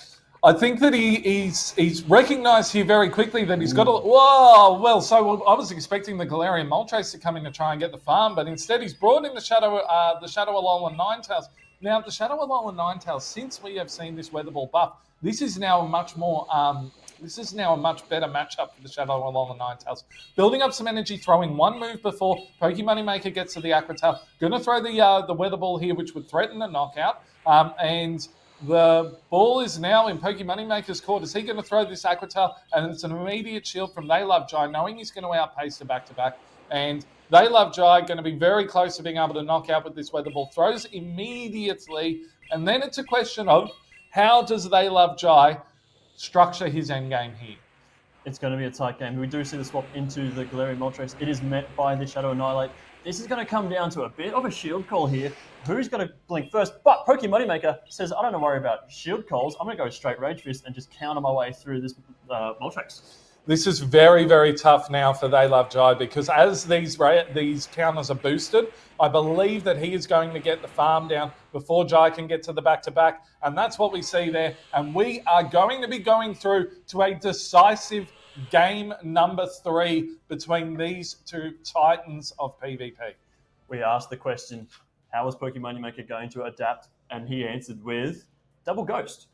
Double Ghost? It worked impressively well. Having that Shadow Drapion, it's comeback. It is the return of the king. Shadow Drapion is back to play.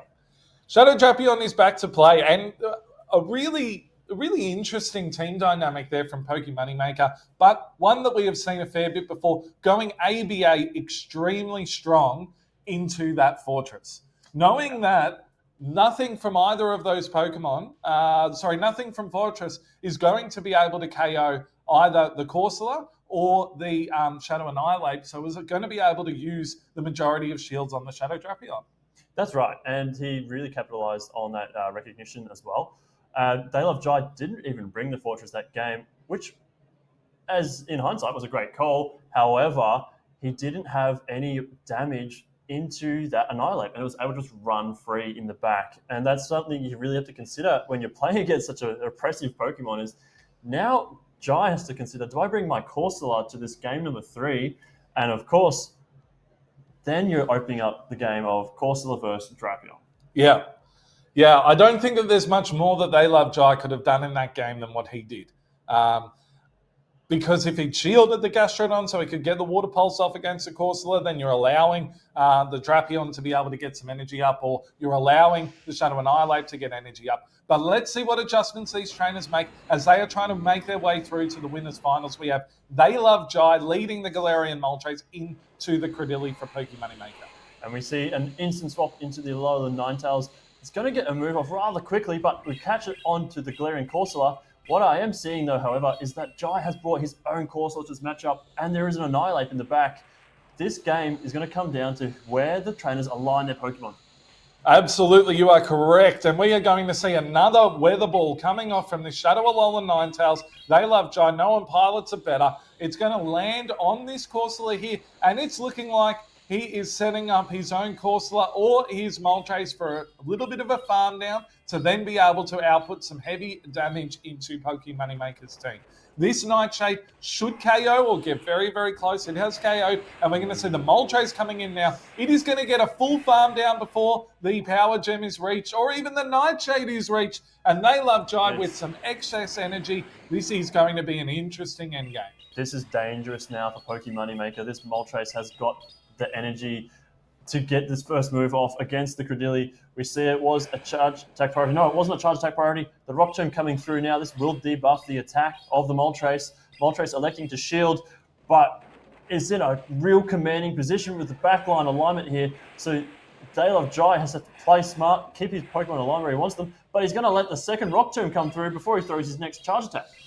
Yeah, this is just spectacular play here from Moneymaker. He is putting the pressure onto this Galarian Moltres, and neither of these trainers have revealed what their third Pokemon is. He is going for the Brave Bird straight away. Moneymaker would be aware that a fly wouldn't KO. He shields it up, and this is absolutely spectacular. Moneymaker is now at the Rock Tomb, and he catches the Rock Tomb onto the Corsola.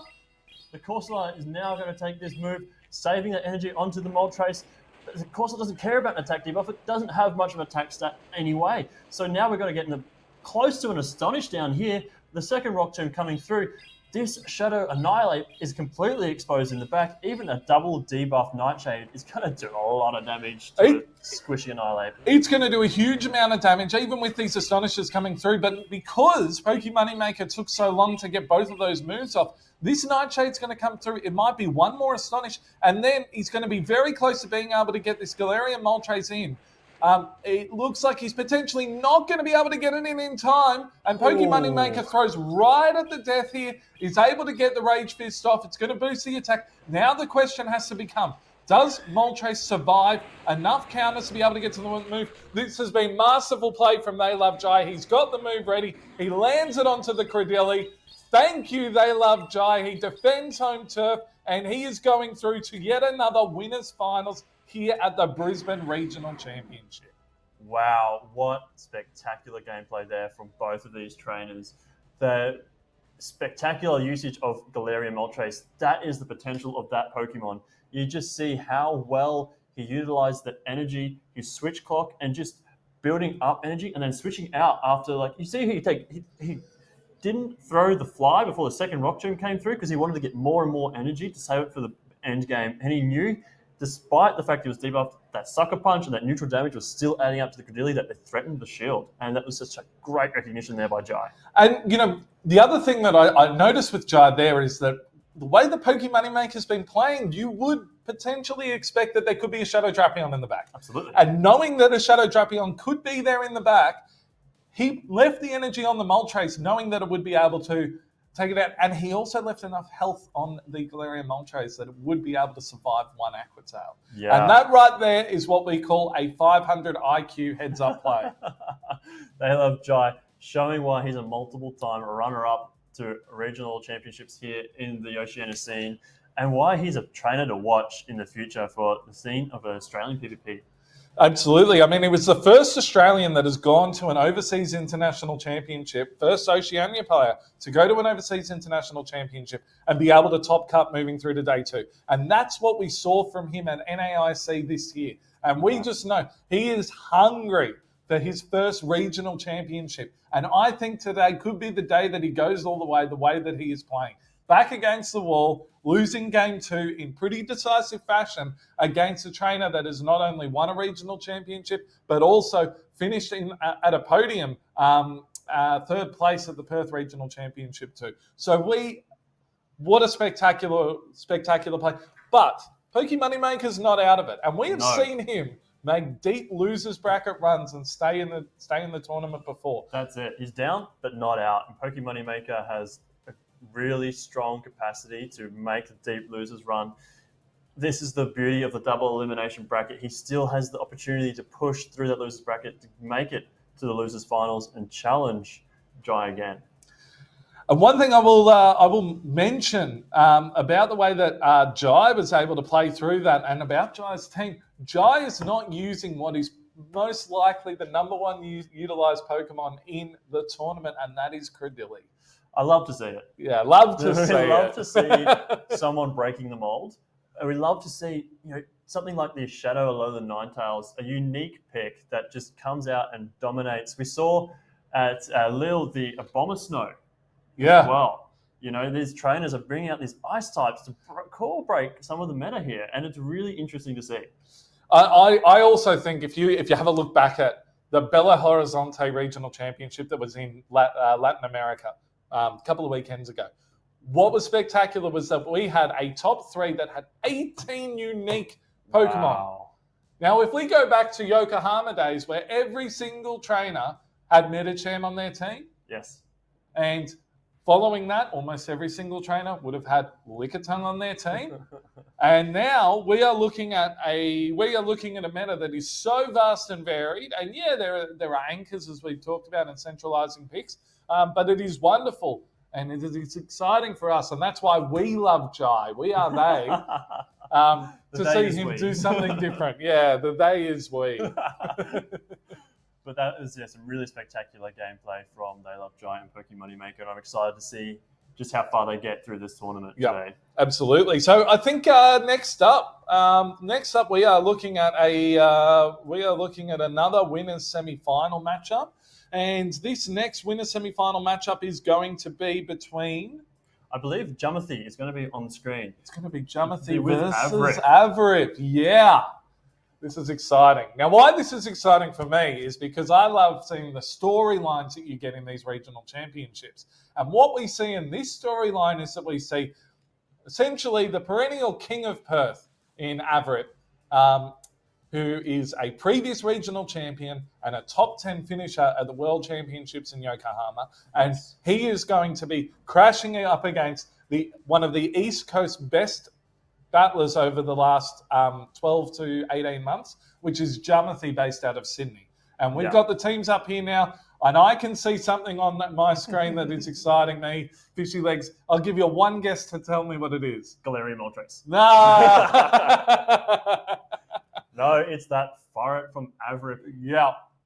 Farret combined with the really strong core of Gastrodon and Shadow Charizard. That makes for a really great line of 3 where you've got that polarizing matchups of doubly resisting grass with the Charizard and a 4 times weakness to grass with the Gastrodon and a nice soft meta, hard, easy loss, easy win Farret that can just flip matchups, do some really great neutral plays in the mid game to give yourself the alignment that you need when it comes to those matchups. So it's really interesting looking at the way that Avrip's built his team here. I was listening to the way that Speedy's Chief 2 was talking about how team building works. And generally speaking, championship level teams have a certain amount of stat product for about 5 of their Pokemon. They average 2,000 to 2,100 stat product, and that means that's the combined total of all of the stats that the Pokemon has. But there is, generally speaking, one Pokemon out of the 6, not in those 5, that has a lot less in the way of defense and stamina, but has a huge amount of attack, and it is a big offensive threat. And that's what you get with Shadow Charizard. Shadow Charizard is going to be one of the most offensively weighted Pokemon that we have seen. Certainly, again, I throw back all the time. I know I must be living in the past, but I throw back to Yokohama where, 1 out of every 3 teams was running a Wing Attack Shadow Charizard. And I was one of them. And Mr. Fishy Legs here was one of them as well. He loves those Shadow starters. Yeah. And he went Shadow Kanto on the first one, and then he went Shadow Johto on the next one. So I guess next time we see Fishy Legs, he's got to be running a Shadow Hoenn starter. Shadow Sceptile. There you go. Words, it'll be a regional champion one of these days. No, I really like this team here by Everett. Really solid cores with the Corsola and the Credilli. Staple meta picks there with the Gastrodon. And then you've also got the Tinkaton and the Charizard, which are a little bit more off meta. But we're seeing a few Tinkaton get around today. Yeah. And it's really interesting to see because I don't think there's been a lot historically around for this season yet.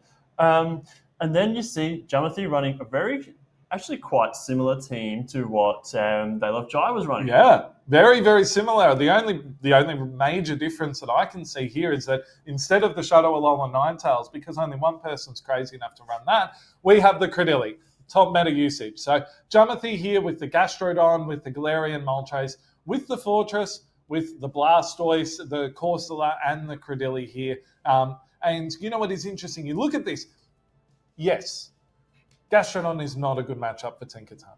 But when you take Tinkaton when you take Gastrodon out of that measure, Tinkaton is pretty neutral into a lot of this team. And I think that's one of the reasons that we're seeing Tinkaton rise in Oceania. And it's one of the reasons that Tinkaton has been it has been the most used fairy in the Latin American scene this season. And perhaps it's because we're south of the equator. I'm not sure. But either way, I think that this is going to be an interesting matchup to see if Avrip is going to lean on that Tinkaton at all. Taking back to that team building point you mentioned earlier, we don't see that hyper expensive Pokemon on Jamathi's side. He's got a lot of really bulky, safe, neutral options, which allows for a lot of really great flexible play. But you're lacking that strong offense to really break through shields and close out games. So it'll be interesting to see how Jamathi works around with his Pokemon to achieve that. Perhaps that's the goal of the Moltres here. And we're looking at the Moltres, it is fairly free aside from that Tinkaton. So I can really see here that we're going to get like a Gastrodon Moltres core coming from Jamathi. And you might see something like the Corsola or the Blastoise as your safe swap. Yeah, I think that that's a pretty fair assessment because whilst Galarian Moltres and Blastoise are not hyper-offensive, sort of glass cannon-ish styles like Shadow Charizard is, Hydro Cannon still hits hard. Yes. And it does not matter how low your attack stat is or how much bulk you have. Hydro Cannon still hits hard. And that Hydro Cannon is going to scare the bejesus out of a Shadow Charizard user. Let alone the rollouts. Let alone the rollouts. And yeah, Galarian Moltres still has access to Brave Bird. And I've talked about how great that Brave Bird move is. So I think that you might be onto something here with Jamathi because bringing the Fortress just feels like it is going to be so dangerous given that there is potential for a Shadow Charizard there.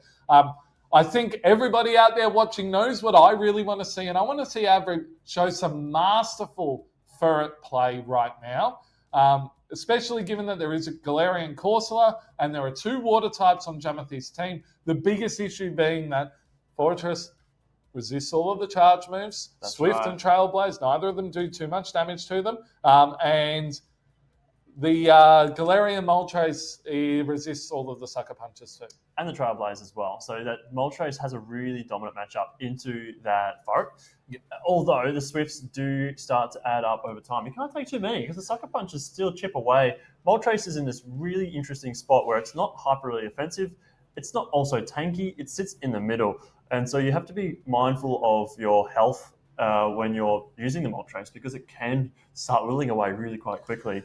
And the thing is that if you double up on moves, for example, right, and you were to throw the Brave Bird first, yes, if you don't have quite enough health, then the fast move that comes through against you doing that Brave Bird move, if they shield, all of a sudden the Galarian Moltres will go down because you're taking -2 stage debuff. So it's very tricky in terms of utilization for that. And the thing with Ferret is that if Ferret were to come in to say something like the Blastoise, and it throws the Trailblaze, and then it is able to sucker punch down. If the Moltres comes into that, you're having to take boosted Swifts. And those boosted Swifts with their stab, same type attack bonus damage, that really adds up very, very quickly, and it does a lot. The thing that we haven't really spoken a huge amount today about is Gastrodon.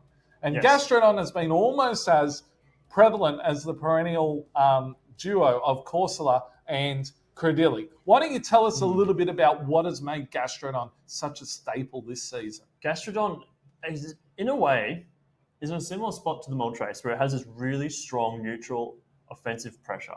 Fast move as well as its charge moves are just very consistent into the meta. You're looking at Body Slam, spammy, good neutral damage. It's not same type of attack bonus, it's not stab, but it still chips away at Pokemon. Yeah. And then you've got the Water Pulse, which is that stab, slightly higher energy, does a bit more damage. We used to see Earth Power be the staple of Gastrodon, but now we've switched to the Water Pulse, which gives it more ability to hit the flyers. Now we see we're getting into game number 1. It is a Tinkaton again to the Fortress. This is a great start for Avrip, doubly resisting those bug bites.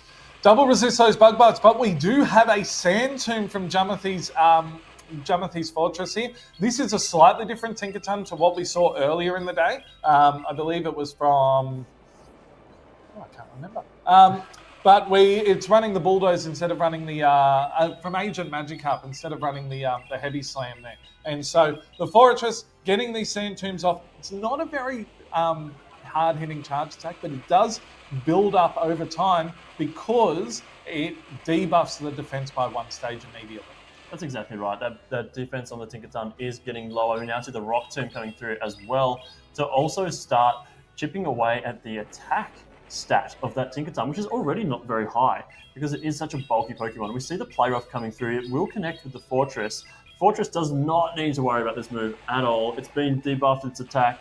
It's a stab, a hard-hitting move, but it's a Steel-type Fortress. It's just got to hang in there quite comfortably. One thing to note, though, both trainers have that Credilli and their starter Pokemon in the back, which is a really polarizing matchup. The Charizard does not want to see the Blastoise. The Charizard does not want to see this Blastoise, and I don't know if Avrip wants to give up. Oh, he's going to be giving up alignment here, and this is going to make this endgame incredibly difficult. The Credilli is going to have to do a huge amount of work, and even though we just said that was a great matchup for the Tinkaton, it just went down to the Fortress, showing how strong that Bug Bite is. Now we have a Credilli Mirror, but Avrip is 1 turn of energy ahead, meaning that these Rock Tombs are going to come through sooner, and because the Rock Tomb lands sooner, it means the attack is debuffed, and it does less damage in the Mirror. Typically, we see trainers shield the first move when they're using a Rock Tomb Pokemon come through, but both these trainers electing to let the first attack come through before the debuff even gets applied. Now we're seeing a second Rock Tomb coming through here from Avrip. This is an interesting position because Jamothi's behind on this attack. He's consistently getting debuffed before his opponent, which means he's not doing as much damage. And this Credilli's going to come out a little bit healthier and able to start chipping away at the Blastoise. Now the Blastoise comes in and we see the Ice Swap, U Swap, and this is not good for Avrip. No, this is a very, very difficult situation. You might almost think that the writing is on the wall here. He is throwing the Air Cutter. He's not really doing many bubbles. I think that Avrip has decided that this is not necessarily a matchup that he needs to with the dead horse about. He's going to let this go. He's going to take what he's learned here. He's actually hit the top left there. That is okay. There we go. Oh, he's tried to hit the top left. It hasn't quite worked. And now he's shielding up. I'm not exactly sure. He's fighting hard for it. Maybe Avrip is seeing a win con here that we don't really see. I know he really just wants to hit the top left, but it's not working for him, unfortunately. However, this is just an interesting situation now because really great top-end trainers, they can quite often go down in these first matchups. But what you learn from these first matchups can be imperative. Perhaps that Tinkerton versus that Fortress matchup, that Fortress only survived with 1 HP. And that could be something that is an IV-dependent situation that Avrip wasn't ready for. Yeah. But now he is. That's right. And, it's a really tough call here now. How do you adjust into this next game? Like getting the Charizard aligned to the Blastoise, that's just not, there's no wriggle room there. That's not any way out of that matchup when you switch both into that alignment. So Avrip's probably just going to chalk that one up. He's an experienced battler. He's going to go, right, I wasn't winning that game, move on, set my thought on game number 2 and just forget about game number 1 for a little bit because I still got 2 more chances to bring this match back. Absolutely. I think so. And, what that just said to me, that whole matchup there with the Credilli and the Blastoise in the back line, is that it's time for one Pokemon to come to the fore. And that Pokemon is Ferret. Yeah. It is time for Ferret to hit the field and to carry this team on its back. I thought that the Tinkerton play was, as I suggested, I thought that it was almost certainly going to be coming in that game, certainly coming towards the lead, because the lead, the Gastrodon, when you've got the potential of being caught out by a Ferret, or the Gastrodon even being caught out against that Shadow Charizard, which is not a great matchup for it in the lead, I thought that, that Tinkerton was a pretty safe lead for Avrip. And so the question's going to be, how does he adjust? And how does Jamathi adjust knowing that there's going to be something different thrown at him? I think Jamathi can really rely on his strong core of Pokemon that he's got here. He's got the Corsola, the Credilli, those Pokemon paired together, relatively unchecked here by Avrip. He doesn't have a hard answer to the pair of them. Yes, he's got the soft answers in the Ferret, but Jamathi just has to do consistent, good gameplay, and he can, with great adjustments, get through this matchup. We now see it is the Corsola into the Credilli in the lead. This is slightly favourable to the Corsola because it does resist the acid coming through here from Jamathi. But we see again, Avrip has brought the Tinkerton and there's no Gastrodon. There's no Gastrodon in the back, so he has made a really big call here. He has not brought that Shadow Charizard on this occasion, though, so this lead matchup is going to be pretty important. But as you said, this is not a terrible matchup for the Corsola. The Corsola, yes, it has been debuffed by the Rock Tomb, and it does take a bit of damage, about 30% from the Rock Tomb from the Credilli. But these Nightshades add up, and more importantly, the Astonishers do a fair chunk of damage too. And so it's quite neutral, just like we saw in that first game. This lead matchup is going to go down to the wire, and it really is a case of, do you want a shield so that you can get the alignment, or are you happy for it to go down so that you can build up some energy? Yeah, this is a very interesting mirror, really, of game number 1. We've got this really neutral lead matchup, but there's a very polarizing back-end matchup coming here, where we see the Fortress potentially getting aligned to the Credilli, and that would be an awful situation for Avrip. Again, electing not to win the lead match. He's going to let his Corsola go down, and what will he decide to bring in here will be pivotal to how the rest of the game plays out. He does bring in the Credilli to farm down and get ahead on energy. This is not a terrible play, but the Fortress comes in and it just resists so much of the acid damage, and even though the Rock Tombs are neutral, Fortress can just take those all day long. Yeah, Fortress, I think, can survive from the 2 Rock Tombs, but getting those 3 acids worth of energy was really important because it means that it was able to land that Rock Tomb before a Sand Tomb was going to be reached. And Jamathi is just deciding to stay in here and has decided not to throw before the second Rock Tomb has come in, potentially banking all of this energy and keeping it in the back, or he's going to stay in here. And what a spectacular catch there from Avrip, catching the Rock Tomb, which is resisted, onto the Tinkerton, but now the damage is being debuffed. The Blastoise coming in now to meet this Tinkerton. It is time for a party. We can see the hat on the Blastoise. I love it. I have one myself. I use it all the time.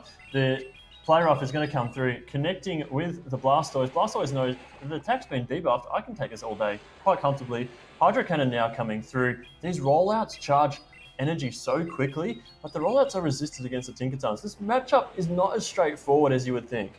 No, it's not. But however, that being said, the Tinkerton does not want to take another Hydro Cannon, and we're going to see Averip use his first shield here as the Hydro Cannon is coming through from the Blastoise. Now, unfortunately for Averip, the Blastoise would be able to outpace, but he's going to quickly swap him, knowing that he's going to reach it one turn ahead, and it's actually been a charge attack priority to which the Blastoise has been able to win this now. And so Tinkerton is going to have to come back in and carry the team.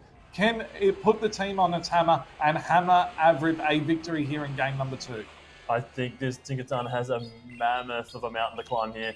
It's going to get its defense debuffed by this Rock Tomb. Jamati has 2 shields and a healthy Blastoise. It just doesn't look like it's going to be possible here for Averip, and he's going to go down. Oh, barely able to fairy wind down that fortress, but now we need to get to 3 moves at the very least, and he's only got 1 HP. Jamati with a very decisive 2-0 here against Averip. Absolutely dominant display here by Jamati. Reading really, really well and reading very early that it was important to be able to win the alignment in those matchups, and was happy to go to save both shields so that both shields could be used for Blastoise. And Blastoise has blasted Jamati in to a winners finals here at the Brisbane Regional Championship. Congratulations, East triumphs over West on this occasion. Yeah, it is definitely a party in the Jamati household with that Blastoise. It is such a great gameplay there from both of our Australian battlers. Sad to see Averip down to the losers bracket, but he still has a chance. He still has a chance, and we've seen again, and look, I mentioned this to Pokey Moneymaker too. Averip is known for making some extraordinarily long losers bracket runs. I will take you back to the previous Perth Regional Championship, yes, where Averip actually lost in winners round 2 and went on an absolute tear through the losers bracket, winning I think 7 matchups in a row, and was able to finish in 4th place. Yep. But guess who he lost to? Who was it? Pokey Moneymaker. Oh. So we might be seeing these two face off in the losers bracket at some stage. But for now, Jamati, congratulations to him. Spectacular play, has been able to make his way through to the winners finals. And we are going to have another winners semi-final coming up after this. I just have to say, Fortress play, spectacular. Yeah. Blastoise play, spectacular. Fortress, we have only seen it from 2 trainers thus far, and they seem to be the ones that are really putting on a show. I've always kind of dismissed Fortress as being this kind of RPS Pokemon with that, it loses so hard to fire types. Yeah. To me, it feels like a big gamble to bring, but the way these trainers are, piloting these Pokemon, even in the face of, a Shadow Charizard, extremely good to see here, and I'm really impressed with these battlers. For now, we're going to take a quick break. We'll get back to DrTrotter and PvP Steve in no time. Hey guys, my name's Kawad, and I'm here to talk to you about the new top meta Pokemon, Shadow Bayleaf. I'm sure you might be wondering, really, Shadow Bayleaf? Well, I'm here to prove to you that it beats most, if not all, the other top meta Pokemon. But let's go back to the basics. You might be thinking, really, Bayleaf? A middle evolution grass monotype. It's weak to fire, ice, poison, flying, and bug. How can it win any of these matchups? Well, it has Ancient Power, which is super effective against all of those except for poison. And guess what? You've got a 10% chance of a double boost. And you might be thinking, well, why has no one been using this guy? And you'd be wrong. PCF 52 came 49th at Portland and 13th at Sacramento. You might be wondering, well, okay, PCF, he's Bayleaf's strongest soldier. You're wrong. It's me. I came 9th. That's right, it's me. I'm Bayleaf's top player, and I'm here to teach you how to use Bayleaf. Look at this guy. He has so many viable movesets. For fast moves, Bayleaf can learn Magical Leaf, Razor Leaf, and Tackle. And for charged moves, it can learn Ancient Power, Energy Ball, and Grass Knot. Did I mention this guy gets Ancient Power with boosts? You'll mainly want to use Bayleaf to chunk down your Mud Boys and just your plain ground types or water types, and then use Ancient Power to chunk down your Flyers or Grass Knot just for good boosted damage. Forget my friend Malamar, today we're talking about my buddy, Bayleaf. You might think something like Talonflame would be one of Bayleaf's worst matchups, but look how much damage Ancient Power does. In GBL, no one will shield this matchup, and you'll always win. Did I mention he gets boosts from Ancient Power, and we've got one of Bayleaf's worst matchups against Australian staple Bastiodon. Look at that, almost one shot. So I'm challenging anyone to use Bayleaf, and if you can place higher than me, I'll delete my Shadow Bayleaf. Hey, this is Fish on a Heater, and I'm here with Rocket Claire, who has agreed to take on the Fish's Fast Attack Challenge. Claire, thank you for joining me. Thanks so much for inviting me, I think. Yeah, you'll be great. You'll smash it. Claire, you have 90 seconds on the clock. Are you ready? I'm as ready as I'm going to be. Your time starts now. What's the best league outside of Great League? Fantasy Cup, can I say that? Yeah, absolutely. No wrong answers. No wrong answers. First Pokemon game you ever played? It was Pokemon Go. Oh, really? Okay. One mechanic that you would like added to PvP? Oh, I can't think. Pass? Yeah, sure. You can do that. Favorite Pokemon Go Twitch streamer? Actually inadequates. Yeah, great. What move needs a buff? Oh, okay. You can pass that too. Pass. Yeah, proudest moment in PvP? Proudest moment. Probably a tie when I've done well at regionals. So yeah, that's made me really proud and felt like a really great achievement. Yeah, awesome. Which Pokemon would you like to never see again in PvP? Oh, probably most Charmers. Wigglytuff drives me crazy. Don't tell Debbie. No, I know. Favorite play Pokemon caster? Oh, I think Two-Eye Butters. Dusknoir with Hex or Astonish? Oh, I don't use Dusknoir. Can that be the answer? You can certainly say that. What is the first word that comes to mind when you hear Mudslap? Gastrodon. Yeah, great. Perfect. Thank you for joining me, Claire. You did great. I don't go back to the past ones. Oh, I've run out of 90 seconds. Yeah, that's it. Time's up. That goes fast. We can play again, like, offline if you want. Yeah. Can I answer the ones I missed? Just later. I have so many here. I'll Yeah, text them there's to a whole you. bunch. Yeah, sure. Okay. Thank you, Claire. And welcome back, everyone. What a stacked, crazy, exciting regional we've been seeing so far in Brisbane. I mean, the quality of the battles so far has been absolutely phenomenal.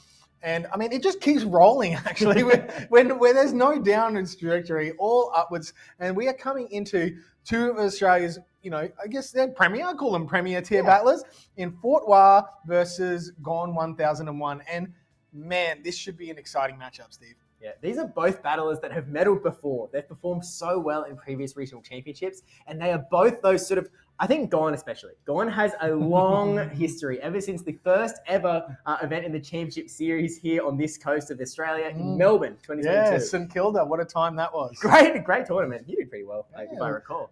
But look, back then, he was still so close to that top podium, didn't quite make it. And ever since then, he has so many third places, top 4 finishes, top 8 finishes. He's racking up these high performances. He's looking for that breakthrough moment. And he's hoping now that I think he's locked into the top 12 at the moment in this winners round 5?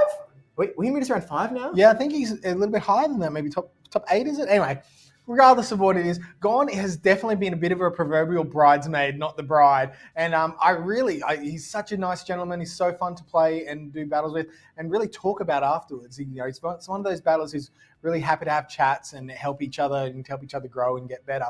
And I really love to see him with his time to shine, holding up that trophy at the end of the day today. But to get to that trophy, he's going to have to get through Fort Noir, our so-called Greg from America, as you see on the Oceanic leaderboard. Then Greg is definitely putting up a really strong showing as well. At his last Play Pokemon Regional Championship out back in Melbourne, he came third, falling only to Poke Moneymaker in the winners bracket, and then in the losers bracket to El Cavilsimo, who's running some very wacky double incineration. Oh, that double incineration angle. That was a very fun tournament, yes, Indeed. So this is winners round 4. We're just on the other side, the Group A part of the bracket instead of the Group B. So thoroughly looking forward to seeing these guys line up against each other. I'm not even sure. Have they played in a regional against each other before? I can't think on the top of my head when I've seen these two guys duke it out. I don't think they've had to duke it out on the regional circuit, but potentially in more grassroots formats, they've seen each other's. They've had to play each other a little bit. Obviously, these are both very well-known battlers that have been on stream multiple times before. They've got play styles that are very, very fun to watch, I will say as well. I know Gohan is someone that loves to move around. He loves to constantly be swapping. If he's not touching that swap button, he's like shaking. He needs to get moving around, have energy on all 3 Pokemon at once, and try and get a little bit fancy with it. And so what we can do, we can actually take a look at the teams between Fortwa and Gone 1001. These are 2 teams we've seen already. We've seen these 2 teams. We've got Fortwa with that Clodsire, Pangoro, Wigglytuff, Altaria, that Acid Credilli, as well as the Unova and Stunfisk, all movesets you'd sort of expect. Yes, all movesets you expect. But the one thing on Gone 1001 side that we haven't seen, you see it occasionally, but he's running the Flame Charge on that Shadow Talonflame. So opting away from the Brave Bird Fly combo to potentially land some of that fire damage into, those steel types that we occasionally see. But there's none of that here today. But Talonflame still has a reasonably good matchup against Fortwa's team. Obviously, wants to avoid that Stunfisk and Credilli, although even then, there's still a bit of play there. The amount of damage that the Shadow outputs can really, one shield, and then if the other opponent doesn't shield, then you can threaten a farm down. Just the incinerate damage is huge from that Shadow Talonflame. Oh yeah, it is not something you want to see too quickly. Something I really want to point out to you, Trotter. I want you to look at this Blastoise. Blastoise as a Pokemon, we've seen it. It was doing quite well in those past few battles as well. It's very much a bit of a showmaker in the Oceanic scene, I think. It's a Pokemon that's really on the rise in this particular region. And if you look at Fortwa's team, we've got good Hydro Cannon coverage into that Clodsire. We have pretty decent play into that Pangoro. Wigglytuff, we've got play there. Altaria, we're doing super effective rollouts. The Credilli, he is running Skull Bash. He's not running that Ice Beam, so he doesn't have super effective damage. But a Hydro Cannon actually still kind of adds up. And speaking of adding up, let's add up into game number 1, Pangoro into Talonflame. This is not where Pangoro wants to be at all, Trotter. No, but this is exactly where the Talonflame wants to be. And there isn't really a whole lot of place for Fortwa to go here. He's got the Clodsire and the Credilli in the back. So potentially just looking at chipping away a bit of damage. And in comes a Night Slash. Wow, look how much that Night Slash does against that Shadow. And catching, going for a catching a Flame Charge onto the Clodsire. Now, this opens up an opportunity for Gohan to swap into his Blastoise. Blastoise, again, going to be able to get those super effective Hydro Cannons in. But because Clodsire is a little bit of a slow Pokemon, Gohan is able to farm up some energy onto that Talonflame, bank a move for later, and now bring in that Blastoise where he can take an Earthquake even and just throw one Hydro Cannon, and that's all he's going to need to KO. And you're guaranteed that banking that move later is going to affect a shield or a KO. So very well done there from Gohan. And look at this energy, the amount of energy that's coming through onto this Blastoise. Forced to shield here, is happy to burn a shield, knowing that it has so much energy and still a reasonable amount of health to get it through some matchups later. And here comes a Hydro Cannon. Will we see Fortwa? No. Very well played for Fortwa, saving those 2 shields, letting out his Clodsire go. Yeah, now this is sort of a bit of a tricky spot for Fortwa to come back from. He's got that Pangoro, but it doesn't have a lot to do when there's still shields up on Gohan's side. The Credilli is the clear way to go. You can eat one Hydro Cannon, but look how much damage this Hydro Cannon does to the Credilli. It is going to bring it down about a third, and once you add these rollouts through, here comes the Scissor Swap, actually. Pangoro coming in, and because it is so weak, this Scissor tried to go for Charge Attack priority by the looks of it, but instead, Gohan is going to have to shield if he wants to... He no shields. He's going to eat the close combat. Scissor going down. Oh my gosh, God. Probably thinking it was the Night Slash. This is huge. This has split this matchup entirely because that Scissor could have just gone for the Bullet Punch and worked its way through the whole matchup there. And now we have Bullet Seeds. No, it is. Is he? No! Oh, no! Fortwa is just taking out God's Pokemon. Fast move damage. There's nothing left. He needs 3 charged moves here, and Fortwa is at the double charge moves here. Gone 1001 just needed to shield that Scizor to shore up the rest of this match, but now we are seeing Fortwa is just too strong of a position from here with this Credilli now. Yeah, look, we get that shield off of that Blastoise. Another rollout coming in from Gon, but this Grass Knot is going to seal the deal. Blastoise going to blast on out of here, and we are down to a Game 1 victory for Fortois. And look, I was talking to Fortois a little bit earlier on the floor, and he was sort of saying, like, look, when we casted his match with Bamboss, right? And it was a little bit RPS. It was a little bit alignment-based. A little bit. And Fortois said, like, look, my team is a little bit RPS. Bamboss's was just, the foil to my RPS. We made it super RPS. Here against Gon, I don't think it had to be RPS. It's not destined to be an RPS matchup, I don't think. But in this particular matchup, I really do feel that there was such strong alignment Pokemon running around that if Gon was sort of able to keep playing it out, right? So he had the Sizzle in the back. There was a Credilli in the back. Great matchup for Sizzle. There was that Blastoise in the back. There was the Clodsire. Ready, Blastoise, good matchup there. And then the lead matchup was that Pangoro into Talonflame. If Gon invested those shields into Talonflame and sort of try to get that, early win, could have been off to the races to get straight away. Fortois did end up swapping out into the Clodsire. And we saw a bit of a slow swap from Gon. He sort of wanted to bank up that energy on Talonflame. And the way the game played out, he never got to use it. He went down with all of that energy. And so I almost wonder if you come in with Blastoise a little bit quicker, you get to that Hydro Cannon a little bit faster. You don't have to take 2 moves from that Clodsire. Potentially, you put yourself in a slightly strong position. You leave that Sizzle ready to just sweep the whole end game. But look, I think that was really the decision point that sent it for Gon. It was the case of just letting that close combat come through from Pangoro, and there was no coming back from that. It is a hard decision to make because you don't want to shield the bait. But at that HP range, even if you end up eating the second one being a Night Slash, they weren't going to get to the close combat. Sometimes you're trying to make those calculations in the head. You can get a little bit caught up in the game and you lose a count. And that's just critical. And that's something I think Gon would be upset at himself about, and not just making the miss call on the shield. But yeah, so let's see how Gon, I think we'll see an Altaria coming back. And this is another really solid lead for Gon 1001. Yeah, this is definitely where this Blastoise wants to be, but Clodsire isn't immediately threatened. Rollouts are doing no damage at all. They're barely tickling. Clodsire is actually doing more fast move damage here. And so this Stone Edge is going to be able to be eaten by this Blastoise. It's got a shell. It's got pretty bulky. It's got some stuff going on. So you can eat that, farm up a ton of energy, throw 1 Hydro Cannon here. This won't be enough to KO, but you can really try and push this matchup if Gon recognizes that RPS could be present in this match. Yeah, looking at that backline, it does appear to be that way. That Shadow Sizzle looking great. Ooh. Oh, and here it comes. So now we have that Credilli is out on the field, but Shadow Sizzle is now free to come in and do work. So yes, Gon immediately recognizing that, not opting for the Pangoro, coming in with the Shadow Sizzle. He's going to have to eat a Rock Slide for his troubles, but this does not quite KO. Does he want to keep this health? Oh, and he's choosing to keep the health here. This is a very big shield in this matchup.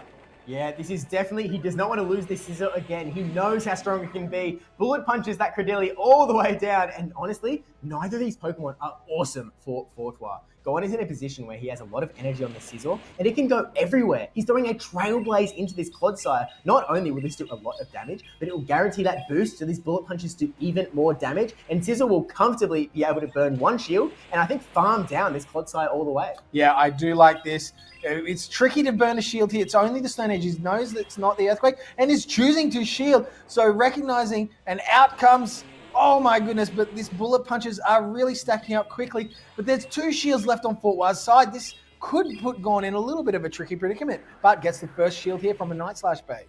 We need to get those shields out of here. No boost off the Night Slash, but we still have that attack boost from the Trailblaze from earlier. No close combat here. He's going straight for the Night Slash. This still does a lot of damage to the Sizzle, taking it all the way down. Not even getting that last charge attack. 1 more bullet punch, all he's going to get. And now it is time for Pandemonium here in Brisbane. It is Panda versus Panda, and Fortois does have not only the energy advantage, but the shield advantage as well. A little bit of a delay there, but we now have the close combat going to the Blastoise, and that Panda in the back is not in a great spot for Gon.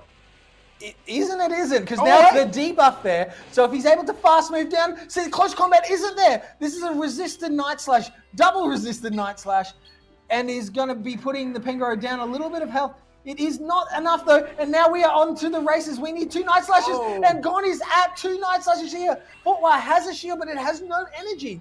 and is not going to be able to get to a move. Gone is that double Night Slash, which will KO here, and we are going to come back to, here it is, 1-1. Gone able to wrestle that one back with that catch. Yeah, really nicely played from Gon's end. If he was able to put all of that energy into that Pangoro, he would have been in a very strong position. But to be honest with you, even if, say there's no catch, right? Say Gon still swaps in, but Fortwire recognizes it, he stays calm, and he goes, okay, I'm not going to throw the big move here. How do you think that plays out from there? Because I feel like there's still actually potential that it could still get the same result. Yeah, I mean, it's very tight. We think we need to run that one back if you wanted to, pull those numbers out and really have a look at the little nitty gritty there. The stutter, there's a question. I'll wait and see. Leave it up to the trainer to decide. Maybe a visual stutter on our side. We don't know exactly what was happening there. So we'll wait and see if they lock into game 3 or if there is potentially a review that wants to take place in that. But what I really liked there was Gone using that sizzle. Like it took out the Credilli comfortably, and he chose to invest shields into it. Not just the one shield from the Credilli, but also a second shield when maybe potentially he didn't have to, but was deciding no, he sort of had a clear path to victory, and he really wants to go for that sizzle and then have that energy and use it effectively and not just sort of let it go and then rely on whatever else he had in the back. He sort of wanted to make more of a sure bet than an educated guess. Yeah. And honestly, if Gon had invested those protect shields into the scissor in game number 1, I think he comfortably would have won that game as well. We do have confirmation that there is going to be a review of that game. So that's going to go to the talented judges here in Brisbane, and we're going to see whether they do let that game hold up or if they are going to go to a brand new fresh game too. In the meantime, though, looking at there's a few things on these teams that are interesting. First of all, I want to point out the fact that there is no mud slap on either team here. And Mudslap has been such a massive part of the Tales of Transformation season in this 2026 season. The season is thrown around in a lot of different contexts. But I promise it's the correct context most times. But still, Mudslap is such a powerful move. Obviously, we saw earlier with Bamboss versus Fortwire, massive to counter the Clodsires that are really up and coming. And with the meta shifting in this direction where we're going into Pokemon that are really hard countering the big 3. The big 3 going to be that Mudslap, the Credilli, the Corsola. Credilli Corsola as a combination has been the top of pretty much every usage chart for a month and a half at this point. They're everywhere. And so finding a Pokemon that can break up that combo has been massive. Pangoro, huge example of that. Not only do you have the very fast, spammy Night Slash damage, you can do that super effective damage into the Ghost-type Galarian Corsola, and the Dusknoir's coming up as well. But you also have that fighting damage that can hit the Credilli, that can hit a lot of the Steels running around, and even when you get locked into a Pokemon like Wigglytuff, as you've seen, it can still do a lot of damage, especially if you've got a few boosts up your sleeve as well. You never know when that comes out. And I think what we've also seen is They Love Jai has chosen the Galarian Moltres for that role, and pairing it with that Shadow Alolan Ninetales, who can take out those Mud Slappers with the ice damage, can deal super effective damage to the Credilli. And we've seen just losers, but still quite neutral into the Galarian Corsola. So really effective, just getting that shield, getting energy, getting shield, getting energy.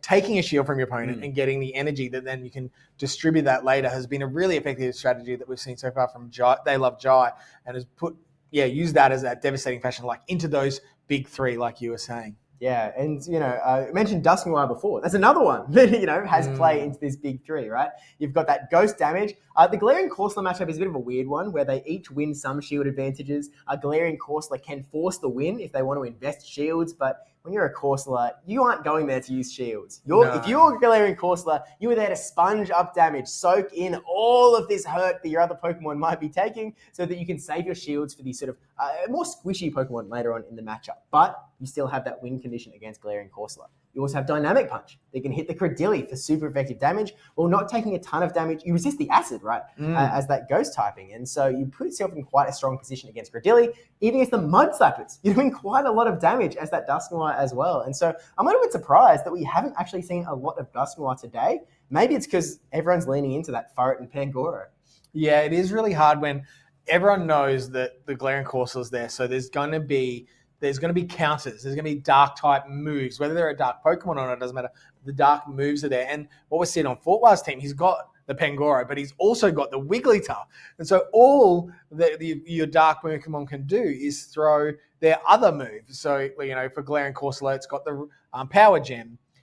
For your Dusknoir, it does have the Dynamic Punch, which is neutral, But when you're resisting that fast damage from Astonish, and let's face it, Astonish is one of the main driving damages for some of these ghost Pokemon in the meta.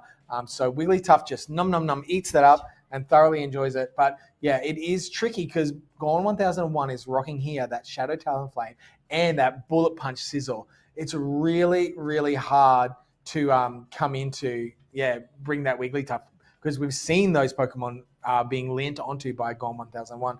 So I think what we're going to do is because this review is still going on, we're going to jump over to some of the caster picks, I believe.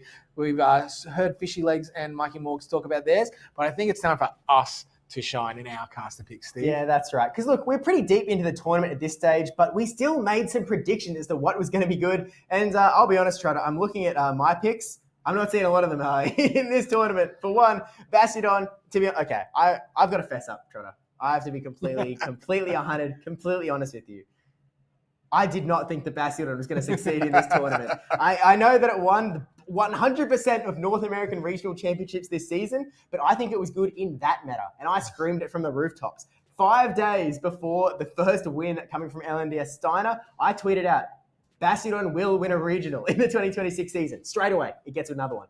Then one more in North America. But as the meta has shifted, as we've been getting these Clodsires into the meta, we've been getting these Dusknoirs into the meta, I think that Bastiodon's use case is going down and down and down. And so unfortunately, we put it on here because, look, it's the Australian regional. It's the start of the Oceanic season. But unfortunately, I think that the Australian Pokemon is not going to be Bastiodon this time around. Well, look, Steve, sometimes we do these for fun and sometimes we do these for serious, for reals. One thing I will say is that Drapion pick was used very, very effectively. Was it Poke Moneymaker? I think it's on both, 2 of our trainers from Asia, actually. Yeah. Drapion's getting a bit of use. And Drapion, and it is a super staple, as long as it's not on one of those mud slappers. Yeah.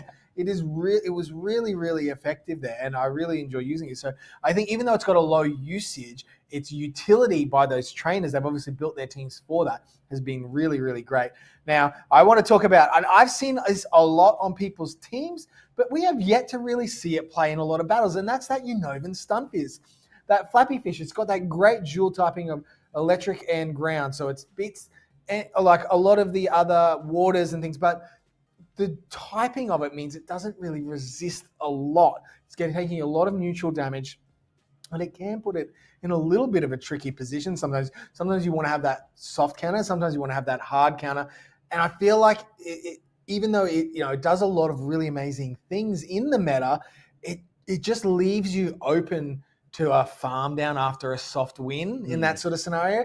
And I feel like what we've seen is there's been some Pokemon, say like Moltres, for They Love Dry, who just ran away with it after a farm down.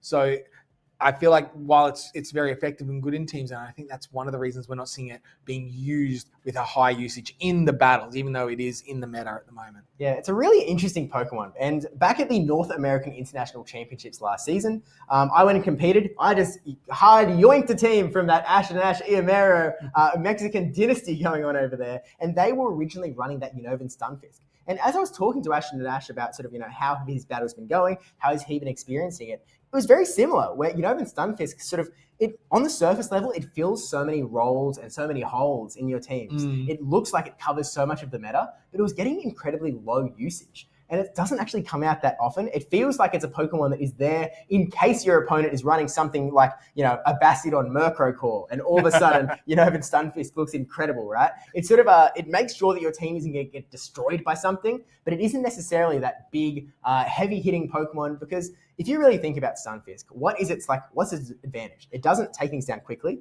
It doesn't hit hard.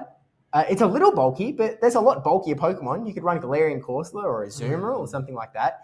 I don't think it has a really clear cut-out strength. It is purely just the fact that it has really good coverage and can sort of fill up those gaps, fill up that Swiss cheese that your team might be showing. Yeah, I think with the reduction in damage that Discharge delivers, it really struggles now, and it would gain imagine if it had something like the Parabolic Charge that the Nene has. Like, I think that would really elevate it back into the meta a lot more than it currently is, because I think as an electric Pokemon, especially into other water Pokemon, it really doesn't deliver. It just takes too much damage from those, especially Hydro Cannons. Oh yeah, which are coming out thick and fast. And look, I'll be honest, Steve. Most of the reason I've picked my first 2 Pokemon was that they reasonably well counter your first 2 Pokemon here. So Greninja outpaces the Murkrow. It obviously does well against the Basti, and Stunfisk does it too. So I'll be honest. That's the 100% the reason I did that. I waited, watched you, and then I was on you like a hawk. I knew he was out to get me because that Greninja also takes down my Dusknoir. It probably beats the Drapion as well. Even Stunfisk, it definitely beats that Drapion. And I think at least Dusknoir does win that one against Stunfisk, I believe. But you would definitely come at me hard with those first 2 picks. Murkrow was another one that I really strongly believe in it. But I similarly think that it does fill any role. If you see a Fearow, that could be a Murkrow, and they operate very similarly. It's really just what coverage you're looking for. Murkrow gives you that sort of extra dark coverage, and if you worry about the ghosts, if you don't have another dark type on your team, you're not running a Sucker Punch user like Furret, you can put in that Murkrow in that fire spot. It gives you very quick access to that dark type damage. Fearow, on the other hand, gives you that Drill Run, which is a little bit slower than either Drill Peck or the Foul Plays, but it does get you really nice coverage into Pokemon that could otherwise destroy you. Empoleon is one. If you've never seen a Fearow land a Drill Run into a Shadow Empoleon, look it up right now. Look how much damage that does, because it is going to be, it's going to put a smile on any Fearow lover's face, 100%. I did actually tell Mikey, I wanted Fearow as my 3rd draft pick, but he said, no, it's my number 1. I am having Fearow. And I said, all right, that's fine. I'll put Dusknoir in here because, look, I know that it hasn't been a big factor today, I don't think. Maybe it'll come up. You never know. But I think we're just going to have to wait and see if it does come through. Drapion is probably the pick that I'm most proud of because it's really been unused before now. No one is using Drapion. Well, at the moment. Going back a year and a half, and it was in every single team, and everyone was like, how do we manage the Drapion?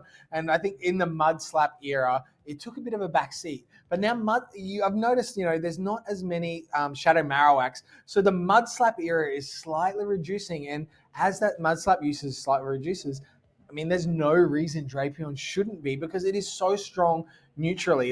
The Aqua Tail's unusually large amount of damage, I'm going to say, from an Aqua Tail, especially from the Shadow Drapion. I'm just able to, just paces so fast. And so you then change up from these bulky Pokemon with slow moves but to survive, and you can change the pace to a Drapion, which is hard-hitting, fast-paced, charge move, just moving so quickly, and it just really adapts the whole play style of the game. And if people aren't really, they're okay, we're in a Azumarill Mirror or one of those really slow matches, and all of a sudden, boom, this thing's out there. It's going fast, and you have to keep up or you will get left behind. Yeah, and I think that, back in the 2025 season, it really was all about that pacing. Drapion was everywhere. Feraligatr was everywhere. It was all about how quick can you get to charge attacks. And I think, as you said, Mud Slap is starting to reduce. I've been watching people move their ground types to the Clodsires, to the Diggersbys of the world. And when Diggersby and Clodsire were really big ground types in the meta?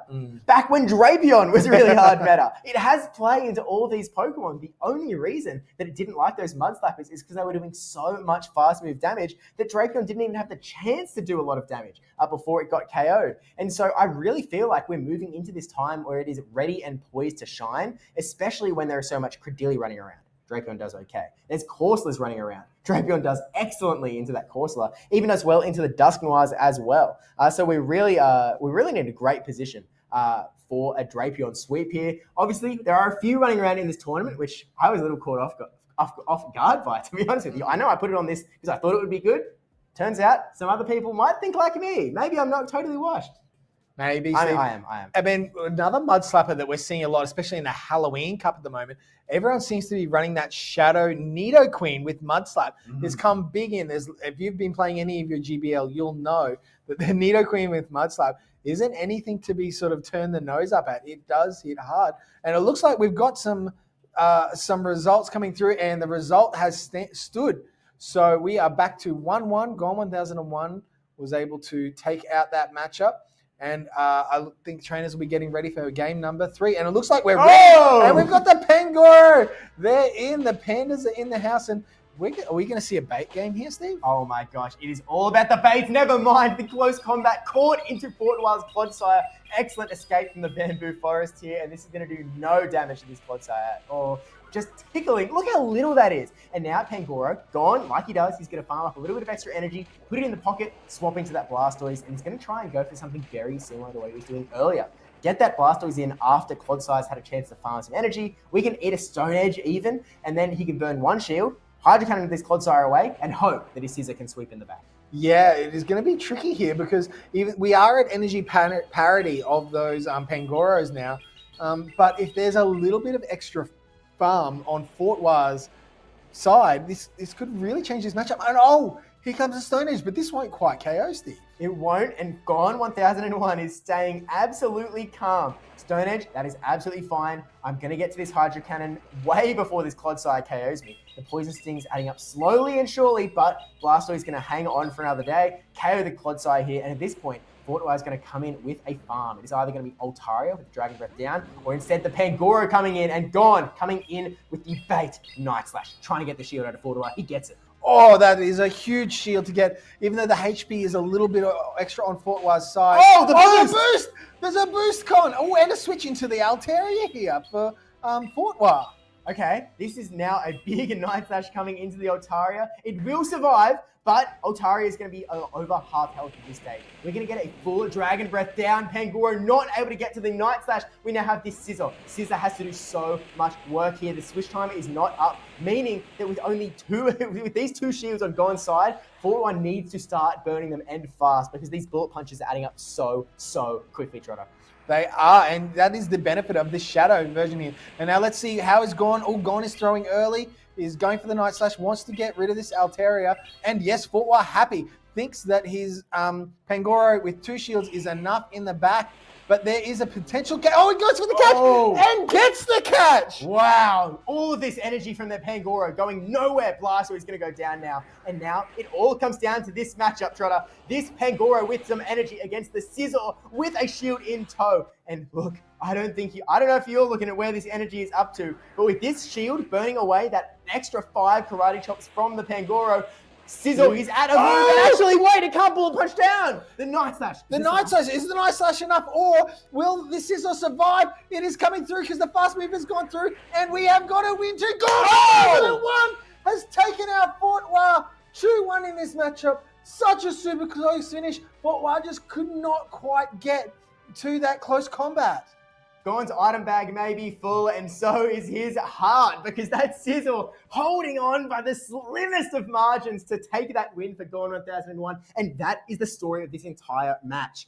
Just believe in your Scissor, Gone. You need to believe in the Scissor. It will be able to bring you victories, and victory it has brought, pushing Gone into the winners' finals of his group, I think. So Scissor, in both of Gone's matches, was able to take out Pangoro.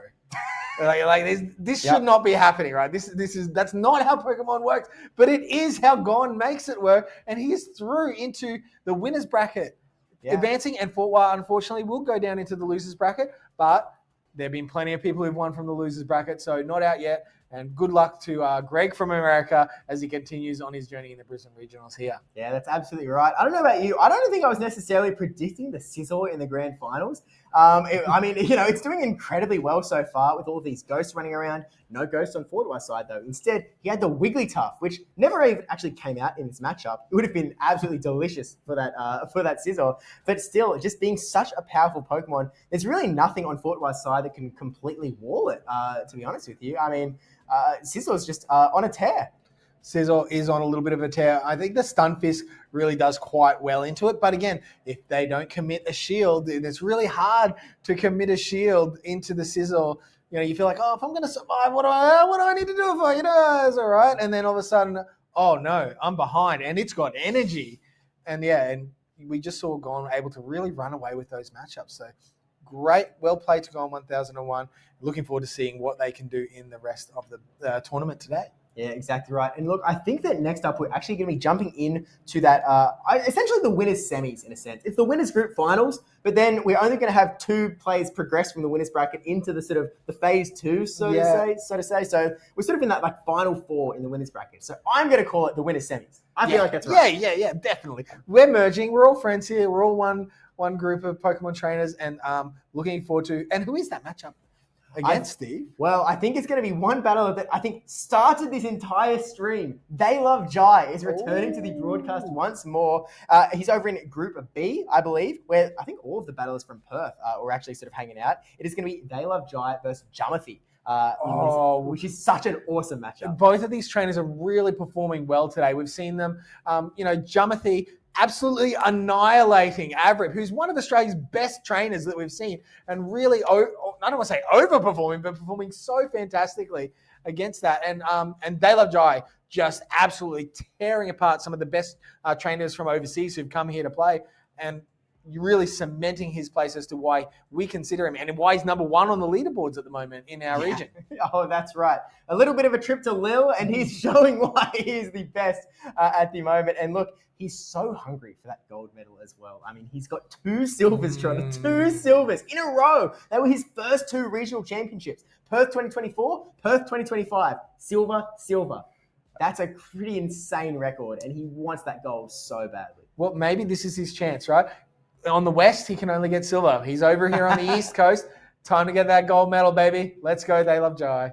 Yeah, I just think it's really awesome that we have this in this sort of winner semi-final. We have 2 battlers that have just consistently been so good, so always close to the top. Like, this is sort of expected results for them. But for both of them to have such a strong chance at that gold, at that glory, at that regional champion title, locking in their world championship qualification as well, this is a really big moment for both of them. Jumathy, a little bit of a breakout here. I know that he's had quite a few good performances in the 2025 season, but I just feel like he's just missing that title that can carry around. For example, like, a runner-up of Brisbane Regionals or winner. He's just missing that title. And I really feel like this could be a time that he could go and get it. Yeah, Jumathy, very, very much a top-tier trainer. He's very skilled. He's very calculated. He knows what he's doing. And I think this is going to be a test for him of, can I do it on the big stage? So this is on stream against the informed battler in Australia. So this is really his chance to cement himself, or hopefully he doesn't crumble under the pressure, because it is not just another standard battle. It is, like you said, it's the winners semifinals. It is the big moment, and it's time for him to step up into that. I noticed when I was out on the floor earlier, there was a buzz. I could tell he was super interested and keen, and he had this buzz about him, and he was that, but also you could see there's that underpinned by a little bit of nerves, a little bit of, so the excitement and the stress all melded into one. So it's going to be up to him, I feel, to choose how he's going to control that, how he's going to channel that into this battle against They Love Jai. Yeah, and look, I play most of my local tournaments in Sydney.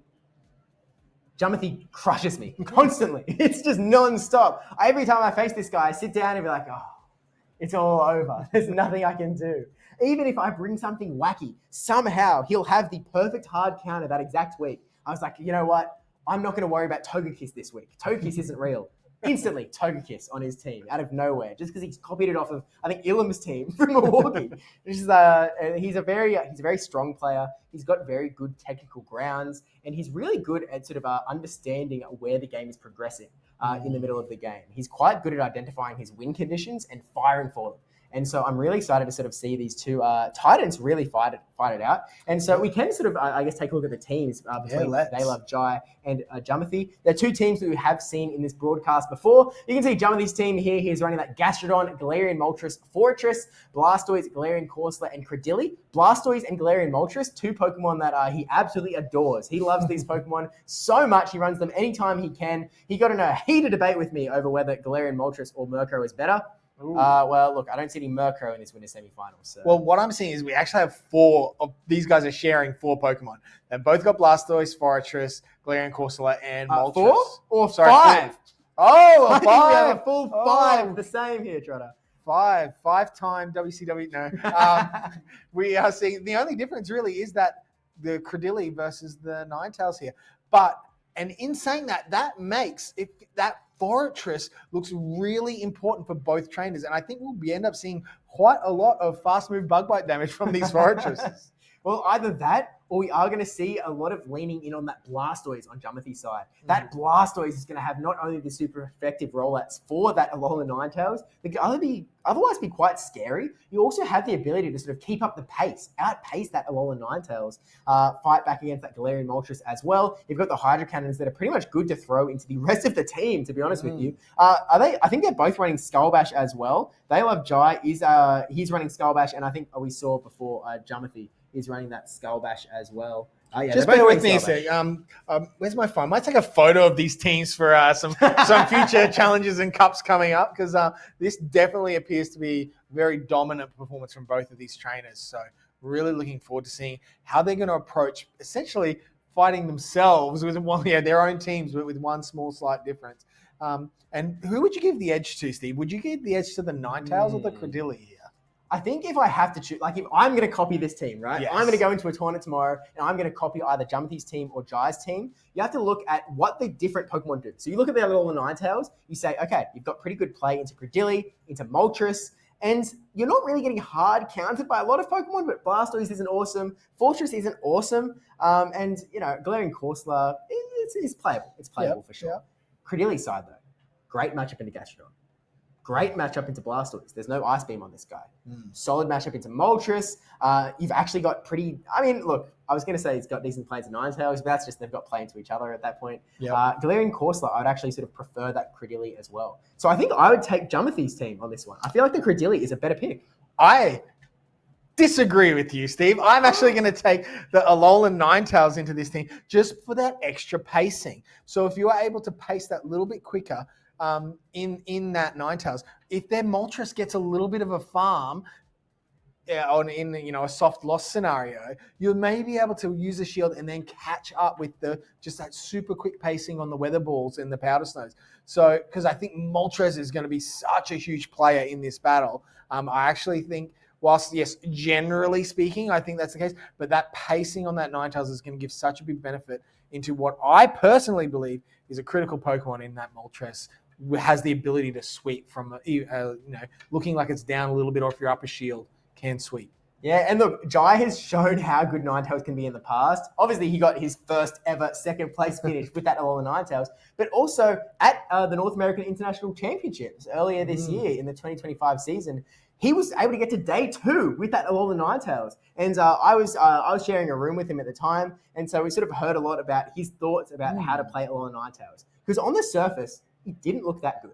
If you just sort of simulated like a head-to-head matchup against every Pokemon, Alola Ninetales was kind of mid, to be honest with you. But where its real power came out was when you gave it the tiniest advantage. One little advantage, and all of a sudden, Alola Ninetales can run away with everything, and it can just stop everyone in their tracks. And I feel like that's really what Jai is going to be trying to do here, because as you said, if you can get that little bit of an energy advantage on that Ninetales, you get that little bit of a pacing lead, all of a sudden, Jumothy is going to be really stuck, because not only does he have Pokemon that he can do super effective damage to in the Moltres and the Credilli, but when you start to get to your second charge attack, which sometimes you actually throw more than one charge attack in a single game, he's got that Dazzling Gleam on the Alola Ninetales. And tell me a Pokemon on Jumothy's team that wants to eat a Dazzling Gleam.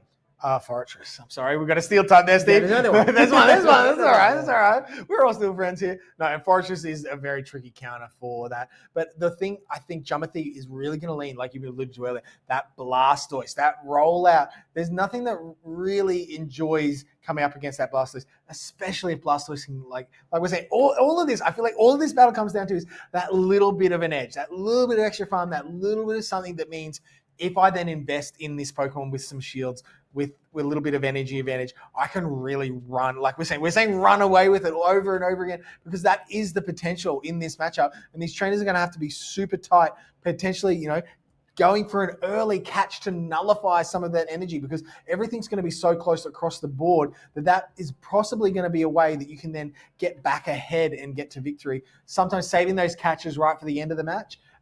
It looks great. It feels good, but trainers are ready. People are prepared for that sort of thing. So there's other ways to win than just saving everything for the end.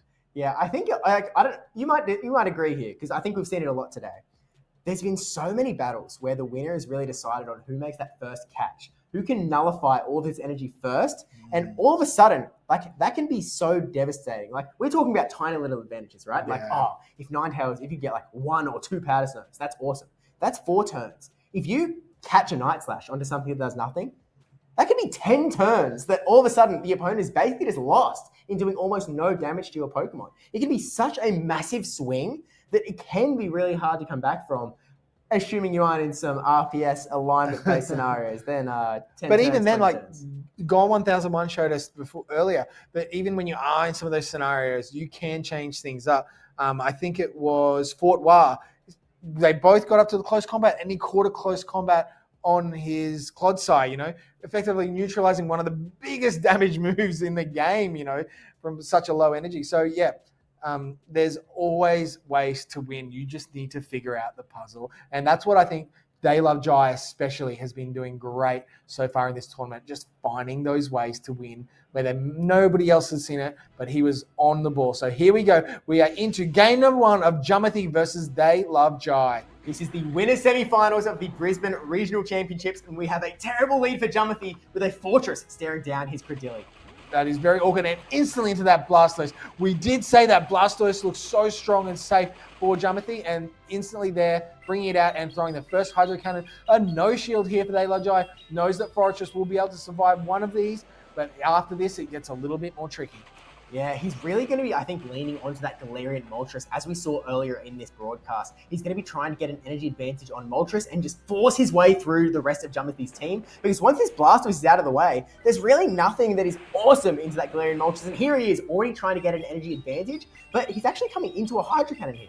Hydro Cannon will do a large amount of damage, but it doesn't force the knockout. And even though these rollouts are super effective, look at that with the debuff. And here comes these sucker punches and does not get to the other Hydro Cannon. So this is what we're talking about. We have a Moltres who has an advantage.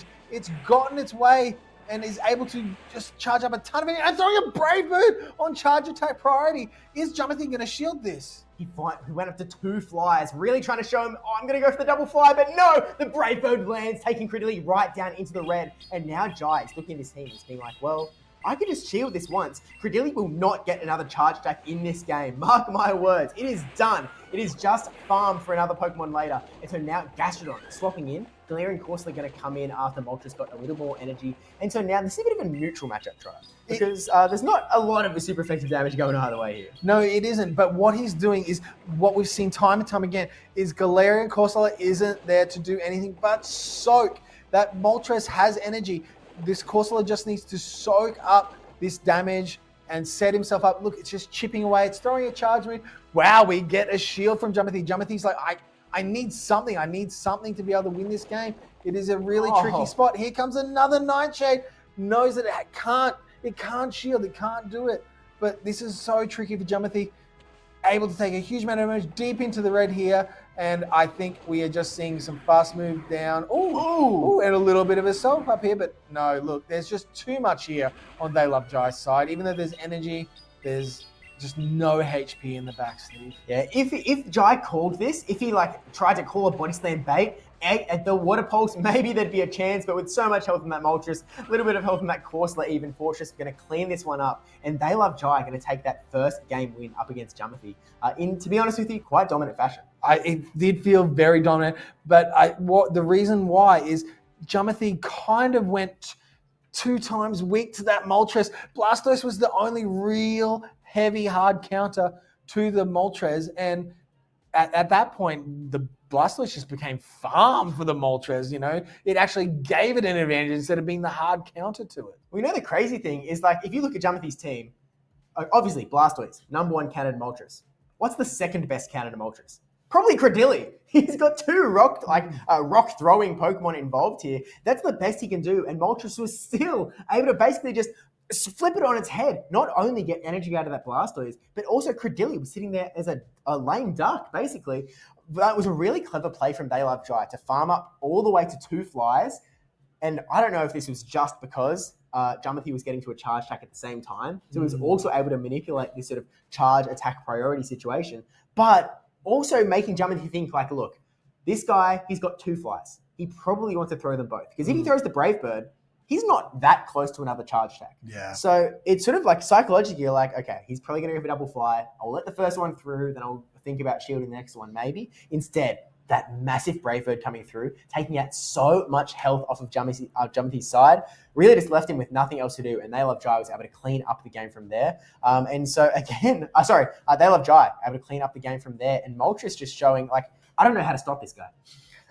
I think what we see from Jumothy is a little bit of a change up. You're going to see that Fortress come out because it does have the neutral bug bites, which come through and put a lot of fast move pressure on there. And we've got Blastoise into Corsola. So again, another fairly neutral matchup.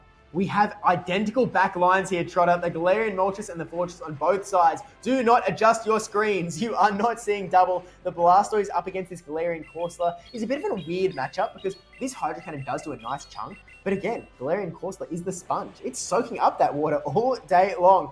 To 3 Hydro Cannons, you can actually take, from if there's no rollout damage involved. Nightshade, though, is going to start to bring this Blastoise down, and both of these trainers are actually going to have to start thinking about shielding, which feels a little bit rough when you're a Galarian Corsola. Yeah, I feel like the pressure is much more on Jumothy here to burn a shield to win this matchup. But this, like we said earlier, maybe you are able to get a soft loss and get enough of an advantage ahead. And here we go. Jumothy is going to be forced to make his decision now. Does he want switch or is he going to let it go? And he is going to let it go. And I believe we will see some sort of farm down here. Is it going to be the Fortress? And yes, going for the extra energy for a Fortress farm down with that Moltres in the back. And this is very useful energy coming through here, Steve. I love this going for Fortress because you get so many more turns of farm from that farm down. And now you're seeing that Fortress mirror match and Jumothy with so much energy ahead can go for this Rock Tomb, debuffing the attack of the opposing Fortress and setting yourself up to basically guaranteed win this matchup and set yourself up for that Galarian Moltres matchup in the back that neither trainer knows yet it is coming. But if you're Jumothy, you are assuming it is back there. Yeah, Jumothy would definitely be assuming it's there. And the other thing you assume is you're praying that it's not the Ninetales. And you elect him to use a shield here on that first Rock Tomb. Wants to keep this, essentially, if it is a Ninetales, is going to need this Fortress. And I think They Love Jai's recognized that. So he's like, maybe I can get another shield. So he's going to invest the shield here in his own Fortress. Oh no! And we've got the switch into the Moltres. And now we are racing to try and get to a Charge Move. Are we going to get to a Rock Tomb or a Fly first? And Fly is the first one to come out. This is really tricky for Jumothy because he has to invest a Protect Shield to get this Rock Tomb off. But now, even if he throws this Rock Tomb, he swaps into Galarian Moltres. They Love Jai is ahead. He has more energy and will get to the charge stacks faster than Jumothy will. This is a very tough position for Jumothy to fight out of, and he's going to have to find something real soon because there's not a lot of game left. Yeah, and now it's basically a race to the Fly versus a race to the Brave Bird because they will need to do huge amounts. Oh, and Jumothy is not throwing. He is not going for a charge attack priority. There's a Rock Tomb debuff here though, Trotter, and maybe, just maybe, if Jumothy's Moltres can survive this, which it can, he actually might be able to get the KO, tries to make a catch onto Fortress, and Jumothy is throwing the energy. This Fly will be more than enough to KO this Fortress. It is now just a hard, simple race. Who can get to the Fly first? Whoever gets that Fly will win this matchup, and it is going to be Jumothy. All this energy, I think this is enough to KO the Galarian Moltres, and Jumothy is going to take the win here. Very well played from Jumothy. Like we said, we alluded to, it was that extra farm down on the Fortress that just set up the rest of the match so well. Jumothy knowing how much damage that Brave Bird was going to do to his own Galarian Moltres and was still in the point where he's like, I'm comfortable to take this. I'm comfortable to do it, and then I'm going to win with my Moltres. So very well played. Great knowledge, understanding the amount of damage you're going to be taking, especially after a debuff. Without that debuff, you can't take it. So very well done. Yeah, it was actually a really smart shield from Jumothy. Shielding up that Fortress, it was on such low HP just to be able to get that Rock Tomb off. Because by getting that Rock Tomb off, you could comfortably sit there going, I can eat a Brave Bird. I will be able to get to the Flies that I need. It's just great win condition identification coming in from Jumothy, really showing what he can do on the battlefield and really just telling to Jai, like, hey, you think you can win with an energy advantage on Moltres? So can I. We have the same team here. We have the same mind. We're really trying to work out how to play this the exact same way. And now it is all going to come down to a decisive game, number 3, in this winners semifinals. Jumothy, They Love Jai. I love this matchup. I love it. And, as much as I hate mirror matches, I'm going to come out and say that both trainers are going to run Moltres, Fortress, and Blastoise. It's going to be whether they line up equally into each other or not, but I think they're really going to look at those three and identify them as a really strong I guess, core group against each other. And it's going to come down to those really fine little details of who is someone going to win charge attack priority? Is there enough to get a farm down? And here we go. We are not taking any time, and we have Fortress mirror match. Oh, you're almost right. We have a Credilli on Jumpy's side here, which Jumpy is going to be sitting here so happy because Jai's Fortress is not up against his Credilli, which is great news for him. Very good news. And both going for the Rock Tomb. And we have They Love Jai winning charge attack priority. So this sets up Jumpy They Love Jai for winning this matchup. And a very early shield invested here for Jumpy. Yeah, Jumpy's clearly identifying that this Fortress was so important in that last game. He may want that little bit of Rock Tomb debuff damage for later. And so we see Jai swapping Ants in that Blastoise, which just lets Jumpy come into this Credilli. This is an Acid Credilli, so it is a little bit slower than its Bullet Seed counterpart, but it still has that potent Grass Knot that can do just as much damage to the Blastoise and can take a Hydro Cannon to boot. Can take a Hydro Cannon, but doesn't want to take too many more, and is going for the Grass Knot. So will They Love Jai? Oh, an instant no shield from They Love Jai. Must be very confident that it's going to survive this Grass Knot from Credilli, and does. You know what he's confident in? He's confident in his Moltres. He's saving all of his shields for that back lineup. This Hydro Cannon is going to connect to this Credilli though, and actually going for an undercharge. And I actually love this play. Credilli is sitting there. He's going to get to a charge move anyway. He's not even tapping. He's letting it farm him down because he wants all of this energy on the Fortress. He can tank a Rock Tomb onto this Fortress and we get a full farm down, which means Jumpy is going to swap out. He's going to switch lock himself. Fortress can get a Rock Tomb. Oh no! He's going to go straight for the Moltres instead! Straight into the Moltres, and now we are going to see a Rock Tomb trying to get there. Does he get the overhand? Oh, he's just ahead of the fly. So we will see a debuff here, and now I think Jai, not having a charge attack priority, is going to farm up a little bit more energy. He's not going to look at flying this fly straight away. But even those Bug Bites are doing a large amount of damage here, and there's the double fly.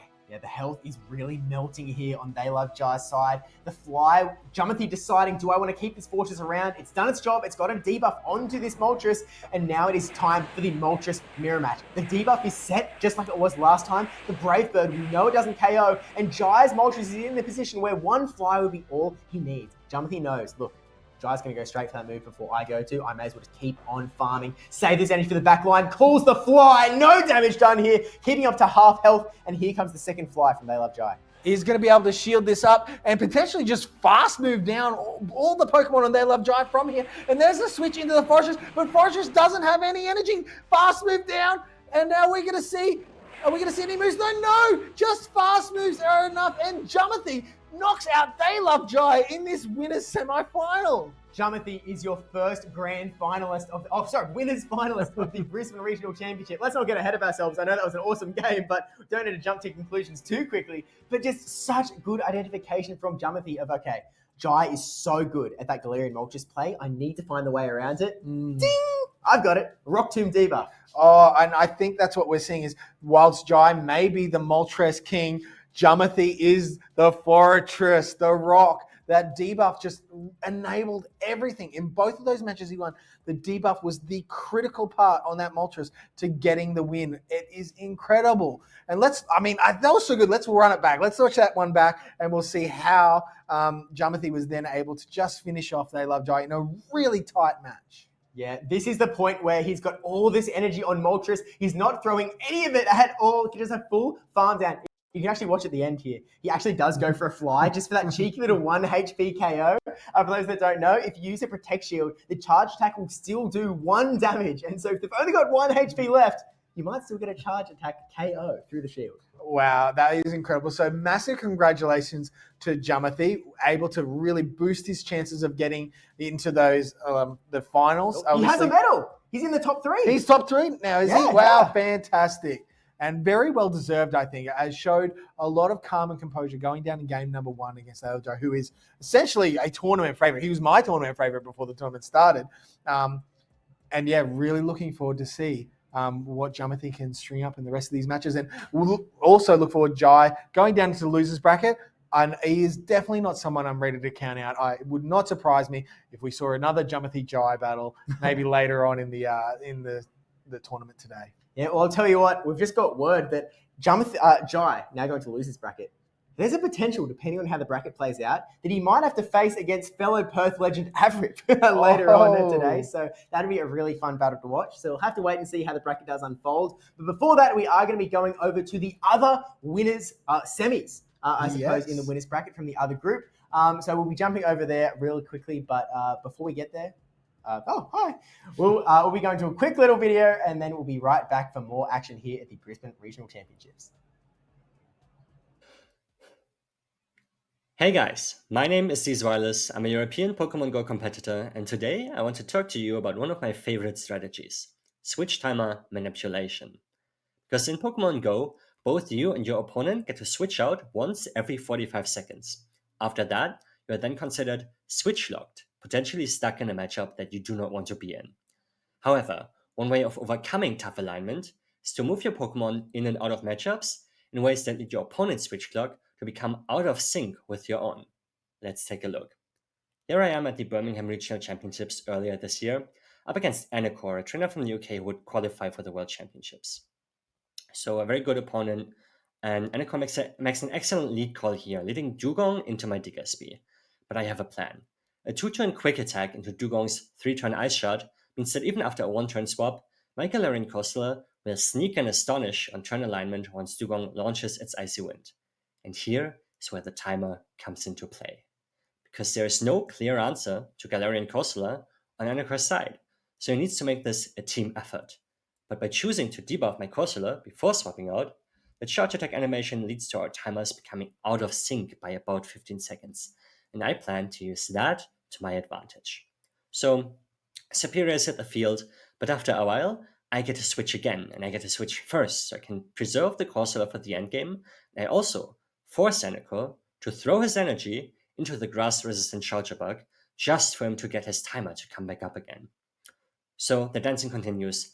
Unovan Stunfisk attempts to lock down the Charger Bug, but our buggy little friend has been able to farm a lot of cheap energy against the Superior and its Vine Whips, allowing Diggersby to pivot in on the desync. We just take one Mud Bomb, we then stall the timer a little more with an X-Scissor of our own, and we will finally find the one matchup where our Diggersby thrives, which is against that Unovan Stunfisk. We don't even want to throw energy against it. We just want to get the energy, so once the switch clock comes up for Anacor again, we are able to stall it ourselves. So we land some good damage into the Dugong. This is going to be helpful, but our switch timer is not yet up, but it will come up before Anacor's will. So we throw one more move on good timing.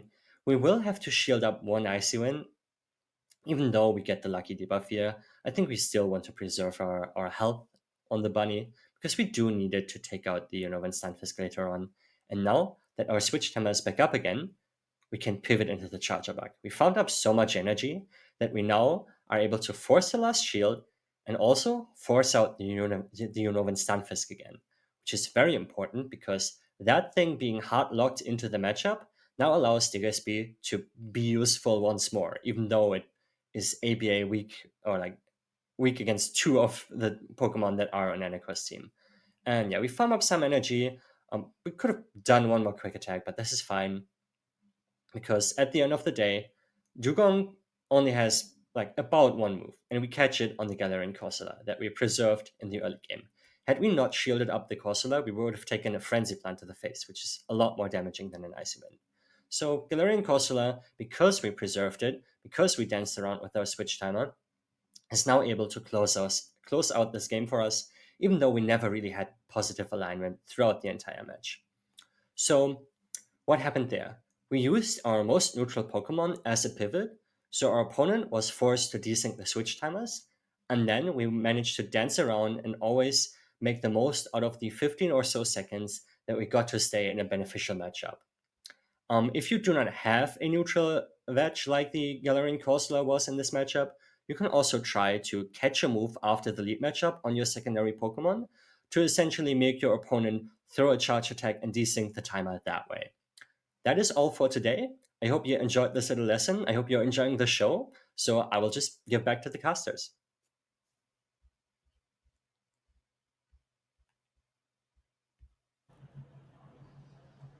Welcome back, trainers. What a exceptional round of battles we just saw with They Love Jai and Jamathi. Really, the battle of the birds, of the Moltres against each other, fortress on fortress action. It was everything you want from a winner's semi. Winner's semi, yeah. Winner's semi or a group final, basically. And so that means that Jamathi is going through to the winners finals. But before we get there, we need to go to the other winners semi or the group final, which is going to be between two local legends of locals themselves, actually, which is Rick Flareon and Gone 1001. Both two staples of the Australian PvP scene. They really have been at the forefront of the regionals scene since inception. Rick Flareon, one of the very first regional winners. The first. Well, that's one of the very first, is it not? Gorn 1001 is someone who is always on the cusp of greatness. Gorn has had so many close finishes in top 4 situations where he doesn't quite get to that podium position. And I think Gorn is really hungry to prove his worth today. And he's out for, that title. Yeah, there are very few players in the Australian community that do more scrims and more preparation than Gone 1001 does. If the Pokemon has been thought of to be in the meta, Gone has practiced with it. If there is a practice tournament or a channel on Discord to do practice tournaments, Gone is in it.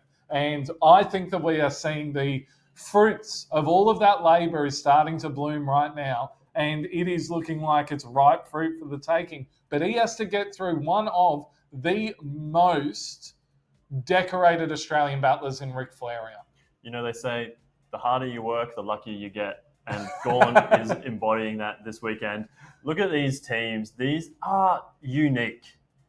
So unique. In fact, the only thing that I have in common is the Unhoven Stunfisk. You're right. The only thing in common is Unhoven Stunfisk. And guess what? There's no Credilli on either team, Yes. Fishy Legs. Get rid of that guy. Hate to see him around. But we do see that Furret and Florges. I really do like Florges, but I don't know if this is the matchup for it. Yeah, it's an interesting matchup here because Florges actually has got a pretty good... It actually is a pretty good matchup into Shadow Talonflame that we see on Gone 1001's team. It has a dominant matchup into the Pangoro.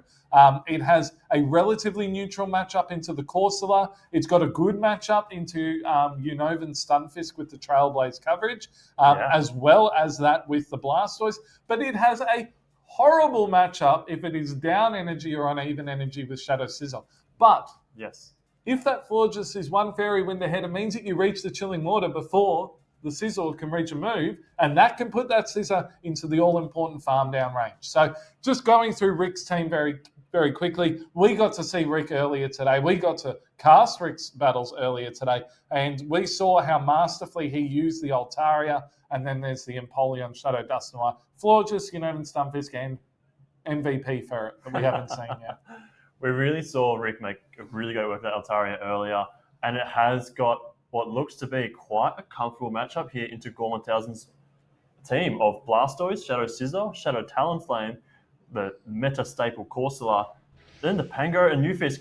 And here we go, we're getting into our very first matchup. We've got the Florges in the lead versus the Corsola. This is quite neutral. This is the opportunity for Rick to start capitalizing on getting those debuffs through. Yep, the Chilling Water move, which came through in a very recent community day, debuffs the attack by one stage, and it looks like Rick is going to go all the way, and he's actually throwing the Trailblaze. So throwing it after 7 Fairy Winds, which is optimized timing, throwing the Trailblaze, looking to boost the damage. I don't know this matchup as well as I should, so I'm not exactly sure the reasoning behind it, but Rick clearly does as he's shielding up this first Nightshade. I think the potential to carry on throughout other matchups with that attack boost and then also boost the Chilling Waters, then now you're just debuffing the attack of that Corsola while also doing more damage after that Trailblaze boost. It's such a dynamic Pokemon, the Florges. And you know what's even better for Rick Flareon is that the Scizor is in the back and it's not going to get aligned. Yeah, that's right. The Sizzle's not going to get aligned onto this floor. Just Gorn is throwing the Nightshade into the floor just now, and this is not going to be enough to be able to KO. We see the one Fairy Wind always optimized timing and then the Chilling Water coming through. This is going to KO. I imagine that Gorn is looking for a way to try and build some extra energy on one of his Pokemon. I imagine it will have to be the Sizzle. Comes in one Bullet Punch and down. Sizzle, the One Punch Man, comes in now with the Unova Stunfisk. This is a good matchup for Stunfisk. You just have to watch for that really heavy hitting Trailblaze. Gorn is going to have to make a call here. He's going to shield this Mud Bomb. It would do a large chunk of neutral damage to this really squishy Scizor. And now we're getting to that Trailblaze. Rick has to make a call. Does he shield the first one? It's not going to do as much damage as the second one would. He's going to shield it up. This makes a lot of sense because now he's going to outpace to a move here, and he's going to throw the Mud Bomb, which is going to threaten a knockout on the Sizzle. But Gorn, knowing that his Sizzle is boosted, is going to stay in here and know that he is going to be able to throw a Trailblaze that would completely take it out. Goes for the catch. Rick goes for the catch on his Altaria, but isn't able to get it. And amazing patience by Gorn not to just throw immediately. And this is looking really dire for Rick Flareon. Rick was looking to be in a really great position until he missed this catch. Now he's going to eat 2 boosted Night Slashes from the Scizor, and he's losing a lot of health in his Altaria really rapidly. And now you have the spammy Pangoro in the back that can make advantage of a farm down against this. Oh, it doesn't even get to the move. The Scizor cleans it up. This is very scary for Rick Flareon.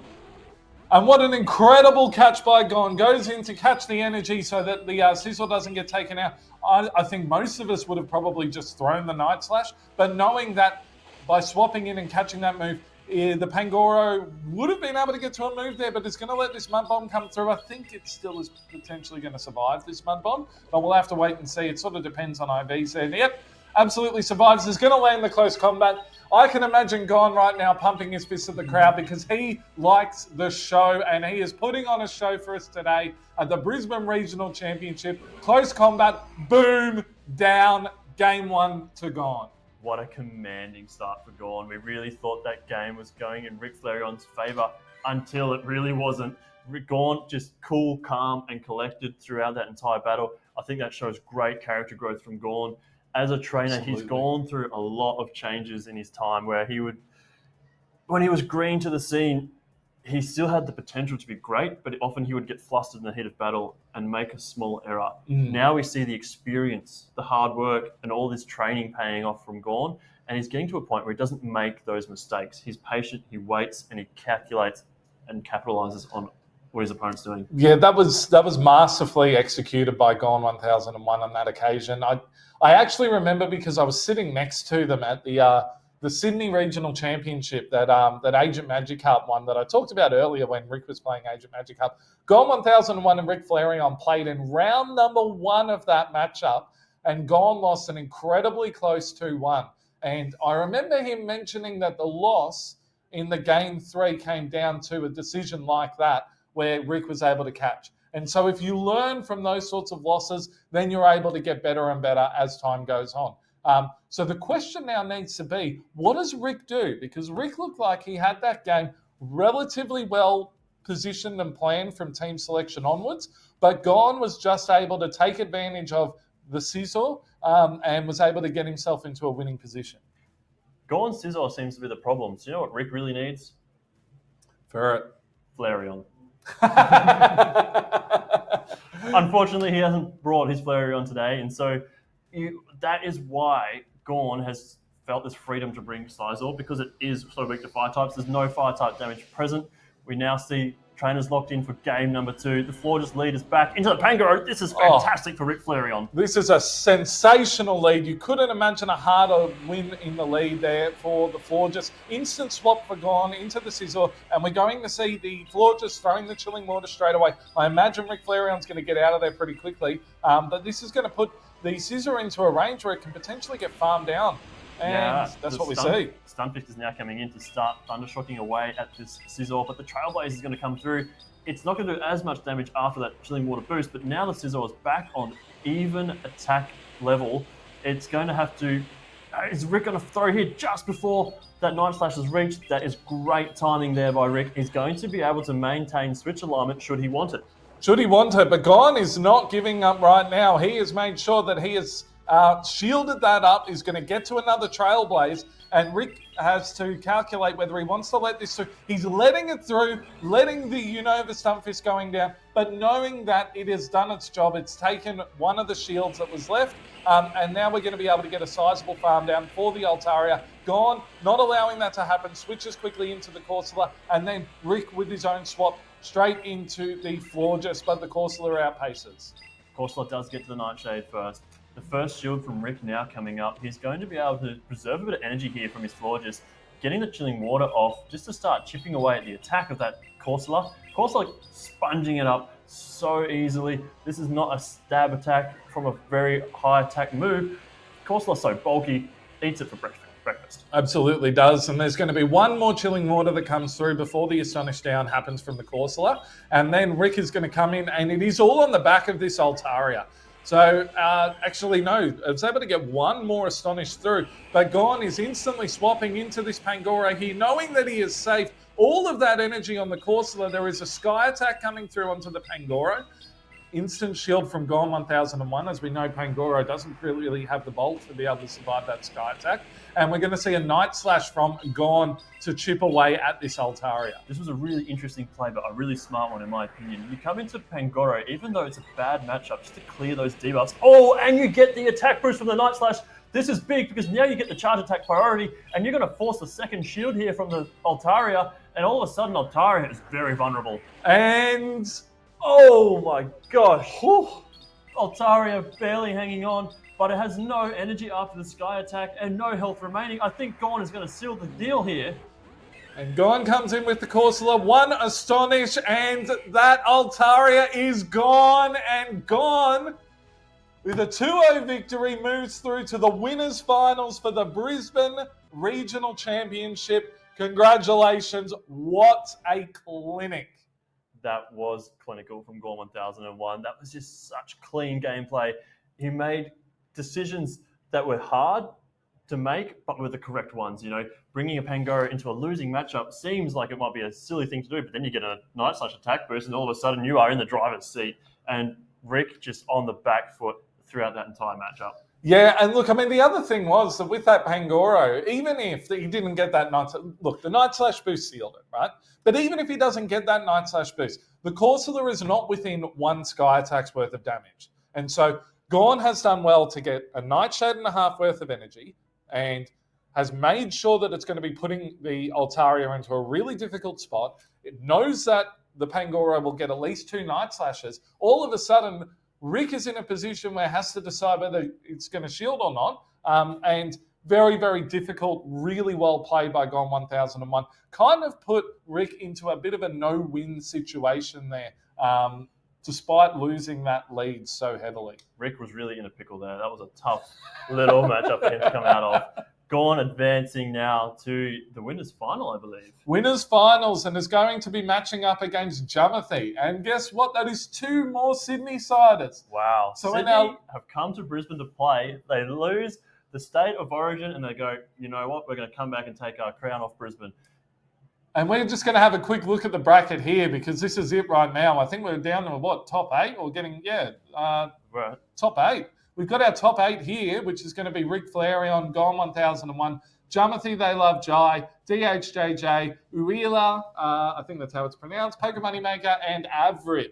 And so Gon 1001 and Jamathi are going to be playing in the winners' finals. I think that that's going to be a little ways down the road because we're now going to head down to the losers bracket so that we can have a look at some of those matches down there. DH, JJ92 and Uela. I actually don't know a huge amount about either of those trainers. I believe Uela is one of the Japanese battlers who was running the Shadow for Alligator. Oh, of course, of course. So I'm very hopeful that we get to see him on stream. And I think DHJJ is also flown in from somewhere else in the APAC region, whether it might be, perhaps is it either Korea or Singapore? Yeah, might be Korea. Although I think Yadaruna was going to be flying in from Korea and then the flight, there was an issue with the flight. So I'm not sure, not too sure. But we know Pokey Moneymaker and Avrit. That is for sure. And I believe that they're the 2 that are up next. Fantastic. I'm excited to see. Is this a rematch from Perth? This is a rematch from the Perth.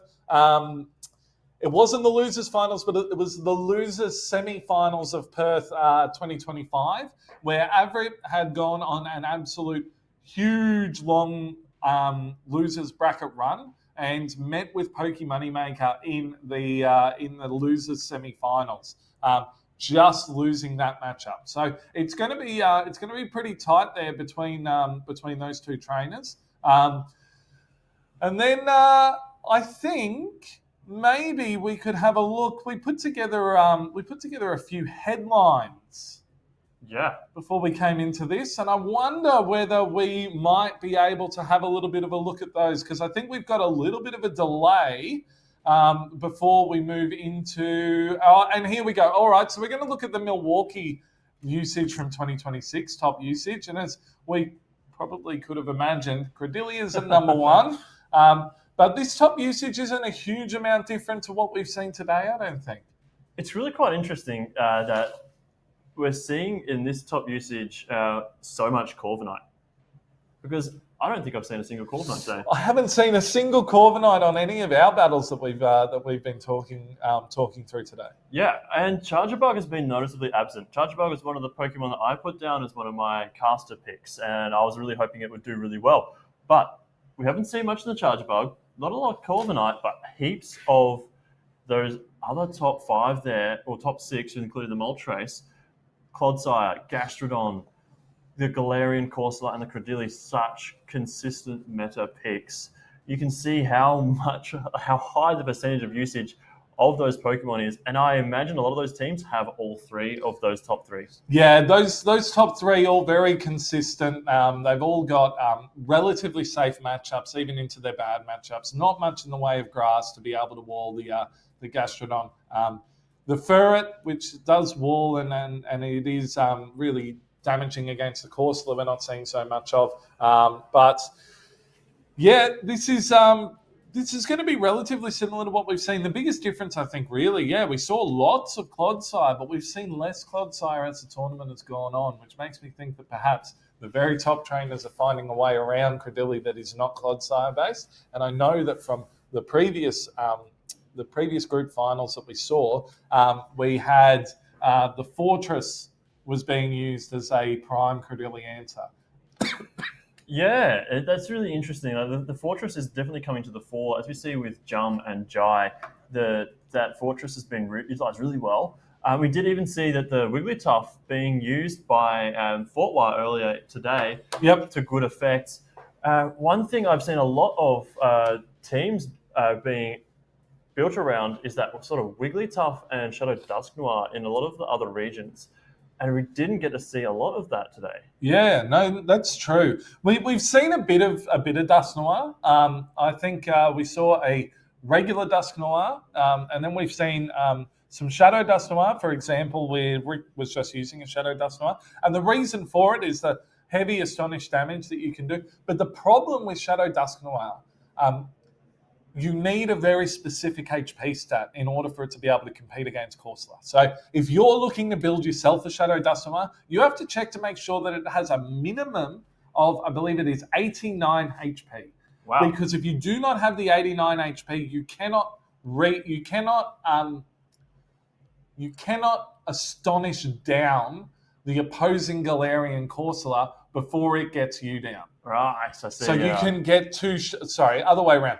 You can't get the 2 Shadow Punches to get both shields from Galarian Corsola because you can't survive 8 Astonishes from a Galarian Corsola. So make sure if you're looking at that Shadow Dusknoir that you get that 89, or I believe it's 89 or 90 HP stat. And that might be one of the reasons that a lot of trainers aren't actually bringing it, because they know this tech. And this is the sort of thing that these really great trainers that are competing in the circuit are able to they know, and that's the reason that that can those RVs can sort of dictate exactly what they choose to bring along. And if this is something that you're looking at wanting to be joining and to be competing in moving forward, that's what I would probably recommend that you do, is you look at some of this sort of little stuff, because that can help to narrow your mind in terms of how you're going to build your team, and then that practice will make perfect. Absolutely.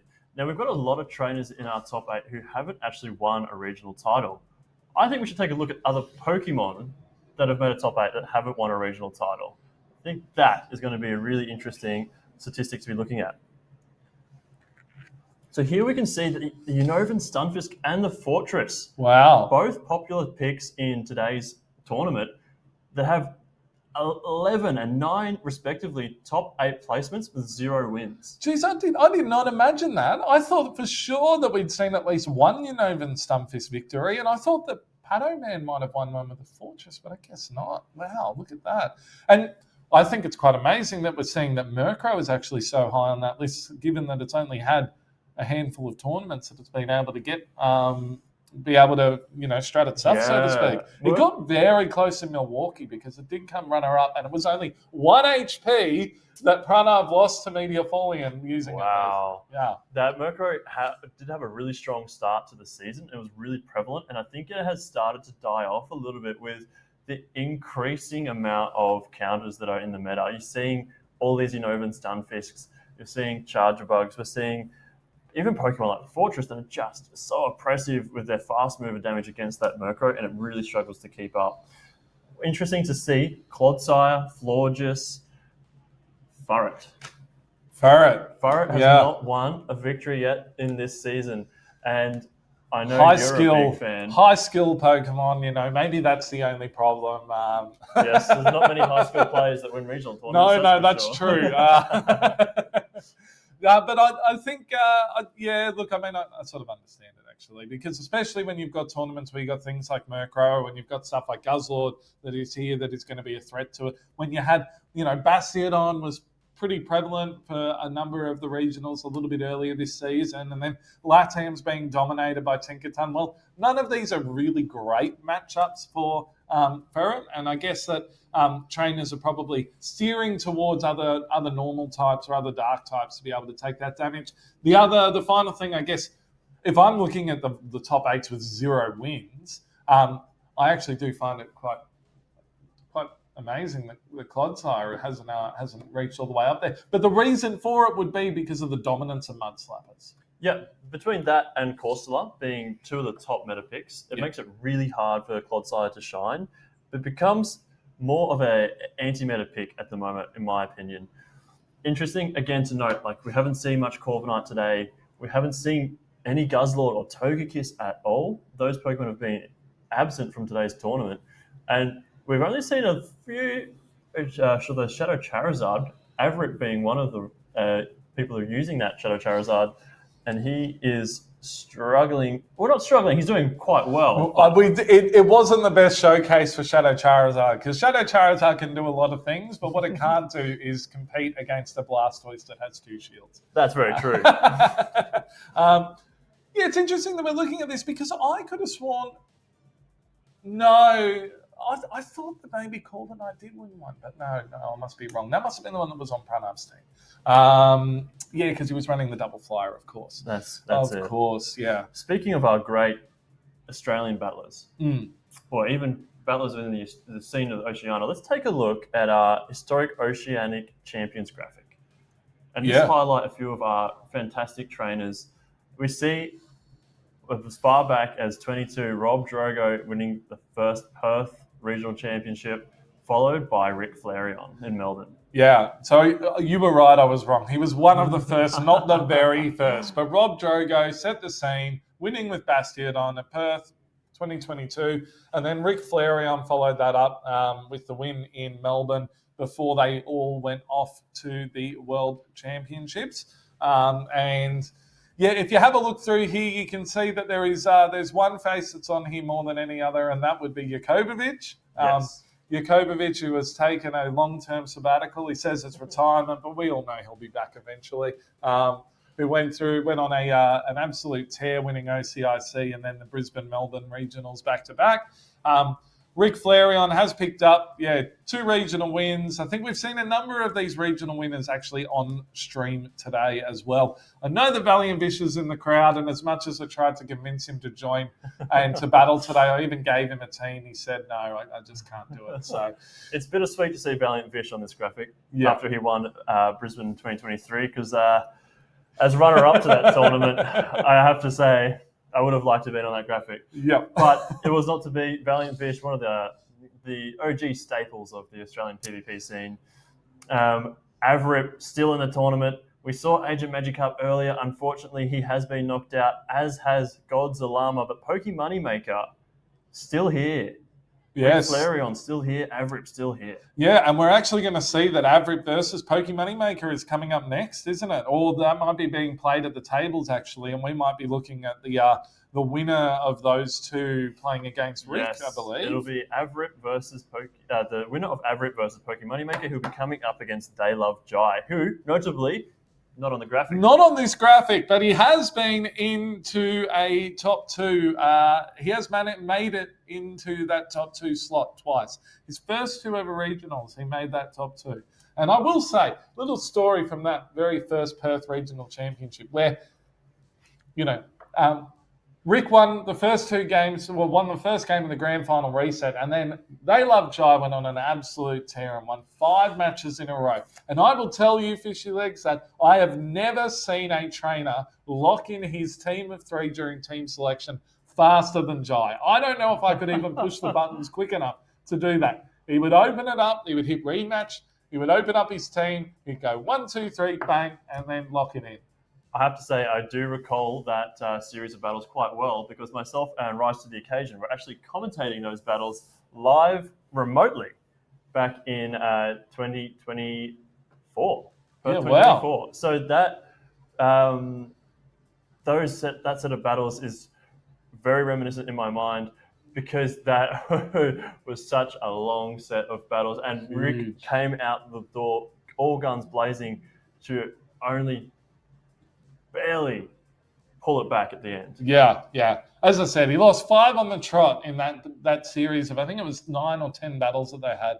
And then he managed to win the last 3, reverse straight sweeping the grand final reset. And, for me, who's followed Rick's career pretty closely, it's funny because you have a look and a lot of his best performances were always based around the use of either Registeel or Shadow Swampert. Yes. And it was just poetry, the fact that Game 5 came down to a Shadow Swampert mudshotting down.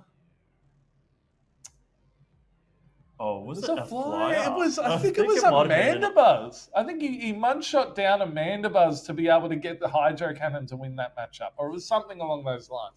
It was spectacular, and we were all going nuts after that.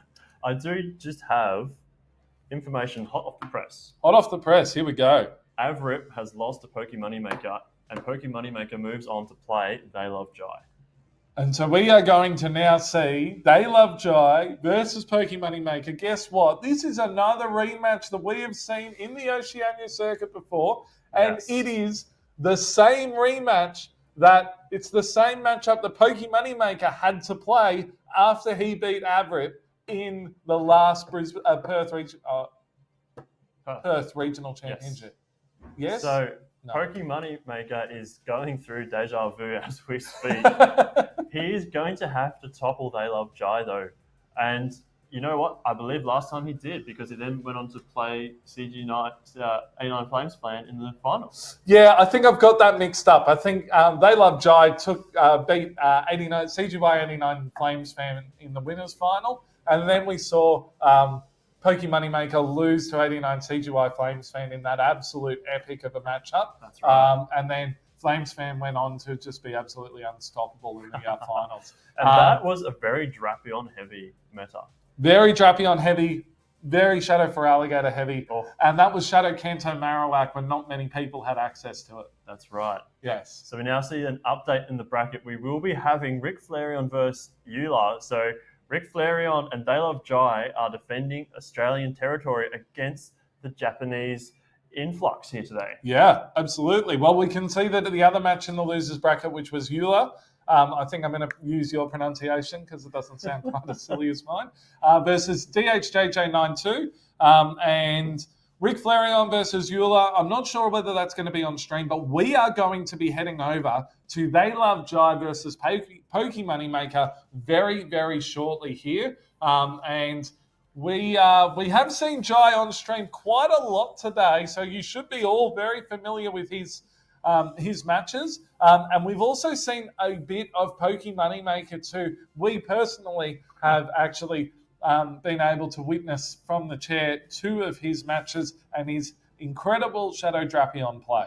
Absolutely. We know Poke Moneymaker loves that Shadow Drapion. He just absolutely pulls teams apart with his play with that Shadow Drapion. He just finds ways to build energy, strip shields, put switch in his favor, and then even set up his Pokemon for the backline to finally, close out the battle with a sweeping Pokemon. Yep. Whether it's the Shadow Annihilate that we've seen before, or perhaps this time finally, the Fearow. The Fearow. Well, looking at what happened in the previous matchup with They Love Jai and Poke Moneymaker, They Love Jai was able to utilize the Fortress as opposed to trying to use the Gastrodon. I think that I speak for most people when I say if I looked at these teams, I would be thinking to myself, I got to get my Gastrodon onto that Drapion if I'm going to win. But rather than doing that, They Love Jai actually leant into the Fortress, into the Bug Bites, and was able to get through with some pretty spectacular win con recognition.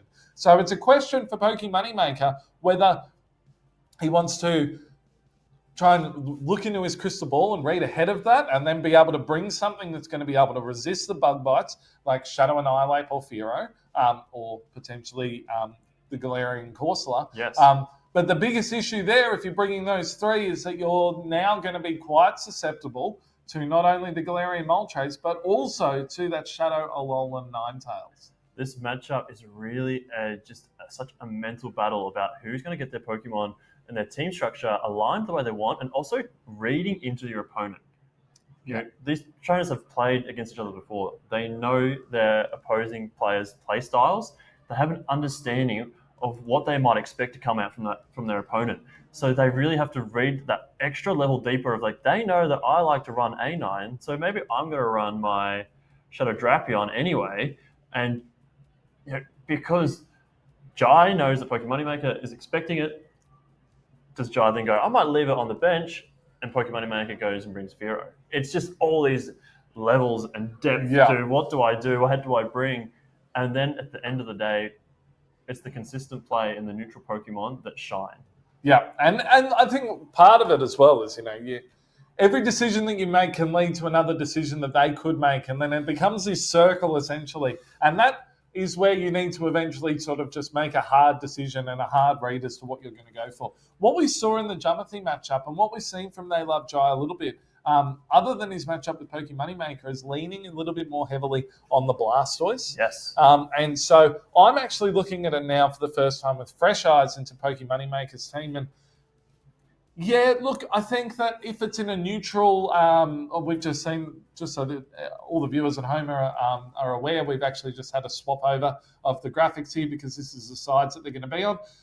The Blastoise and the rollout is not necessarily great for a few of these matchups. You really don't want to be low on energy with the Shadow Annihilate coming in. You don't want to be low on energy with the Credilli on you, and you don't want to be low on energy with the Gastrodon coming in. However, if you have got 2 or 3 of those rollouts through already, you're getting yourself to a point where you can start threatening everything on that team with the Hydro Cannon. That's right. Because nothing is resisting Hydro.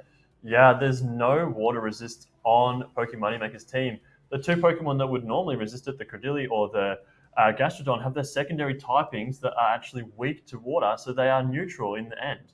So it's really about, for They Love Jai, capitalizing on where he can use those Hydro Cannons to do the most amount of damage effectively, but also utilizing the Blastoise in a way that doesn't get caught in those unfavorable matchups. Absolutely.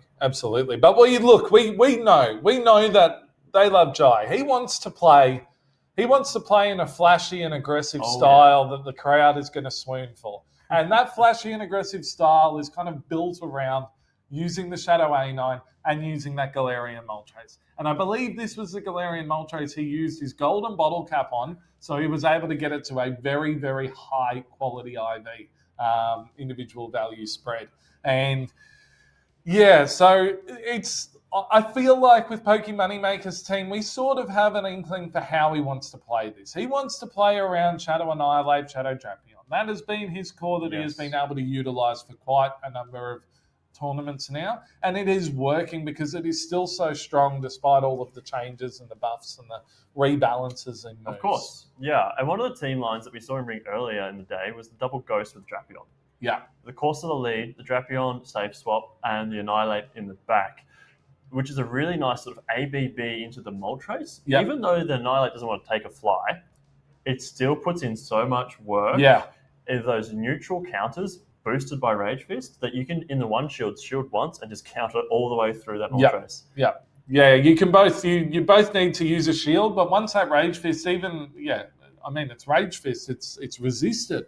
But if you let that Rage Fist through, there's no chance that you're going to be able to get on top there. So a lot of what Jai's team is, it's about getting ahead on energy early in order to be able to sweep in endgame. Whereas for Pokemoneymaker, there is so much aggressive and there is so much aggressive and dangerous damage that he can output so quickly. Oh yeah. Because there is a lot of Pokemon that are reaching those hard hitting moves in 10 or 12 turns. Yes.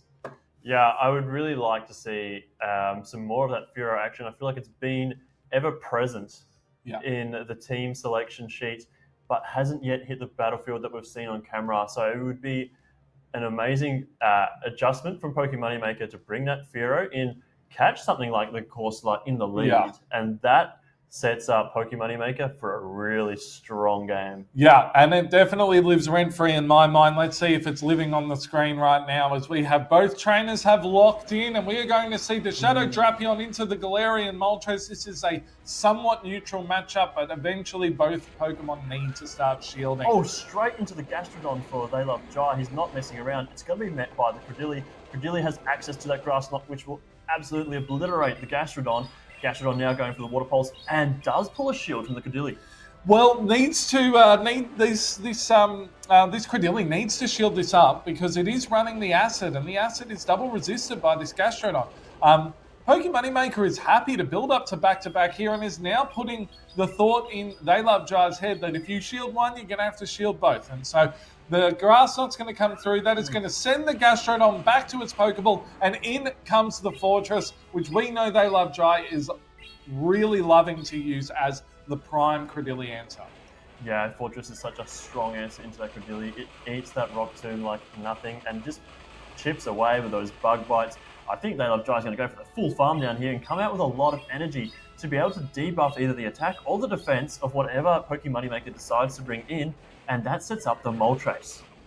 Yeah, well, look, I mean, we've seen this play before where he eats the two Rock Tombs, he puts it into a range where then Moltres is able to put one Sucker Punch in to take it out.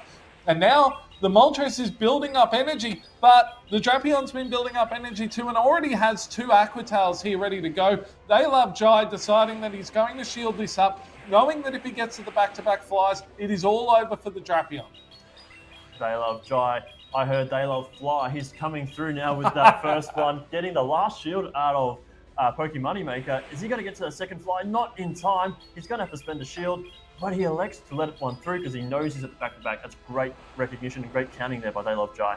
Yeah, fantastic recognition there. He's going to put in another Sucker Punch through. He's going to shield up. Look, the play is in with the Moltres right here. There is quite a bit of energy on that Shadow Fortress, and we're going to see the... we're going to see that the Galarian Corsola has come in, but the Galarian Moltres has got a lot of energy here, and the fly is being thrown by They Love Jai. I imagine he's going to instant swap here, or he might just throw a second one straight away. He might throw his two straight away and then rely on the energy he's banked on the Fortress to finish off the Drapion in the back. We see the second fly coming through. Oh, gee, this is going to be closest to whether it KOs or not. Doesn't quite KO. Not KO. He's going to let the Moltres go down here to the Nightshade. This is going to give an extra couple of Bug Bites to that Fortress. but is it going to have enough damage to finish off that half-health Drapion and back? This is going to be incredibly close here because the Drapion's not on a move. He's going to throw the Rock Tomb straight away. This is going to be enough to put it in a Bug down range, and there is still 2 Poison Stings away from the Aqua Tail. They love Jai. Excellent game recognition, win con recognition. Fantastic. Takes the 1-0 lead. Wow, what a strong performance there from They Love Jai. What looked like a tough lead, leading the Moltres into the Drapion, because up shields, that's a tough matchup for the Moltres. You're getting outpaced so quickly to then pivot straight into a Gastrodon, which most of us would not consider a very safe swap because it has that 4 times weakness to Grass, but there's no Grass fast attack damage coming from Pokemoneymaker's side. Yeah. So what a great recognition there by Jai, and then also having the Fortress in the back. He baited out the Credilli, managed to get his Fortress on the Credilli.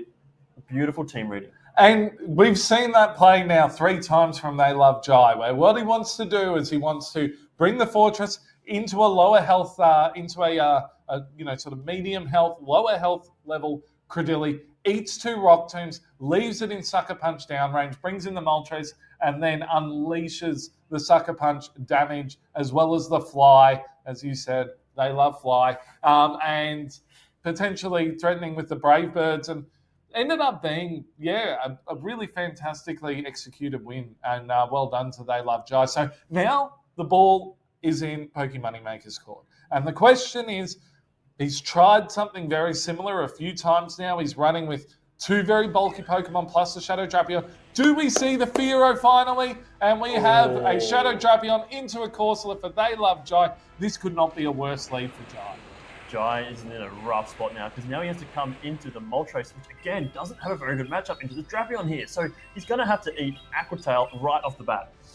And the Aqua Tail is going to start chipping away as he sees Poison Stings, but the Moltres staying in. Well, the Moltres has to stay in, but Pokemoneymaker's deciding to stay in with the Drapion as well, understanding that you wouldn't be bringing in the Moltres into the Drapion unless he has got something as a hard answer like Gastrodon or Fortress in the back. That's right, and we do see the Fortress and the Corsola in the back for They Love Jai. Pokemoneymaker, though, also has his Corsola in the back with that Shadow Annihilate. So it's that double ghost with the Drapion line a version of that we saw from earlier. We now see the Fortress coming in.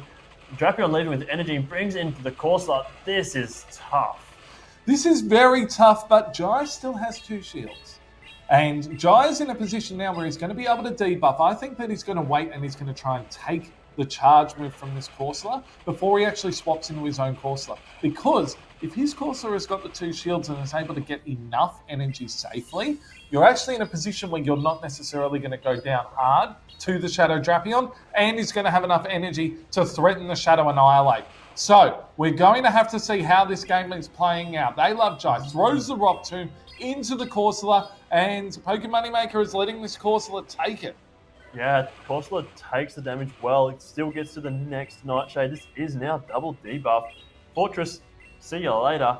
Then it's Jai letting it go into his own Corsola. He's putting it all on the back of his own Corsola, but there is a lot of Drapion to chew through. There is a huge amount of energy on this Drapion too. It's almost maxed out in energy and has 2 back-to-back crunches, and the crunch goes unshielded despite having 2 shields.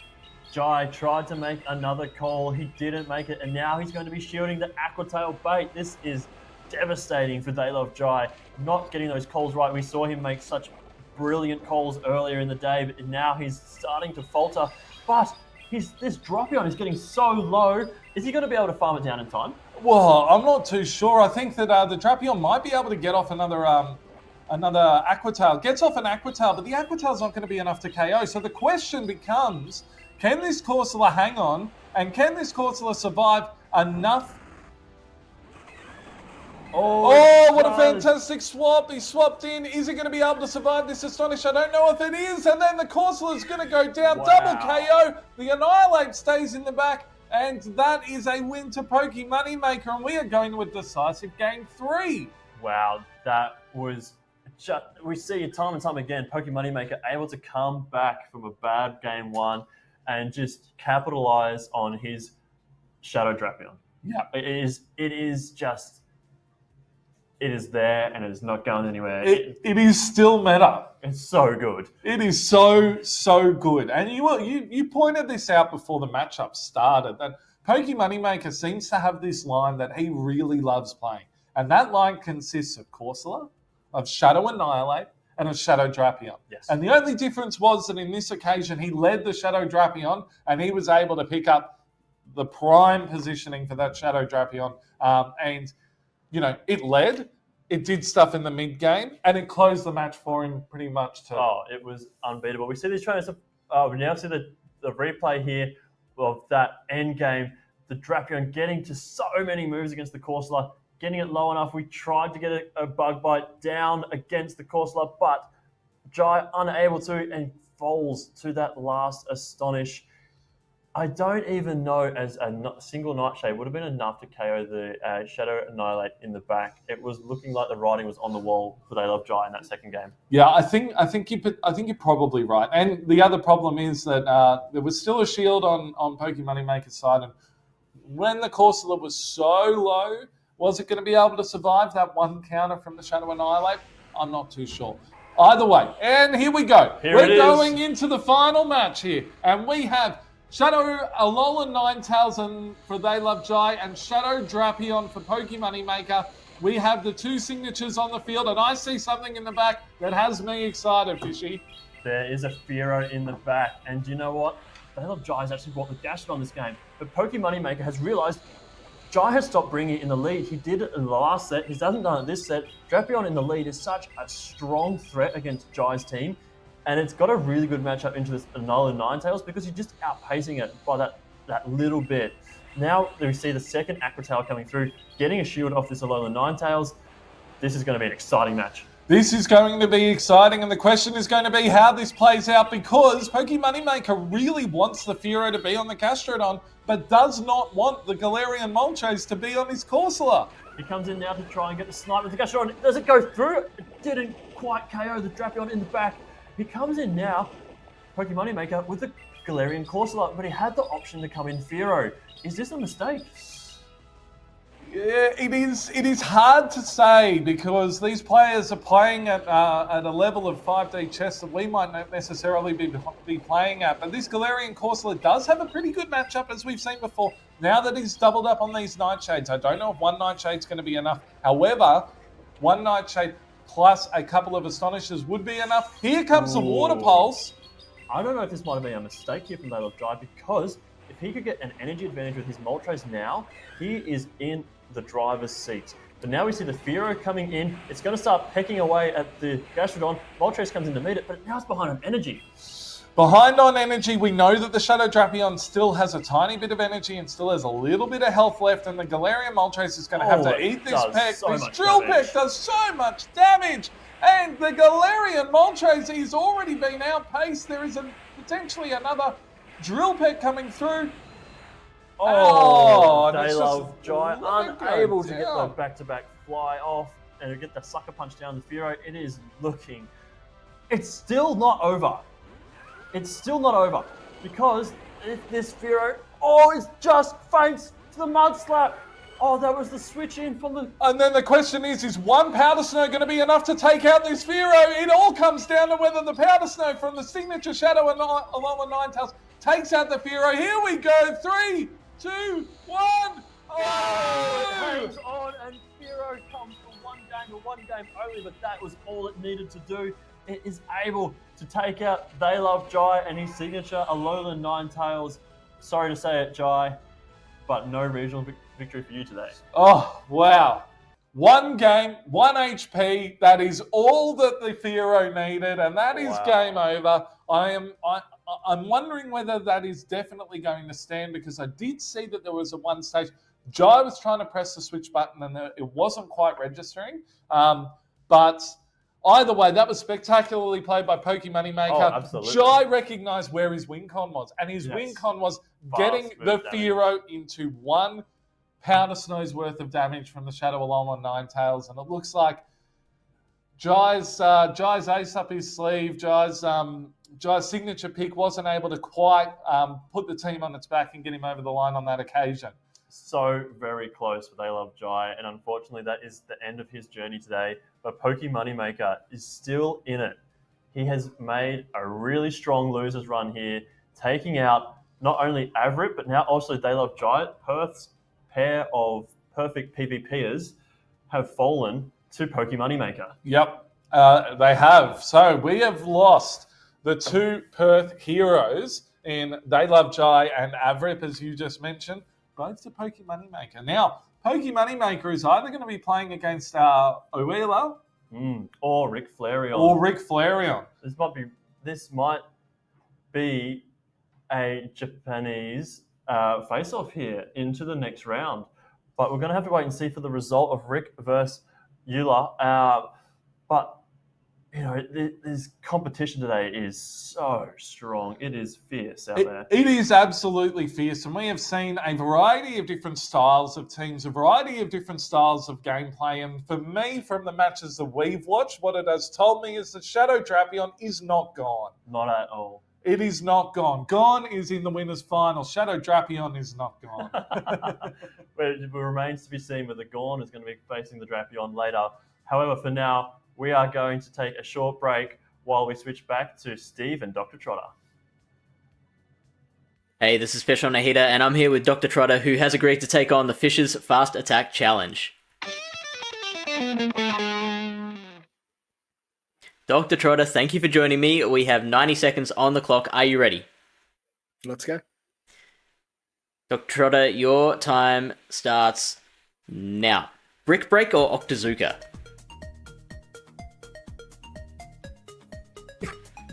What do you prefer? Octazooka. One hobby you have outside of Pokemon Go? Fishing. What city doesn't currently have a regional that should have a regional? Darwin. Highest GBL leaderboard placement? Ooh, I think I got in the 400s at one point. Nice. Well overachieved. Which type would you be? I would definitely be a Fairy Dark type. Which Pokemon do you wish was better in PvP? I really significantly wish that Crawdaunt was far better. Ooh, I like it. Who's the best battler in Oceania? The bet in Oceania, that's a very large area. I'll probably say 89 Calgary Flames fan at the moment. He is, all right. As of today, rank 1 on GBL leaderboards. He is. Best Go Battle League meta outside of Great League? Fantasy Cup.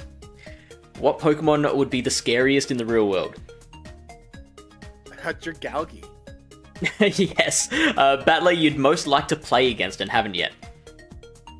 Ooh, Anywhere in the world. I would love to battle against Inadequates. Yeah. Proudest moment in PvP?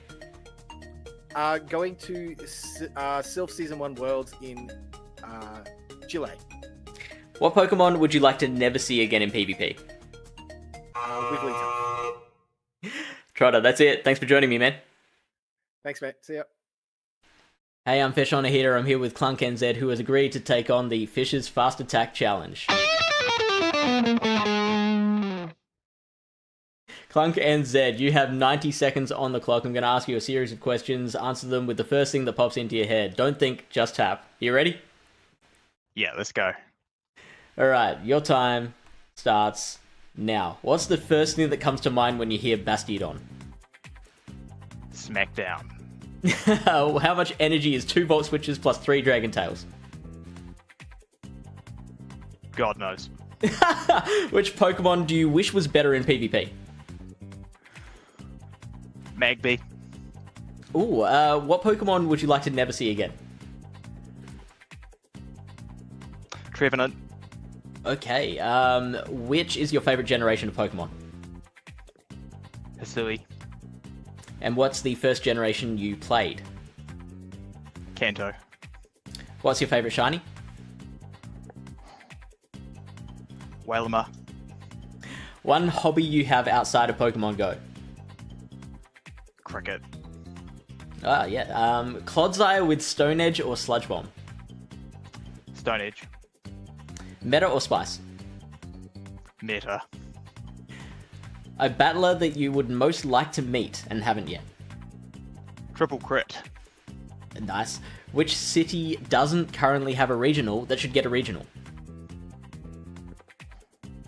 Go Hobart. Who's the best battler in Oceania? Dracoviz. Come back. And what Pokemon do you enjoy using even though it's mid at best? Castform normal. Clunk, thank you for joining me. Thank you very much. Hello, Pokemon. I don't know about you, Trotter, but it is heating up here in Brisbane. We are deep into this top 6 of the Brisbane Regional Championship. We already saw Moneymaker progress into that top 4 on the loser side of the bracket. Now we have one last match to get into that top 4 where everyone from here on out is going to get a medal as well after we get the winner of this. Yeah, fantastic. And we have Australia versus Japan. I don't want to say anything too controversial, but yeah, some great trainers regardless. And Rick Flareon, a very well-known, I'm going to call him an Australian champion here, and he's going to be coming up against you. Oh, we're going straight. We're actually already in the game. We have Pokemon with the Florges. Oh, wait, this is a replay? This is a replay? Okay, it might be. Okay, it's different teams. So we have Florges up against the Kanto Marowak. The Florges is Rick Flareon. We have Rick Flareon on the left up against a Whaler on the right-hand side. This Marowak is going to do a Bone Club. We're just going to shield up here. Let's figure out where we're at. We've got a Fire Napoleon in the back. All right, we're down to the ones, and here comes a bone. Oh no, Chilling Water is going to do super effective damage against this Shadow Marowak. Probably doesn't quite cope it, and we have Uela protecting that, and then dipping out into the Azumarill. And this isn't the end of the world for this Florges here, because it's going to... Oh, we were not ready for that. We were ready for the Trailblaze, but banking that move there and bringing in this Empoleon, and Hydro Pump going to be resisted here by this Empoleon. Yeah, it does do a fair chunk of damage though, but it's going to take so long to actually get to the next Hydro Pump that you're sort of just going to be sitting duck for a little while. A Drill Peck is going to come out so fast from this Empoleon. That Florges is still in the back with that Trailblaze ready to go as well. With Fire, also with Grass type damage. All 3 of Whaler's Pokemon are weak to Grass, Trotter. That is an incredible outcome there, which makes sense why Rick Flareon was happy to bank that move on the Florges. And here comes in a little bit of an attempted snipe. And they had 2 Bone Clubs here. Rick Flareon is choosing the shield, and will we have a Charge Attack priority event coming in here? No, and switching to the Furret. Attempting to just get a ton of energy on this Furret. Here comes a Bone Club, and yes, Rick Flareon happy to take this charge move damage. And keeping the energy there, going to build up a little bit more, I think, on this Furret. No, this is a great play from Rick Flareon because no matter what comes in, he's in such a good spot here. He has his energy. He's able to get this Trailblaze into the Marowak. Feraligatr could come in. He's going to outpace to the Trailblaze. Azumarill could come in, but it's so far away from that Hydro Pump, we might actually get another Trailblaze from this Furret into either Pokemon here. Azumarill, it's in Swift range. And we also still have that Trailblaze. Actually, we're quite close to that Hydro Pump. We do see the Ice Beam coming in onto the Furret here. We are still sitting on that Trailblaze from the Florges, and that Feraligatr is energy dry. Yeah, energy dry, and the switch timer is available, however, for Eula. So it is a close, and look, you can see him already tapping there. Which way is Rick Flareon going to go? He's essentially got some choices here. Oh, and here comes the Shadow Claw for I believe that was for Shadow Claw. So Feraligatr is 1 move away, and there is a move already stored on the Florges. So are we going to see a combo play here from Rick Flareon? We certainly are! Combo play coming through here, and this is absolutely destructive for Eula's team. This Feraligatr is just gone, no health left. And the Azumarill will probably get to that Ice Beam. Oh no, Chilling Water! Chill out! Azu, you are going to the Nether Realm, and it is going to be a knockout to Rick Flareon, taking out game number 1. We do apologize. We slightly missed a little bit of the start there, a few technical issues, but we are all over it. Rick Flareon taking out the trainer from Japan in game number 1. Look, to be fair, it'd be hard for anyone to keep up with that powerhouse that was Rick Flareon tearing through that battle. Such a big line call as well. Decided to go for 2 Pokemon that had that grass type coverage into a team that was triple weak to grass. I mean, if you're Whaler, that is a crazy call to go for that team that is so weak to that grass damage. It is, but in that instance as well, it wasn't grass fast move damage, and it wasn't stab charge move. And Trailblaze isn't a hugely hard hitting charge move, but it does boost your attack. So if you have some shields, you can Trailblaze. And then all of a sudden, from what's a mediocre move, it becomes a very hard-hitting move into all of those Pokemon from Uela's side. Yeah, and then Rick Flareon was also running that Empoleon. And Empoleon sort of just acted like that really good glue that kept the team running. Because if you just have Florges is actually a quite good Pokemon. It's quite fast, it's quite spammy. Chilling Water and Trailblaze goes everywhere, and really just the longer a Florges matchup goes, the better it gets to Florges. Because either it is boosting its own attack, or it is reducing the attack of the opponents. And here we've got the teams here as well. We didn't get to talk about these because these are actually kind of crazy teams as well. I know we've seen them both a few times through the broadcast here. Rick Flareon, as well as that I want to call them double grass. Neither of them have the grass typing. The Florges and the Furret alongside the Empoleon, the Altaria, the Shadow Dusknoir, and the Stunfisk. This is actually our first opportunity to cast an Empoleon or a Dusknoir or a Florges. We haven't seen any of these guys yet. The other guys have had all the fun, it seems. They have it, but they have not had that return superior. Not that we're expecting to see a whole lot of it, but it is something we've talked about a little bit. Now, Rick Flareon can just sort of coast through from here. Much of the same sort of thing, and you feel like the pressure is on Eula to maybe change things up a bit, look at a different strat. And I think that Tinkerton may be an option that it looks at because it is going to counter that Florges and the Furret reasonably well, resisting the fast move damage. But Florges still gets that Chilling Water damage to add up onto that Tinkerton. I'm looking at Whaler's team, and there is no Pokemon that loves that Florges matchup. Florges is going to come every game here from Rick Flareon. Like, that is just guaranteed at this stage. There is no one else, no other decision to make. And because Whaler knows this, right? They know that Florges is coming all the time. Do you ever bring Wireless? No, I don't think you can, because you're also going to resist the Dragon Breath damage on the Empoleon. You resist the body slams. It just doesn't. But I mean, if you're so sure Florges is coming, Superior, all of a sudden resisting all of that charge move damage with the Chilling Water and the Trailblaze suddenly starts to look a bit better. I mean, you've got it Stunfisk there. It's pretty neutral into the Furret as well. Needs a little bit of a head start against the Empoleon, but you're going to be dealing neutral damage. Maybe Superior is the answer that you're looking for here. And of course, you do have that return that you can hit the Altaria with if you really need to. I'm not sure if Altaria is going to be a big player here either, especially like that team that Whaler just ran was the Azumarill, the Feraligatr, and the Kanto Marowak. All three of those Pokemon have played with the Altaria. Azumarill is quite bad for it, but we're going to get into game number 2 of the winners quarterfinals here. Unova Stunfisk into Marowak, and Whaler is definitely on the starting good foot here. Florida's going to swap straight in though, because it can swap straight into anything. It sure can. And interesting is choosing to counter with the Tinkerton. In comes the first Chilling Water, and this is a lot of very heavy hitting move, but it does add up because of that attack fall. You really aren't able to sort of get a purchase on this matchup like you would in other instances. Tinkerton a fair bit slower to get into the charge moves as well. Wants to land as many play roughs as possible, and then you can start baiting the bulldoze. Yeah, the attack is decreasing and decreasing and decreasing though.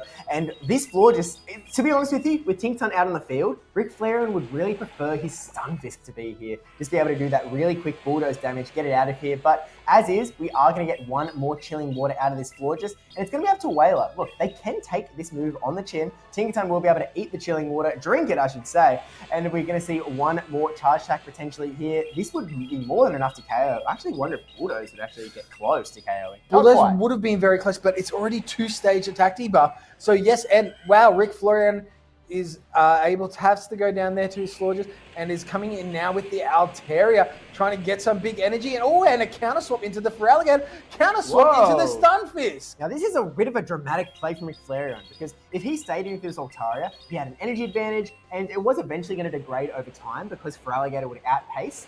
But by swapping Stunfisk in, he's behind on energy. But what it does let him do is it lets him get at least one charge attack off, which will really force a Protect Shield out of this Feraligatr, or just take it out of the game straight away.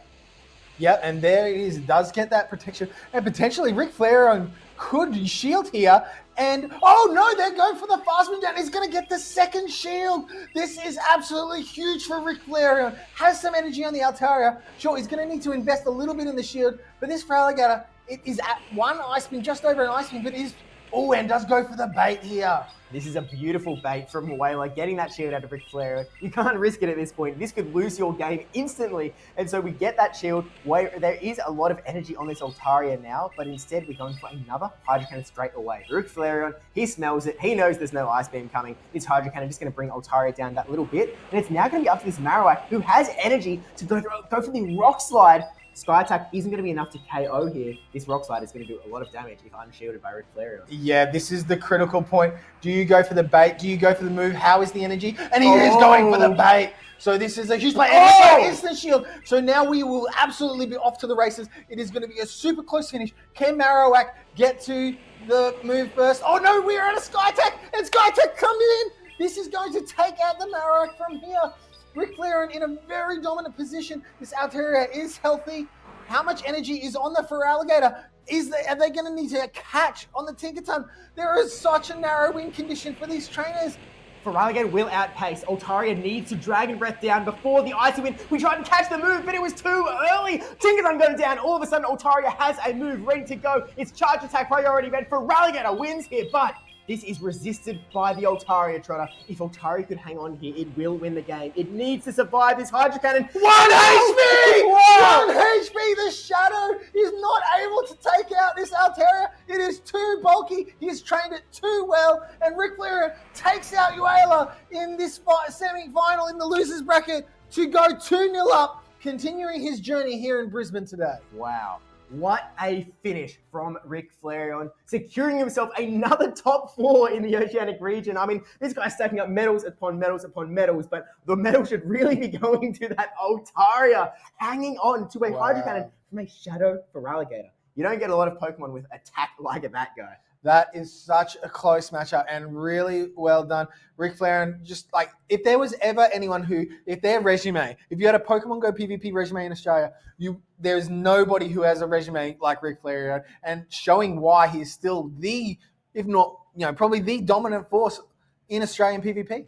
Yeah, I feel like this is just a showcase of that raw power of Ric Flair, his ability to identify how to win that battle. I mean, just such a top play as well. I mean, we saw in that set the Stunfisk sacrifice, right? Yes. Which is, on the surface, like when I first saw it, I was like, this is a crazy play. This is bonkers because you have an advantage already. You're throwing it away to get a disadvantage, a bad scenario where Feraligatr not only has energy, but is also going to outpace your Stunfisk. Yeah, but that isn't the point. Well, let's have a look. Let's go to the replay and let's watch exactly how he did this here. So there's the Altaria, he gets the Thunder, and in comes that Feraligatr, and we're like, oh, and he knows. So the reason he's gone here is he knows the Mud Slap is the primary damage move of that Kanto Marowak in the back. He knows he can tank one of these, and he's going to get a shield advantage. He's gaining so much more in this scenario. And there it comes in. So he's got one shield. And then it was quite interesting that Uela was going for the energy, not going for the shields, which, it was still a very close matchup. But you feel like, wow, what a difference that energy, that extra shield could have made, would have forced Ric Flair on 2 shield at that point. Yeah, giving Ric Flair that 2-shield advantage was huge. Even Uela was pulling out all the stops. Every single bait, that Bone Club bait, the Hydro Cannon bait from the Feraligatr as well. He was trying desperately to get back, claw his way back from that 2-shield advantage. But it turned out it was just far too much to overcome. That little bit, I think that Tinkerton swap as well was just a little too early. Altaria wasn't actually quite at the move yet on the swap. Maybe he could have potentially caught that Sky Attack onto the Tinkerton, but no catch on this one. The Sky Attack going through, securing the KO against this Feraligatr and securing Ric Flair on the win in the losers quarterfinals here at Brisbane. Even if you saw just the damage, the double resisted Dragon Breaths, because the Fairy Steel type was able to get just those extra Fairy Winds. And we were 1 Fairy Wind away. One extra Fairy Wind and that game is over because the Feraligatr would have won CMP. So such a close matchup. Really well done for Uela. Thank you so much for coming out to Australia to, I think this is their first regional in Australia. Yeah. So we do appreciate you coming over this way. I hope you had an enjoyable time. And as we go on in this tournament, thank you. And I hope you get to enjoy some of the battles to come. Yeah, and look, when we can take a look at the bracket, because the bracket has progressed quite a lot through the day. It's been a long day of really intense battles, figuring out who is going to become the Brisbane Regional Championship, and we are down to 4. In the winners bracket, we have Gone 1001 versus Jumothy. 2 battles that have been chomping at the bit to get that regional champion title. One of them is guaranteed a spot in that grand finals. And on the losers bracket, We have Rick Flareon getting that win over Whaler after losing to Gone 1001 in the winners bracket, and he's going to be facing Poke Moneymaker. I believe this is the matchup we are going to be seeing next, is Rick Flareon versus Poke Moneymaker. Two battlers that are really looking for, I guess, another regional title. They are both regional champions here in Australia. Rick Flareon, actually the first ever Melbourne regional champion. Poke Moneymaker, the most recent Melbourne regional champion. It is going to be a Melbourne regional champion off to see who can potentially pick up one more city along the way. Yeah, I mean, I remember that 2022 regional in St Kilda with Ric Flair and was able to beat Valiant Vish in the final. Was it a bracket reset as well? I believe? Yeah. Oh, yeah. It Trotter, really went down. It's Australia. Every grand finals we have goes to that bracket reset. Oh, that was an absolutely fantastic event. You know, it was the birth, essentially, of our official PvP scene, and what an event that was. And it's great to see Ric Flair and still flying that flag from way back then. And, you know, Gone 1001, I think he was also still at that event. And we've got some newcomers in Jumathy and Poke Moneymaker. That's fantastic. And at this point, Steve, who do you feel like's really got the momentum going forward? Because sometimes it's hard coming into the losers bracket to really go. But, I mean, Ric Flair has just beat Uela. If he's able to beat Poke Moneymaker, is that enough momentum to just run him through the rest of this bracket? Or this Gone, Jumathy, whoever wins that, they're just going to be too strong in the top? Because fatigue does become a thing at the end of these days, and it's something that these trainers, some of them may not have experienced quite as much as others have. Yeah, of course. And look, different trainers are very different, by the way. Agent Magikarp is one trainer from Newcastle who won the Sydney Regional Championship.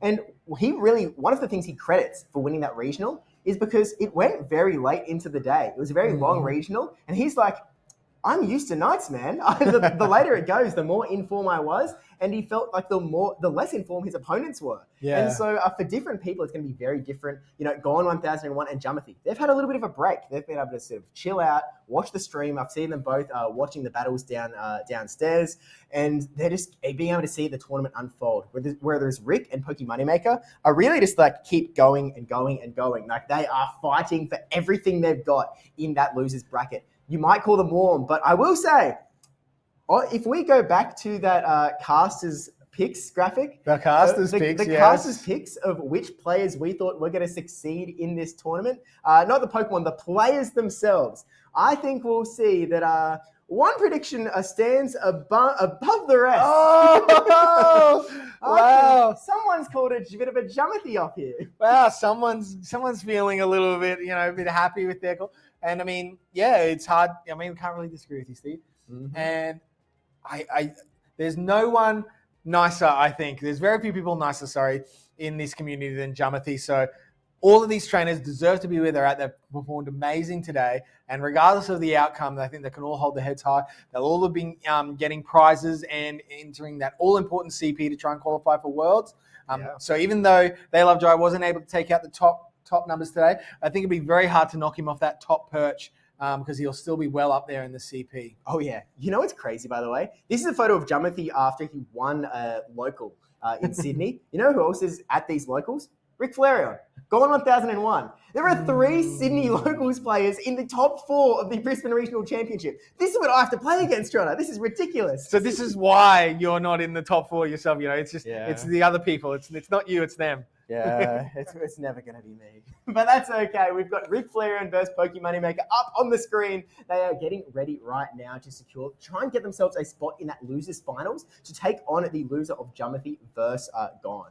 Now, this is a very interesting matchup because obviously we briefly talked before about Ric Flareon's. He's got they're not crazy picks, but they're just like a slight sidestep with the Empoleon, the Florges, the Dusknoir, the Furret, the Stunfisk, the Altaria. It's not crazy, but it's reasonable. Poke Moneymaker's gone for a bit of a similar build where he's got Pokemon like Fearow in there, like Shadow Annihilate, like Shadow Drapion that aren't insane picks. Maybe Drapion is a little bit, that isn't one we're really seeing. But in general, I feel like it's just 2 slight different takes on the meta. And I think it's going to be really interesting to see how they pick their Pokemon.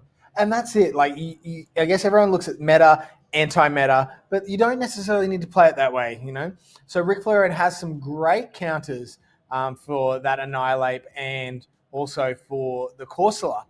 But everything else has a little bit of neutral. There's no hard counter for the Altaria on Ric Flareon's side. So I think that's going to be something that we can likely feature. But then there's soft counters, So we do see the Galarian Corsola there, and that can do a lot of damage to an Altaria. The Astonishes add up. The Power Gem's obviously going to deal super effective damage, and then the rest of them can do a bit. You know, you got the super effective Rock Tombs from the Credilli, and then neutral damage sort of most other places there. So it will be fun. I think we'll see Altaria being sort of something that's a core key feature. That Dusknoir is very interesting, but does not want to end up on that Drapion. And we have seen a lot of Drapion from Pokemoneymaker. So that's something I would expect to see, because there's nothing really that hard counters that Drapion.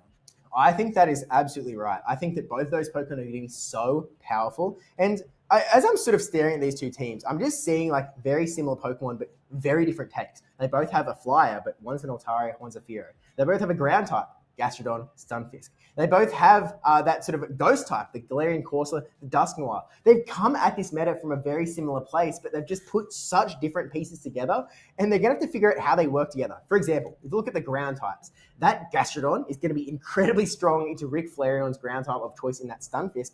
But Stunfisk has the ability to fight back against the Drapion, against the Fearow, and fight against Pokemoneymaker here in the losers semi-finals, fighting for a spot in that losers finals top 3. Empoleon into Galarian Corsola. Yeah, very neutral matchup here. No one's going to really want to have to invest a shield too early in this matchup. And wow, look at that backline. It is looking very solid there for Rick Flareon.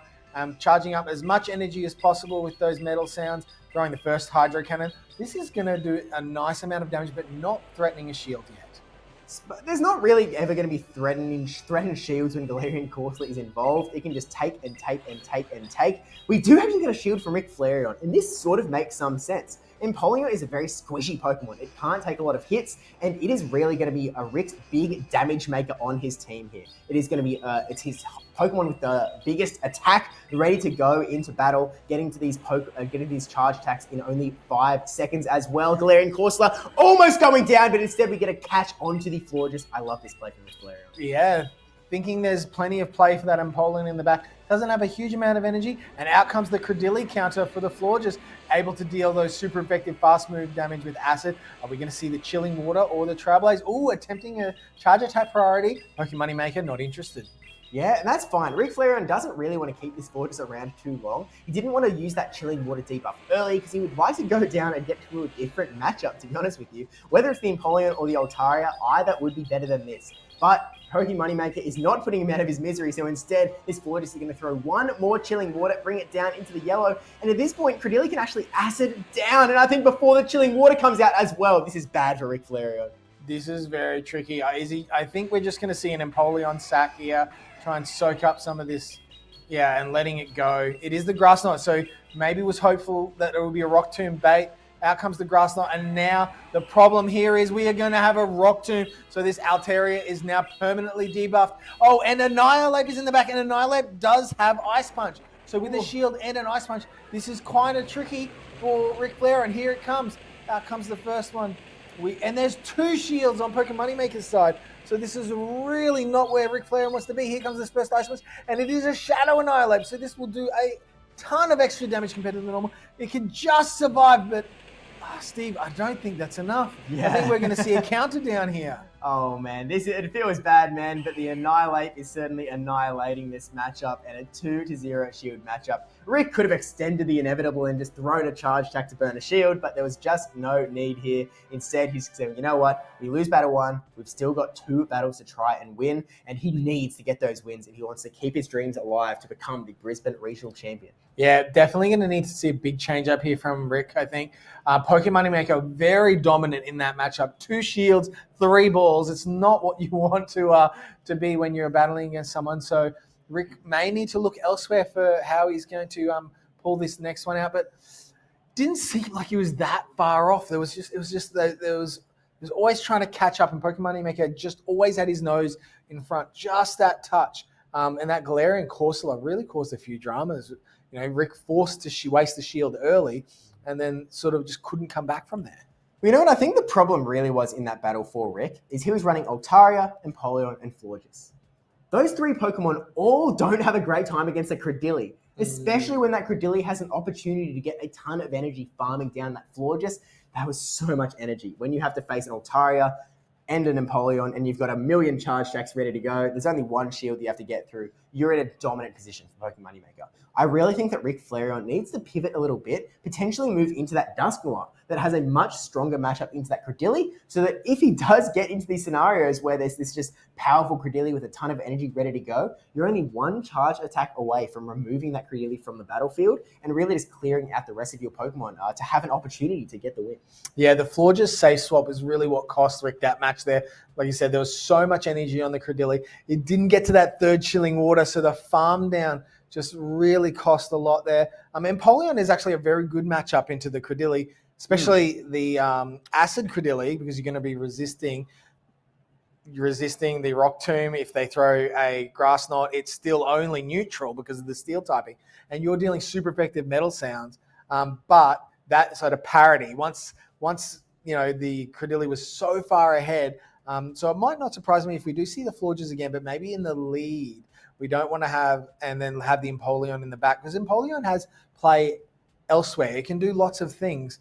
But the Florges safe swap just put it so far behind. It's really tricky. Oh, 100%. But if you are going to use that Empoleon as a swap, you've got to watch out for that Annihilate that could be turning around every corner. I really feel the more that I'm staring at Rick Flareon's team, no matter what he brings as a safe swap, whatever he swaps into, there is a chance that Pokemon Moneymaker is running a hard counter in the back ready to answer it. Whether it's an Empoleon or a Florges or a Furret or a Dusknoir or an Altaria, there is something that can answer it that does not put Rick in a very comfortable position. And that's really tough when you're Rick Flareon, so he's going to try and win the lead in game number 2. We have the Credilli from Pokemon Moneymaker into that Empoleon. This is good for Wow, Rick. this is fantastic for Rick. Like we said earlier, it is just going to be able to deal so much faster damage. And into the Corsola. And now what I think we're going to see here from Rick Flareon is a Hydro Cannon and then dip scenario, because that Empoleon is his best answer to that Credilli, especially if it doesn't... gets that early shield. So this is great. This has made Rick feel comfortable enough with the Altaria, and he's got enough in the back to deal with both of those Pokemon. I would be surprised if we saw a shield here from Rick Flareon. Maybe even just happy to soft lose this. No! Rick Flareon has changed his mind, has thrown out a shield, and is charging up as much energy, maybe looking for a charge attack priority. No, just before they get to that second power gen. Yeah, Altaria does outpace the Galarian Corsola. It basically had one charge attack ready to go when Altaria swapped in. So if Rick wants to keep this Altaria around and running, he is really going to be thinking about, do I use my Protect Shield here? Do I want to leave my Empoleon unprotected from that Credilli later on? No, he does not. He wants to keep his Protect Shield for now, knowing that he will get to another charge attack first, knowing that he has a ton of room to farm as well before there's even a Nightshade ready to go on this Galarian Corsola. Yeah, I really love that farm from Rick Flareon, identifying it can get a heap of extra energy, and no matter what comes in, there's nothing dealing super effective damage, so I can get a little bit more fast move damage and get a charge move before they can really do anything to threaten my Altaria. But is Credilli with extra energy going to put a big enough dent into that Empoleon? Look, it has one charge move ready to go. It is now past that one charge attack, and now there is no Pokemon that can sort of catch up, in a sense, against this Credilli. First Grass Knot is going to be fired, and actually no shield from Rick Flareon. He's going to be putting his chips onto that Florges, thinking that if that Annihilate is in the back, I do not want my Empoleon to be my last man standing. I'm going to go into that Fairy Winch damage, super effective here, and the Rage Fists are going to be, just neutral damage into this Florges. I feel like you have to let the first one go. You always feel like you have to let the first one go, but he potentially looking up to lining up that Chilling Water. So even though it's boosted, and now it's brought back to parity. So potentially, they're going to be 1-for-1. But Florges is going to slightly outpace here. Oh, wow, and letting it go. Now we've got potential for a Fairy Wind down here. Here comes the Rage Fist, and yes, is prepared to eat this Rage Fist and go for the Fairy Wind down into this Credilli. So here comes this Rage Fist. It is Shadow. It does deal a lot of damage, and here's the Chilling Water. But is it Acid Credilli? Acid Credilli is able to do a lot of damage. It is going to fast move down. Oh, it lets it go. Oh, the end. No. There's not enough health here. Is Metal Sound enough? Yeah, there's no Metal Sounds available here. This is not going to work out. Credilli KOing with a Rock Tomb into this Empoleon, and now we're going to get that tiny little bit of health from that Florges, but the Fairy Winds are not super effective. The Acids certainly are. And so Poke Moneymaker taking the 2-0 victory over Ric Flareon. And Poke Moneymaker is now in his second top 3 in a row after the Melbourne Regional Championships. Wow, they were some very quick battles. Poke Moneymaker just showing why Acid Credilli is just so strong. You know, able to fast move down that Altaria. Both games completely set up wins, by that Acid Credilli. It's something that the other trainers, Jumothy and Gorn, are going to need to identify and look out for and be prepared to deal with, because we know Credilli is no joke, and when it has that much energy, it's just showing how hard it is to deal with. And very well positioned by Poke Moneymaker. Yeah, I still really would have loved to see that Dusknoir from Ric Flareon, not only for that ability to do super effective damage from the dynamic punches into Credilli, but also just for the ability to really fight hard against that Annihilate. Astonish from Shadow Dusknoir does so much damage to Shadow Annihilate and takes basically none back from its fast attacks. Counter is hard resisted. It is double resisted in Pokemon Go. There are no immunities over here like in the video game series. So instead, like, Dusknoir would have been so powerful. And even against the Galarian Corsola, not the worst matchup as well. You can actually get wins in some of the even scenarios there as well. I would have loved to see it, but I guess maybe Ric Flareon was predicting that Poke Moneymaker was that, it's that game of chicken, right? Who is going to make that last call? If I think that you're going to run Dusknoir, I'm going to run hard into Dusknoir. Maybe the Drapion comes out all of a sudden. Well, the past is the past and the future is now, and Poke Moneymaker has made his way through, and he's going to be seeing coming up against Gorm 1001 or Jumothy in the losers final. I can't wait to see what those matches bring, but let's take a short break and we'll be back with you very soon. Hello, Pokemon trainers. This is Stephanie Christine, also known as DeFi 250, here to talk about the new limited Great League format for the Latin America International Championships this year. This Great League format will allow all Dragon, Flying, Ghost, Ice, and Psychic type Pokemon, and ban all Dark and Rock type Pokemon. But there are a lot of bans in this format, including Shadows, Legendaries, Mythicals, Ultra Beasts, and Mega Pokemon.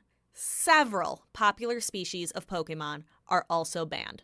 This has created a condensed meta that is very fun to play and will be a true test of trainers' skill and knowledge. In practice and grassroots tournaments, the most popular Pokemon by far is Oranguru. Oranguru is able to combine its bulk with the spammy attack Brutal Swing to hit back against even its toughest counters. While it can power through a disadvantage, it can't create a lot of shield pressure or deal heavy damage. Let's look at some Pokemon you might want to partner with your Oranguru. There are two popular bulky dragons in this limited format, Turtonator and Goodra. Sometimes Turtonator can feel a little clunky with the 5-turn fast attack Incinerate, so some trainers prefer attacks like Dragon Breath on Goodra. Goodra is really spammy. It gets to Aqua Tail in 9 Dragon Breaths and Thunder Punch in only 10. If you're feeling a little spooky in this fall season, Runerigus is another fun pick that can now utilize both Rock Tomb and Brutal Swing to hit almost everything in the meta. If you want to bring one to LAIC, you should start preparing right now. Usually, Galarian Yamask is available through tasks and raids, so you'll want to trade one with a friend to try to obtain one with low attack and high HP and defense. Then, to evolve your Galarian Yamask into Runerigus, you'll need to do 10 raids with Galarian Yamask as your buddy. To round out your team, I suggest adding a dual water and ice type Pokemon, either Dugong, Celio, or Walrein. All three are bulky, flexible, and dynamic, so choose one that suits your preferences. Dugong is a familiar staple, with the debuffing Icy Wind. Walrein has the potential to one-hit knock out the opponent with Earthquake. And Celio is the spammiest of the three, with access to Body Slam. Finally, we have to talk about Gyarados. It's incredibly powerful with great coverage against the meta with Aqua Tail and Crunch. The lack of electric attacks in the meta allows Gyarados to really shine. But be wary of the few electric attacks and Pokemon available, like Thunder Punch on Goodra and Volt Switch on Alolan Raichu. Ooh. Oh no. Oh dear. Trainers, which Pokemon are you looking forward to seeing at LAIC? Best of luck in your practice and preparation. Trainers, good luck and have fun. Hi, I'm Fish on a Heater, and I'm here with PvP Steve, who's agreed to take on the Fish's Fast Attack Challenge. Alright. Steve, I can tell you're ready to go. I'm so ready to go. I've been training for this all my life. So many useless facts up here. I'm ready. Your time starts now. Which type would you be? Ghost. Favorite play Pokemon caster? Me.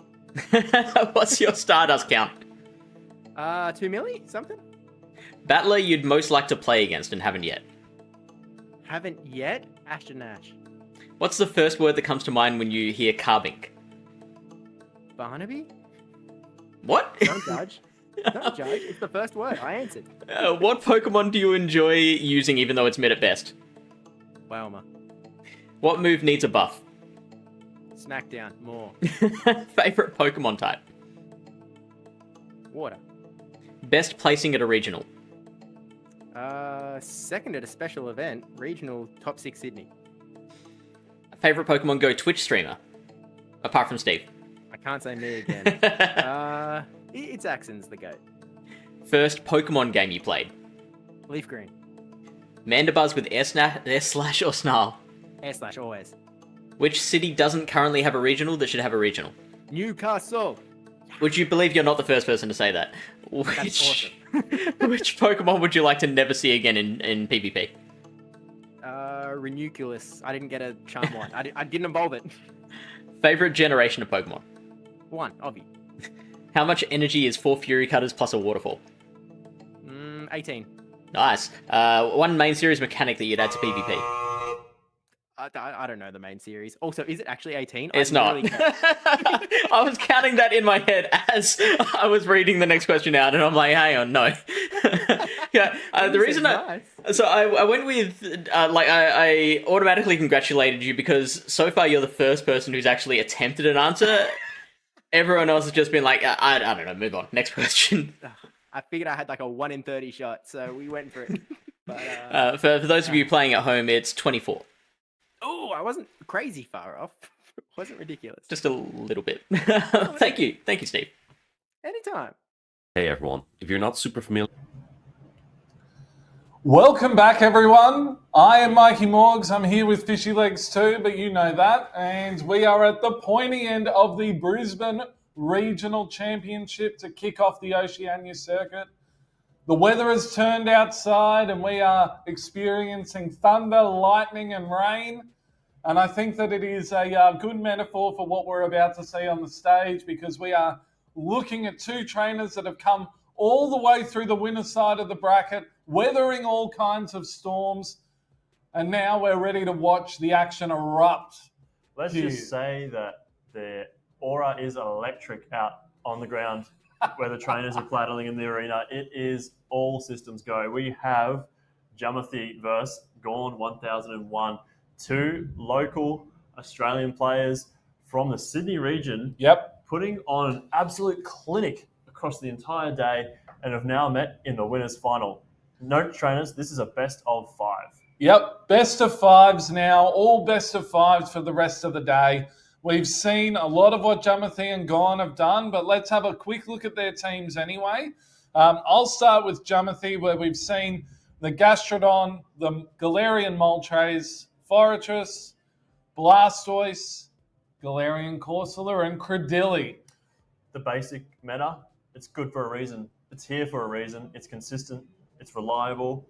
And for Jamathi, it gets the job done every time. Absolutely. And there is a lot of bulk in this team. There is a lot of flexibility in this team. And where he has showcased his superior game mechanics and his ability to read his opponents so well. On the other side of the field, though, we have Gorn 1001 sporting a slightly different dynamic for his team.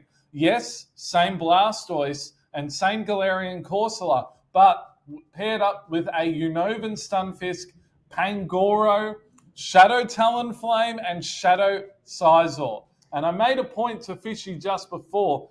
The last time that we saw a Pangoro go so far in a tournament in Oceania was in the Brisbane Regional Championship last year when Valiant Vish piloted it to a medal. That's absolutely right. And it's actually incredible to see the Pangoro here today in the top 3 because it hasn't been anywhere else. Like, where did this come from? And, Pangoro hasn't really been present on the minds of many players.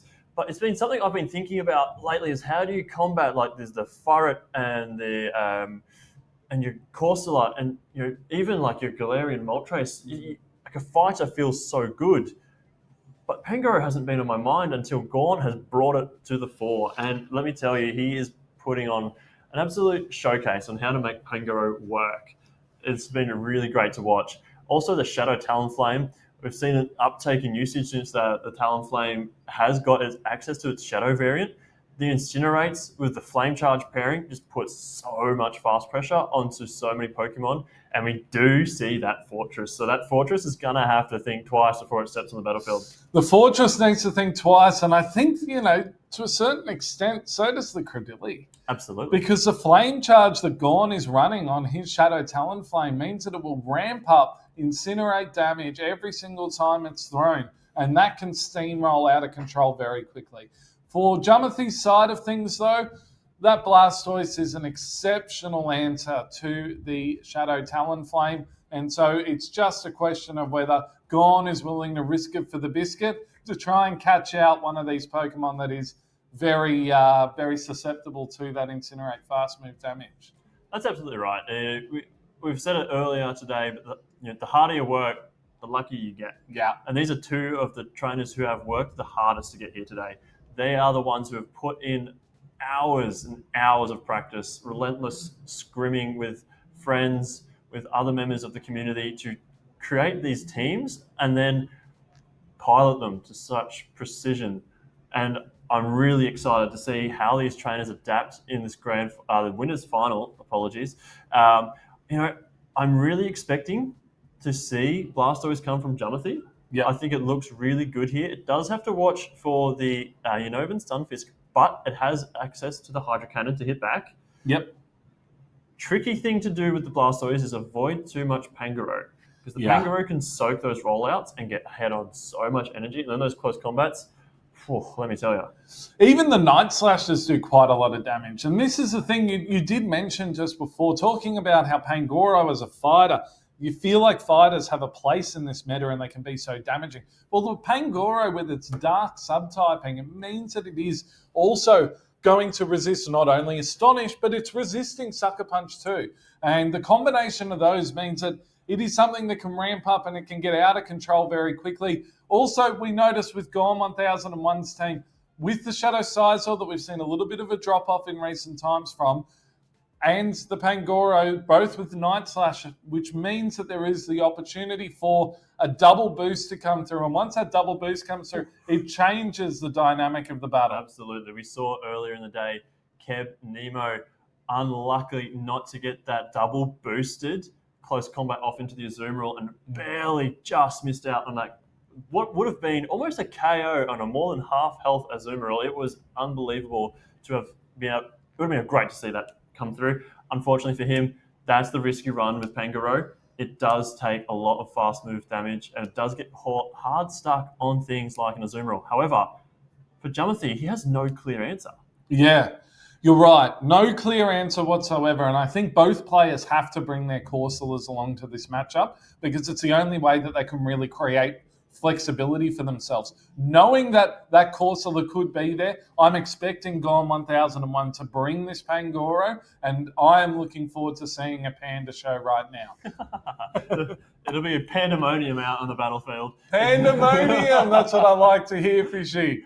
I agree. I think the Corsola Pangoro core is going to be strong. Here we go, getting into game number 1 of the winners final. We do see the Pangoro straight into the Gastrodon. This is a great lead for Jumothy. It's something neutral into this squishy Pangoro.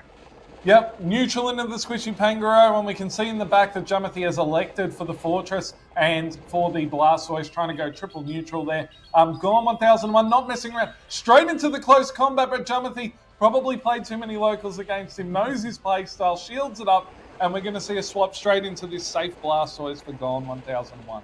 Blastoise is going to come in. It's going to be met by a Body Slam. This does not have same type attack bonus. It's not going to do a great deal. Gorn knows that. He's not going to shield. And I'm interested to see whether... Oh, we're going straight for the back-to-back. I thought Jum might have saved some energy here for later against the Pangoro, but no, he's going to get this Blastoise low before he does anything. Coming in with the Fortress now. Yeah, the Fortress now is an interesting play because there is it is going to be taking only neutral damage from the Rock Slide, but these Hydro Cannons are going to deal a fair chunk of damage. We know Fortress, one of the bulkiest Pokemon with one of the best defensive typings in the game. And I think for Jumothy, this is the safe place to bring the Fortress. Because if you say Fortress in the back and it happens to be that Shadow Talonflame, you're in for a world of hurt. However, right now, the Fortress getting off the Rock Tomb into Gorn's Corsola, but that Pangoro is looming large in the back. That's right. There we see that the full farm down there with the Astonishers into that Fortress. Incoming with the Party Hat Blastoise. Here to party, but for how long, we don't know.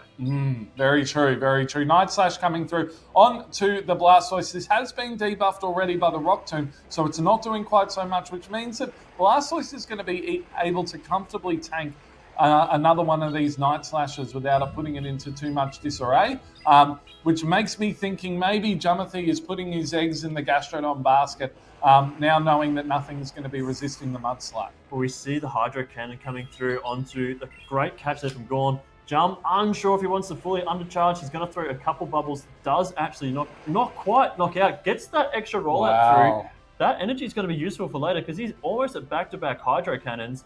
And this Pangoro still has 2 Shield Side behind, so you're going to have to start chipping away at some of them. Yep, that's right, and that's exactly what Jum's doing. That was an excellent undercharge there, getting the extra rollouts worth of damage. We're going to see the first Hydro Cannon coming through, and now Gorn is going for the risky bait here with the Night Slash, but Jum has already shielded one close combat, and Gorn is looking like he might be in the driver's seat here.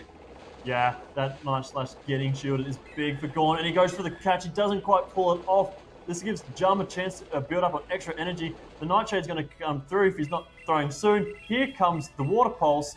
This will KO the Corsola if he lets it, but he's going to undercharge. Is that a mistake? Oh, it does KO. Does he get to another move? He's going to be met by a Night Slash first. This is going to be really tight. This is going to be a question now of whether the Blastoise is going to be able to roll out down. I don't think it can. Is he going to be able to reach this move in time? He has reached this move in time. Gorn 1001 piloting the Pangoro better than we have probably ever seen. And this is going to be a 1-0 victory for Gorn 1001. What a great first game here for Gorn 1001.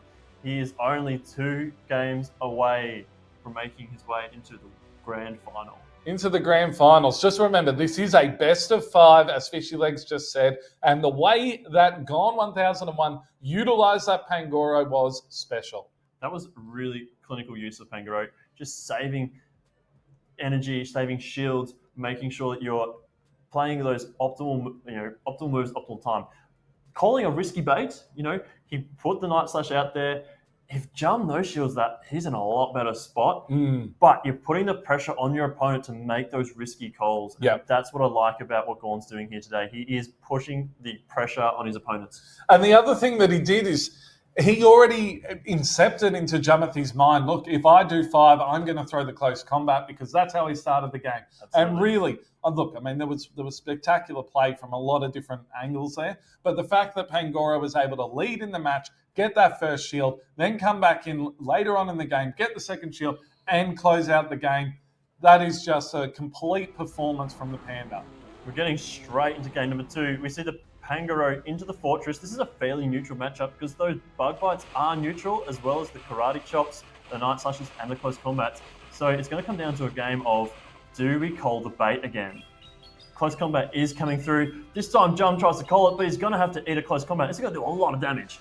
It's a huge amount of damage, but we know how bulky the Fortress is, and there is an immediate swap into the Blastoise, and really keyly, Jumothy has saved nearly a Rock Tomb's worth of energy. So the fact that Gorn got ahead on energy there means that he's going to be able to get this Hydro Cannon off straight away, and even though it's only neutral and Credillia is very bulky, it is still going to do a sizable chunk of damage. I really like what Jumothy has done here. He's called the Close Combat, And that has forced the Pangoro to switch out, and now Jum has good alignment with the Credilli against the Blastoise. This is how you have to play if you want to try and overcome a bad matchup. You have to make those risky calls. And we now see the second Hydro Cannon coming through. Blastoise hanging on barely from that Grass Knot, but Jum knows he can survive, and he's going to be able to farm it down and get to a move to, again, put more pressure on the Pangoro. And so the question has to be, does Gon come in and burn a shield using Pangoro, or is he going to come in with the Corsola? Comes in with the Corsola, gets one Astonish off. The Rock Tomb's coming through from Jamathi here. Let's not forget, Fortress still has the debuff move available. And coming in with the Gastrodon here with the fast move pressure. And this is a tricky spot for Gon 1001 to be in now, because there are two shields. First shield being used by Jamathi. The Night Slash comes through. Is there going to be a boost? And there is no boost.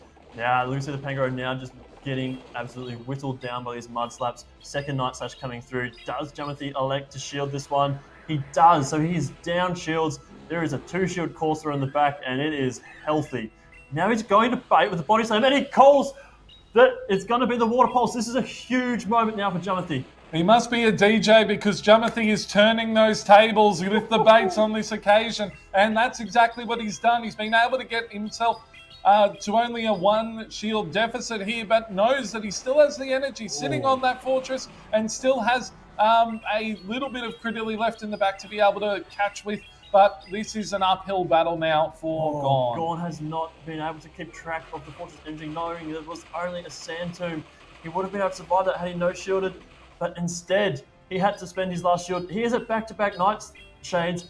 It's going to get rid of the Fortress, but there's still two Pokemon in the back. There are still 2 Pokemon in the back. I think that Credilli is within one Astonish, but this Nightshade might not be enough to take out the Gastrodon, and I think that it might be all she wrote. Yeah, Gastrodon bulky enough to get through, and those Mud Slaps doing extra damage after that Sand Tomb debuff, and game number 2 going to Jamathi. We're in for a serious set of battles here. We are, yep, you're right. They are tied up at 1 apiece, and Jamathi was able to read very well how valuable Gastrodon's Mud Slap energy was, and how valuable it was if it had shield advantage later on in the match. So, yeah, used it as a lead first up, because clearly can see that Gastrodon has a really good matchup here, but thinking, you know what, it's probably going to be even more valuable if I've got this sitting in the back ready, and I can somehow get it into a shield advantage. And what a way to get it into shield advantage than leading with the Fortress. However, that's it. The Fortress lead can also be very dangerous, because imagine if the Shadow Talonflame came in the lead there.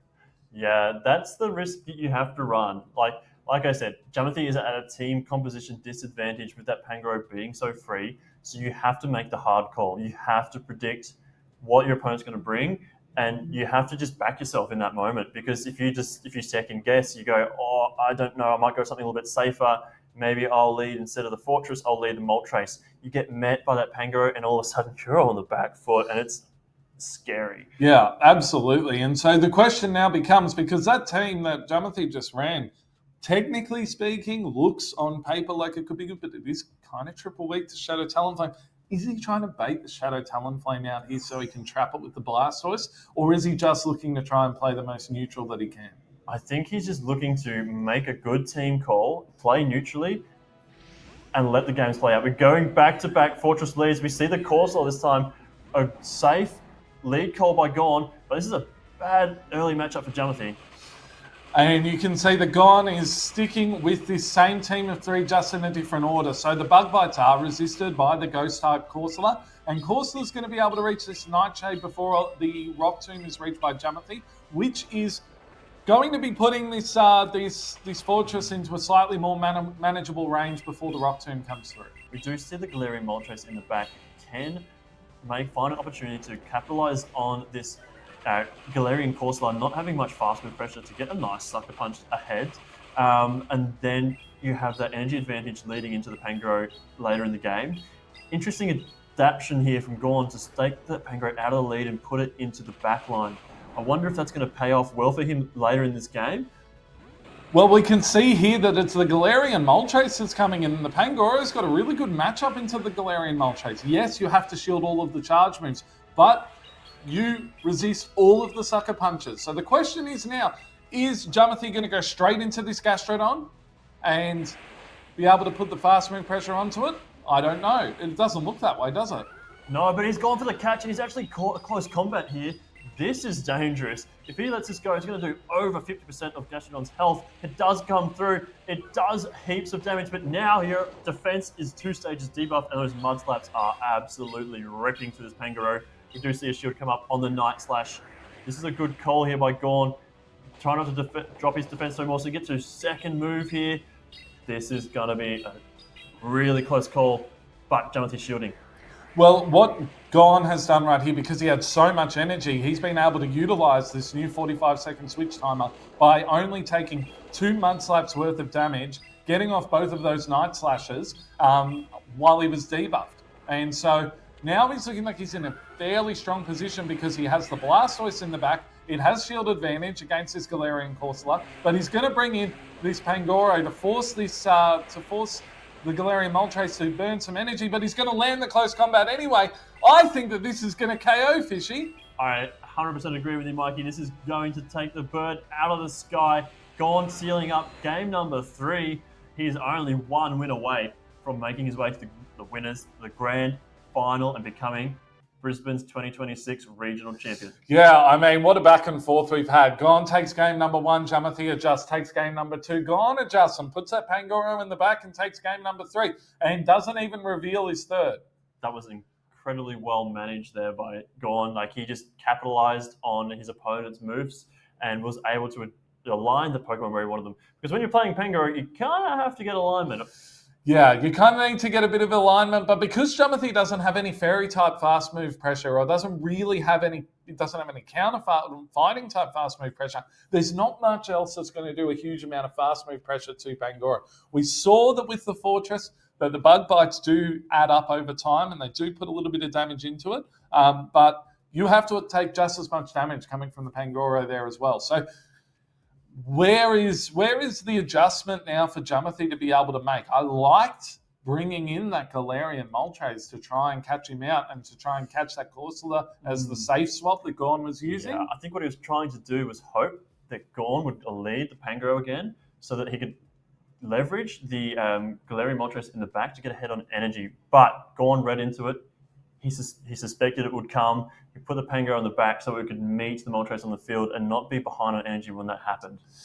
Yeah, so the question now has to become, how does Jum? What is his adjustment here? Because it feels like he's been throwing his best answers at Gorn 1001, and Gorn is just trying to find a way to pivot this Pangoro around, and we're going to see now, here we go, game number 4, we're going to see a Blastoise lead from Jumothy into a Blastoise lead from Gorn 1001. If you didn't think IVs mattered, well, they matter in a mirror like this. Absolutely, because of that Skull Bash. The Pokemon that gets their Skull Bash off first in this mirror, it's going to get their defense boost first and going to take less damage from the secondary one. But an amazing catch here from Jumothy is catching the resisted Skull Bash onto his Fortress. And look, this might seem like a dangerous play because if there was a Shadow Talonflame in the back, it would be able to incinerate down. But Jumothy has just banked 2 Hydro Cannons worth of energy onto his Blastoise before swapping it out, which means that he has got so much pressure to be able to put on in the endgame here. So, Gorn has answered this Fortress with his own Corsola. The Corsola, as we know, is going to be resisting those bug bites, and there is going to be a Rock Tomb coming through here from Fortress onto the Corsola, and then it becomes a question of how does this endgame play out? Yeah, coming back in with the Blastoise now. We do see trying to farm extra energy with the Blastoise. Going to have to eat a Nightshade here. No problem for the Blastoise. This Nightshade is debuffed from the attack stat from the earlier Rock Tomb for the Fortress. Now we see at maximum energy throwing the Hydro Cannon for the first time, and it doesn't quite KO, but this is a great opportunity to roll out down. We do see the Mirror Blastoise come back in.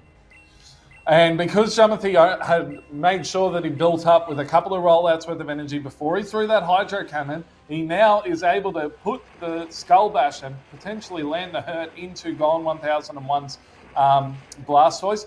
And Gorn 1001 going straight for the Skull Bash here, not messing around. There is a shield going up from Jumothy, and with both of them now with the defense buffs, The question is, can Gorn's Blastoise survive this Skull Bash? I think it just gets through. I reckon it will survive this, and it does comfortably. And now you're not able to roll out down this Blastoise. In comes the Hydro Cannon. Again, I don't think this will KO the Blastoise. It's got 2 defense boosts, and it's resisted.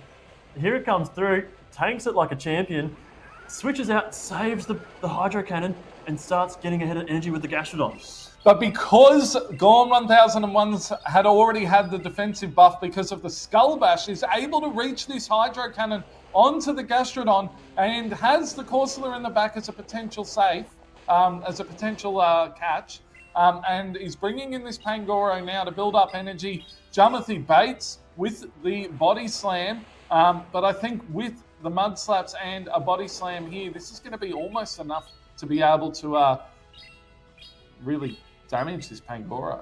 Yeah, Pangoro. Oh, calling the no shield, not shielding the Night Slash, barely survives. Get the Body Slam off. This is going to put the Pangoro super low. However, it's still not going to be able to roll out down. So this Blastoise is going to have to throw the energy, and then it becomes a race of can you roll out down before? And oh, the patience able to get to the move. No! Oh! And Gorn 1001 with an incredible read. Gorn absolutely predicted what Jamathi was going to do, and it has sealed game number 4 and has taken his place in the grand finals for the Brisbane Regionals in 2026.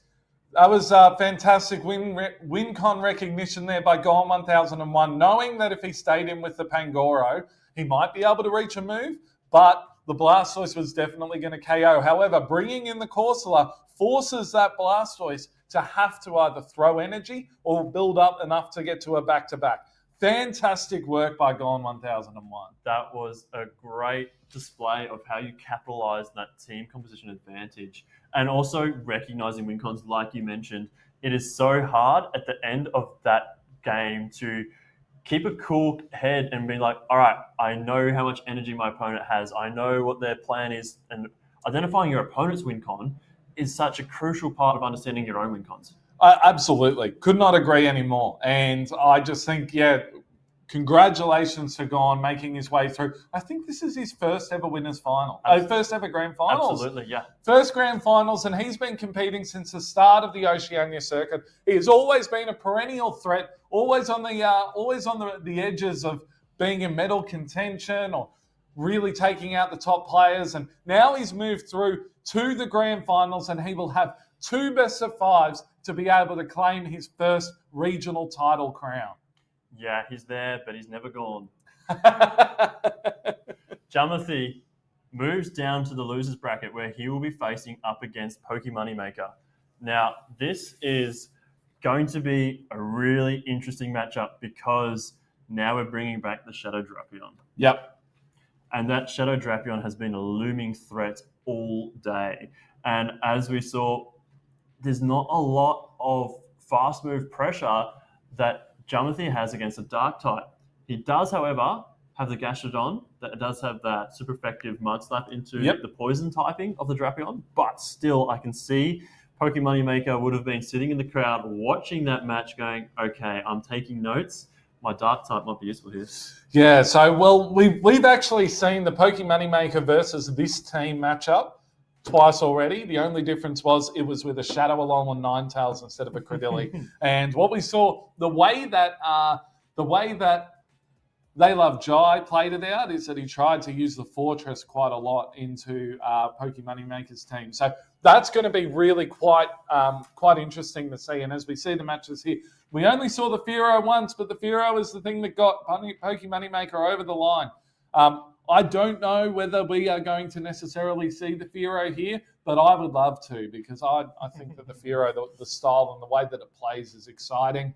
Can the Credilli add something that Shadow Alolan and Ninetales didn't? Well, potentially, but the biggest issue is that Credilli is going to be taking super effective from the Shadow Annihilate. And by putting yourself in a position where you are doing resistant fast move damage against something that is as potent and dangerous and damaging as that Shadow Annihilate, you're really dicing with danger. Absolutely. And we saw Pokemoneymaker in his matchup against Rick Flareon really capitalizing on that 2-shield Shadow Annihilate. He took down an Altaria with his Annihilate because he had that shield pressure, he had that Ice Punch coverage, He was able to capitalize on saving shields for that Pokemon.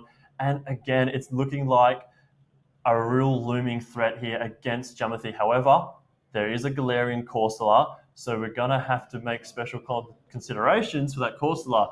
But Pokemon Maker's done it before, and he's going to try and do it again. He's going to bring that double Ghost and Drapion team. I think you're right. I don't see any reason why he wouldn't, because it plays so well into this team. It gives him flexibility. It means that he is outpacing a lot of the Pokemon that are on Jumothy's side. I wonder whether we're going to see Jumothy. I feel like Jumothy is always itching to use his Galarian Moltres. And we saw that They Love Jai really wanted to work that Galarian Moltres as much as possible. And so the question is, does Jumothy follow a similar suit? And if he does, can he make it work on this occasion? Well, we've made comments all day about Pokemon Moneymaker's team not having any resistance to that flying type damage. And again, that looks like, and the water type damage from the Blastoise and the Gastrodon.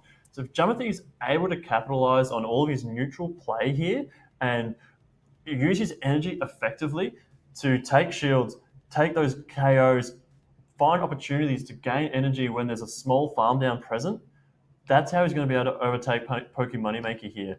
I think it's going to be really in Jumothy's court of understanding where he can best use that Moltres without getting it stuck on that Drapion. Yeah, I think you are absolutely right. But if it is stuck on the Drapion, just make sure the shields are down and you've got some energy. Brave Bird and Dip, I heard. That's going to be successful. Brave Bird and Dip, the old strategy. I really, look, I'm just going to keep harping on about it, but I want to see the Fearow come out. I would just love to see Fearow lead game number 1 into the Fortress and set up a brilliant fight from there. Do you think Jumothy is going to use the Fortress, young Padawan? I've got a feeling that, the Fortress needs to come into this matchup because the Fortress does have some play here and it's able to set up your other Pokemon really well. And I think that it builds a really strong core with Galarian Moltres into this matchup. I think the most critical thing the Fortress does here is soaks energy. It soaks damage. It just allows Jumothy to sponge all of that high octane damage from the Drapion, from the Fearow, and then save his shields for things like the Galarian Moltres to capitalize, get the farm down after it's been attack debuffed or Sand Tomb debuffed. Yeah. And set up those situations where you can find a win con.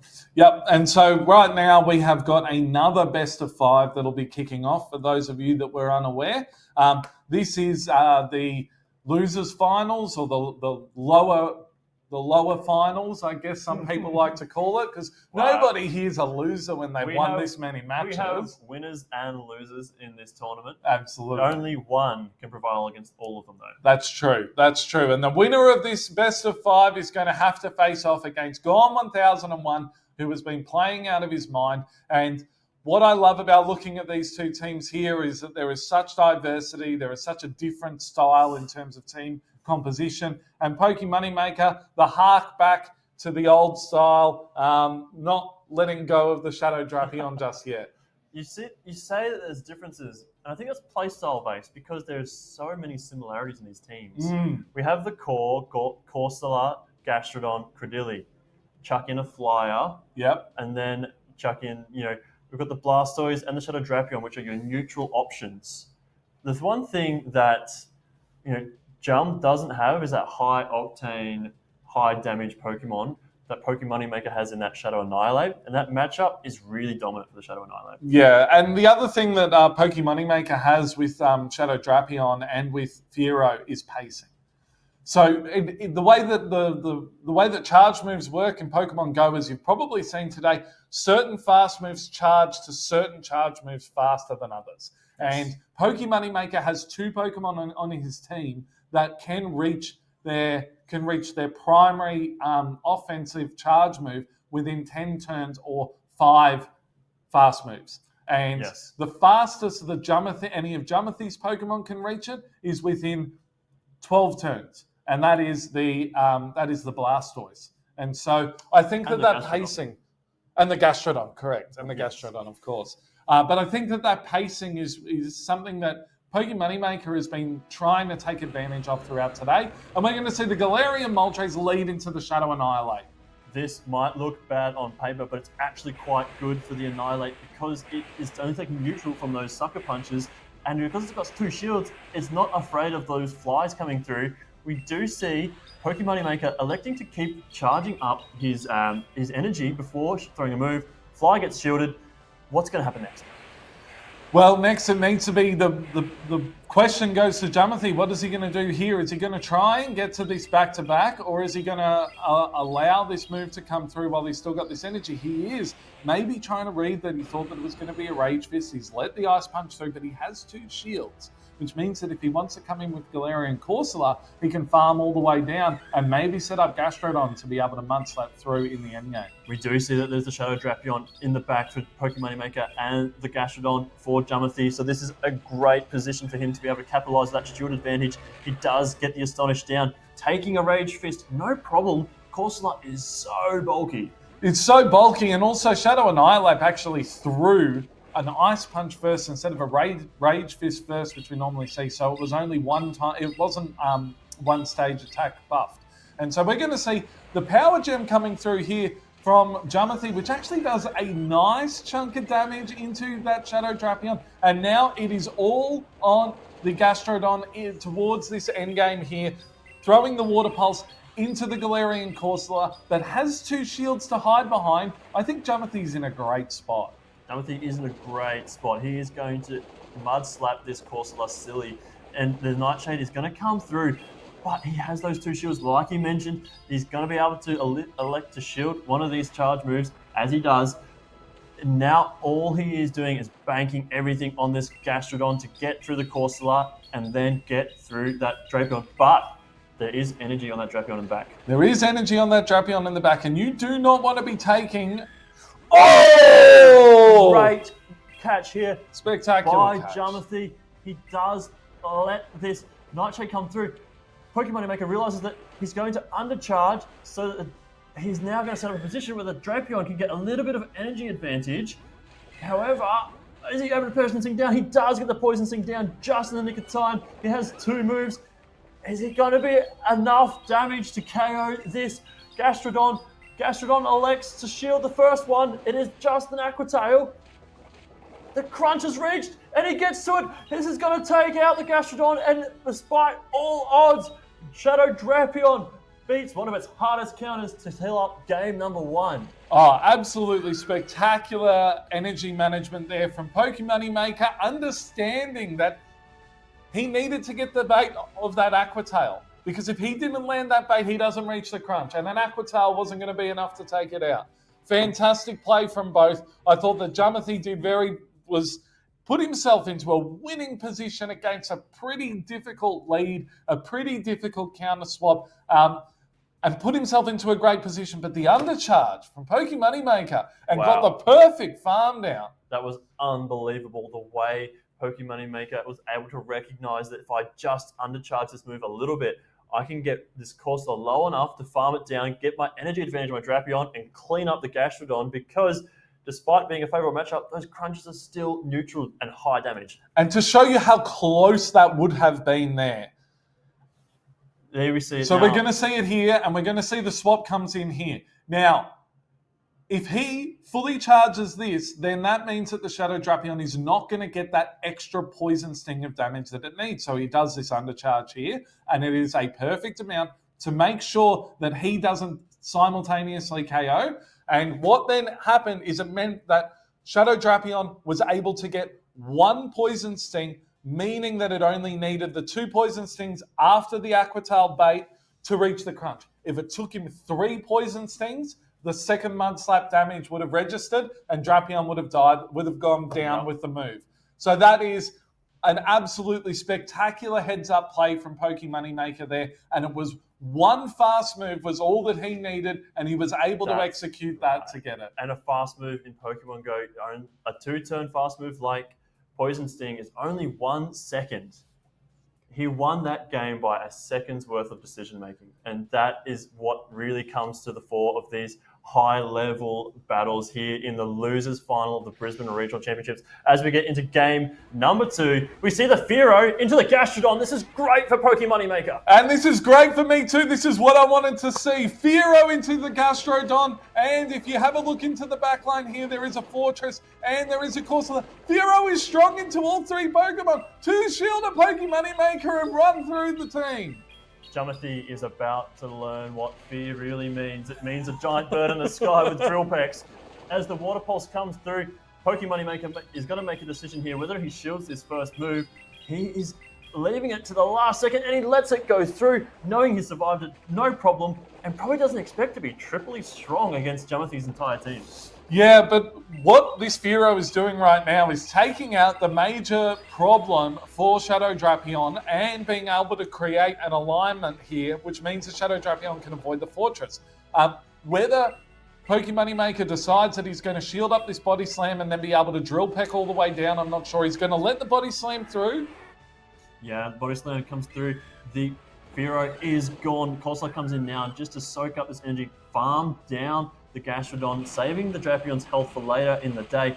But unfortunately for Jumothy, his best response now is to come in with a Fortress that is dealing resisted fast move pressure. Yeah, because he was going to be so far behind on energy, didn't want to be putting himself into a position where he was going to have his Corsola taken out straight away. But now he's down 2 shields into this Galarian Corsola with this Fortress. Fortress doesn't really have anywhere to go, but what he does not know, Jumothy does not know, is that Corsola is also going to have nowhere to go in this backline. 2 shield Drapion is looking dangerous. Yeah, if Moneymaker can get rid of this Fortress, the Drapion is free to clean up this game. It is going to be a tough comeback here from Jumothy, but he's going to give it everything he's got. He's building up extra energy, throws the Rock Tomb. Was that on charge attack priority as well? Was very, very close. If it wasn't, he's going to be undercharging this Rock Tomb, but it's going to do enough to be able to take it out. And then we're going to see this Drapion coming on in, and he's instant swapped into the Corsola, and this is a dire situation. As a little Corsola that has a lot of bulk, you're pretty good into a lot of situations, but the situation you're not really all that good into is a 2 shield deficit with a fully healthy Shadow Drapion. We are really in the dire straits now. The Drapion is just going to absolutely make mincemeat of this Corsola and send it back to the Shadow Realm. It is gone out of there. This is going to be game number 2 to Moneymaker without much difficulty. In fact, not a shield spent. Not a shield spent. What an incredible lead. Fearow bringing the fear, setting up the game, and that is going to be a commanding 2-0 victory in this best of 5 for Moneymaker versus Jumothy. Moneymaker looking to make his way back onto another podium. That would be 3 podiums in 3 Oceania tournaments.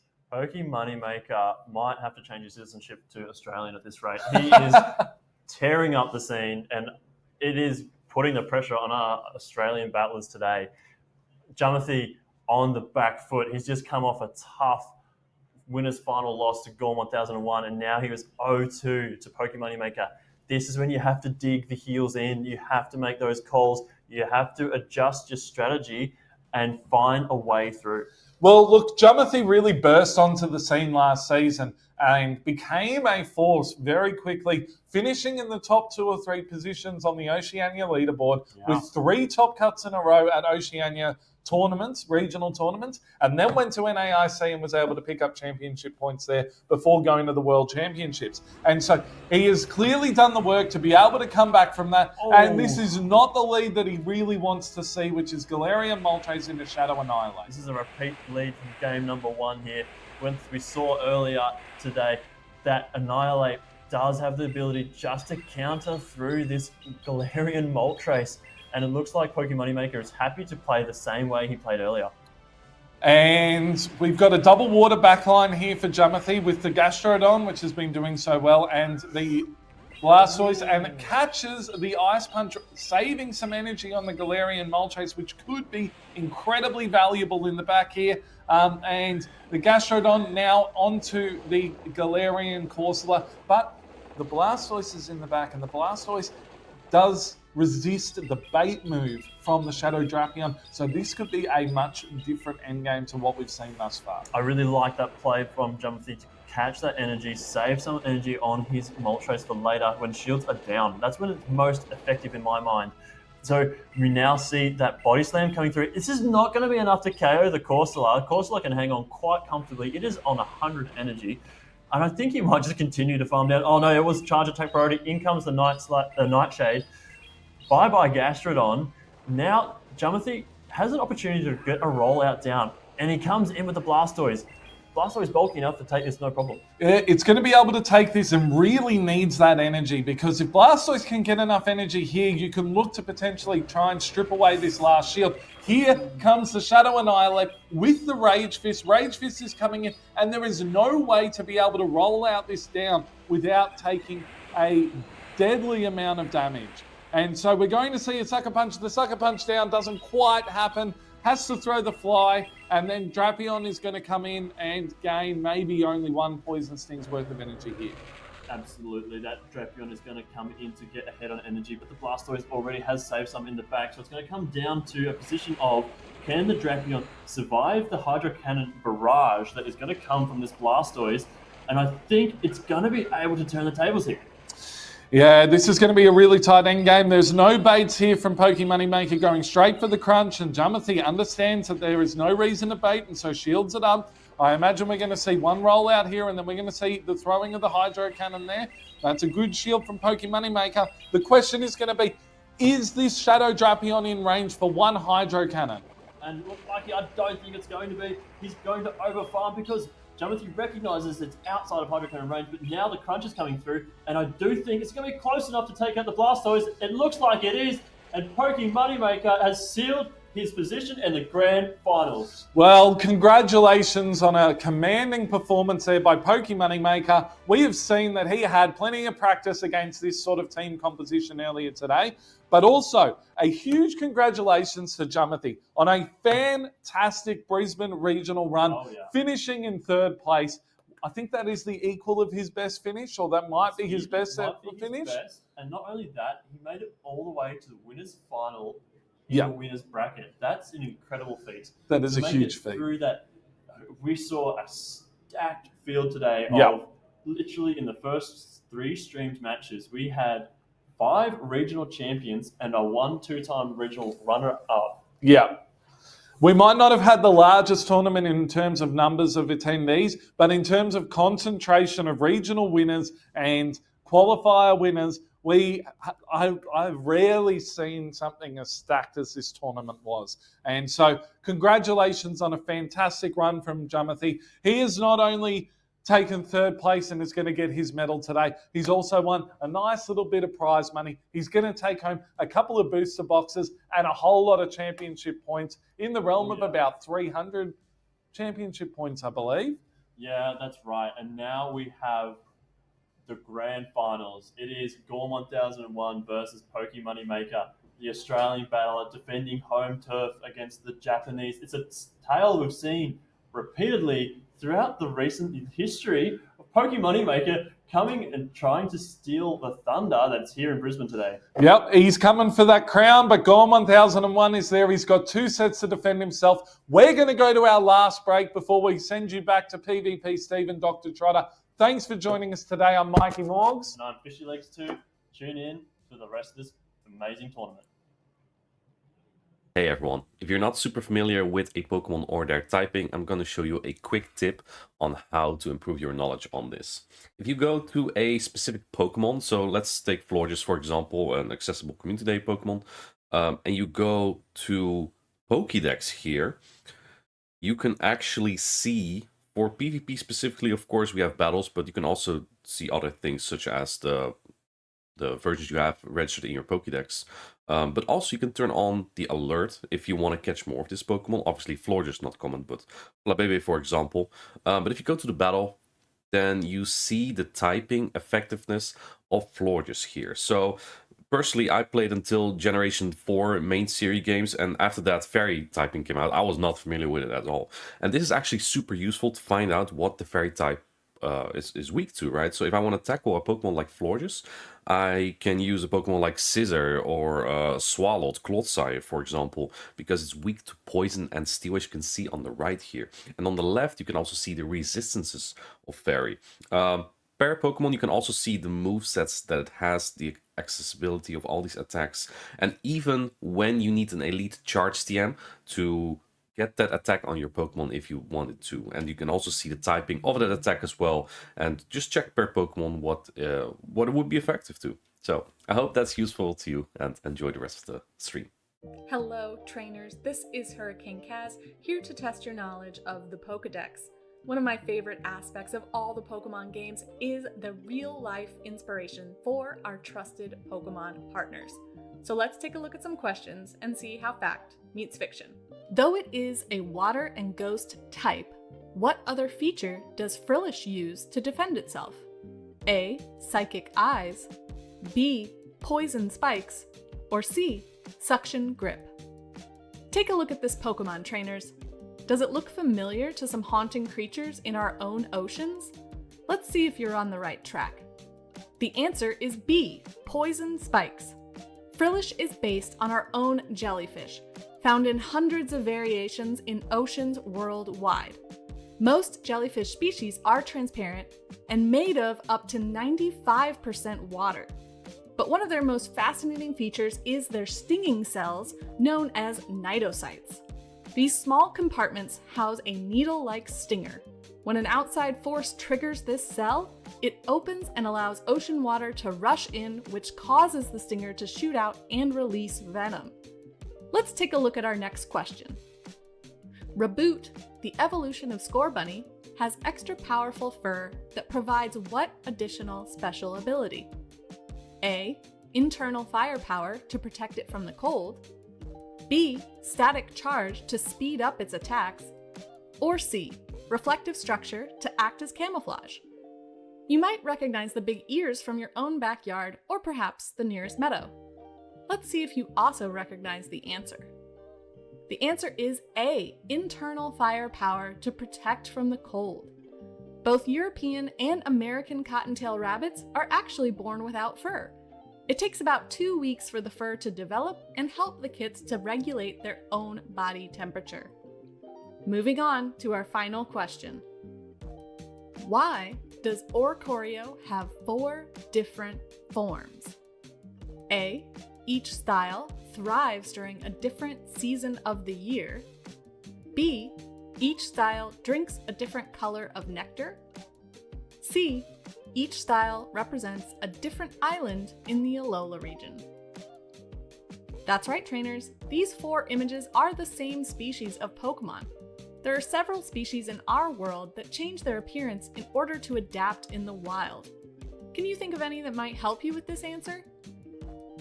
The answer is B. Each style drinks a different color of nectar. Oricorio is based on Hawaiian honey creepers. These little birds are endemic to the Hawaiian Islands, meaning that they cannot be found anywhere else in the world. As of today, there are 17 species spread across the islands. Some of them have adapted to eat only from specific flowers. Aside from honey creepers, there are several other bird species that get their color from their food.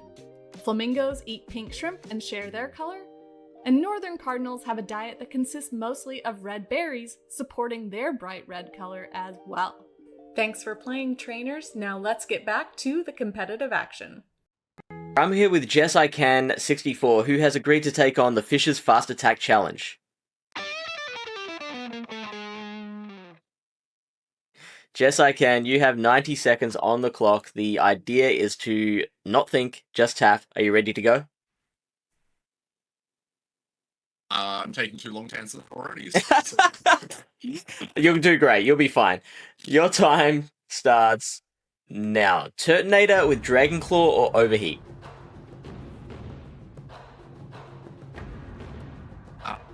Overheat. First Pokemon game you played?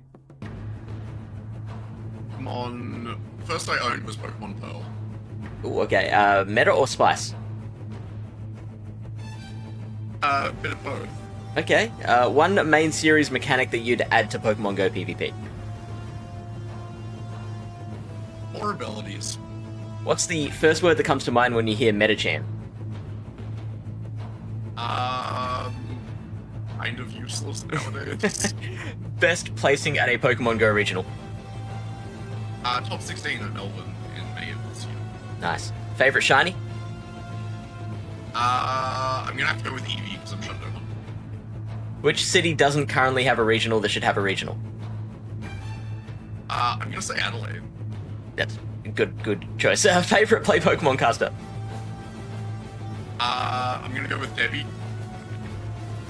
Which Pokemon would you like to never see again in PvP? Greatly, absolutely. 100%. What Pokemon do you enjoy using even though it's mid at best? I would have said Russell, but it's now meta. I'm gonna go with Eevee because I have one champion. Okay, who is the best battler in Oceania? I'm gonna go with Plunk. And that's it. You're done. You've successfully passed the challenge. Hey, I'm Fish on a Heater.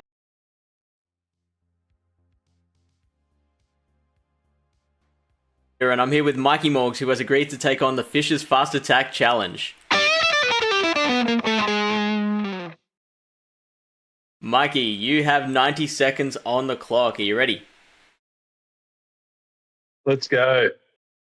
Your time starts now. Which Pokemon do you think would be the scariest in the real world? Guzzlord. Your proudest moment in PvP? Proudest moment in PvP? Oh, I don't know. Yeah, maybe the third place in Sydney. That was pretty good. What's the first word that comes to mind when you hear Morpeko? Average.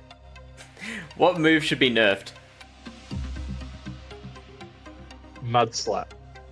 Favorite play Pokemon caster? Lou the Pikachu. She's just spectacular. Which Pokemon would you like to never see again? Ooh, Gastrodon. Favorite shiny? Lapras. Which Pokemon do you wish was better?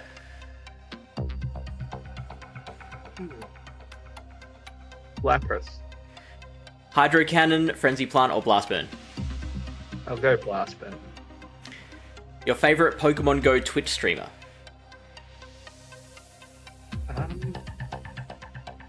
Yeah, probably it's Axon. Meta or Spice? Meta. Your favorite Pokemon type? Water. Your best placing at a Pokemon Go regional? Was Sydney, third place. Makes sense. Credilli or with Acid or Bullet Seed? Acid. And who's the best battler in Oceania? Valiant Fish. mikeymorgs, thanks for joining me. No worries. Hey, this is Fish on a Heater. Now, it all comes back to this, the final match of the Brisbane Regional Championships, the Grand Finals. From Australia, we have Gone 1001, hailing from Sydney, always the bridesmaid, never the bride, up against the Japanese Poké Moneymaker, who just won the last Oceanic Regional Championship, the Melbourne Regional Championships. Yeah, this is a big one here. Like, this is what the entire day's play has culminated in. And I think both players should be feeling fairly confident. Poké Moneymaker, even though he went down into the losers bracket, has had a really strong run coming through. And I mean, Gone 1001, he's undefeated. So has the chance to, lose the first set and still be in a strong position. But what we've seen so far from Poké Moneymaker is a really strong showing with that Drapion and Galarian Corsola core. There's just nothing that can really break it on these opponents' teams. Yeah, I really feel like if you look at these teams here, these are the two teams that we've been seeing again and again and again. And they are so strong. And there's such little overlap as well. There are 11 unique Pokemon across these two teams. We have got Galarian Corsola as the only Pokemon on both. But look, these battlers are itching to get into this battle. They are ready to get into this final match. As a reminder, this is a best of 5, but Gone is on the winner's side of the bracket. Poké Moneymaker is on the losers. That means Poké Moneymaker needs to win a best of 5 to reset the bracket and then win another best of 5 to win this tournament. Whereas Gone only needs to win a single best of 5 set and he will finally become a regional champion. Look, it's going to be a little bit hard to be impartial in this cast. Obviously, we have known Gone for many years now, and we'll be cheering him on. But Pokemon Moneymaker is definitely out to not make this sort of an easy romp for Gorm 1001. And you almost feel like there is a slight team comp advantage to Pokemon Moneymaker, with the one exception of a 2-shield Sizzle does cause a lot of problems for Pokemon Moneymaker's team.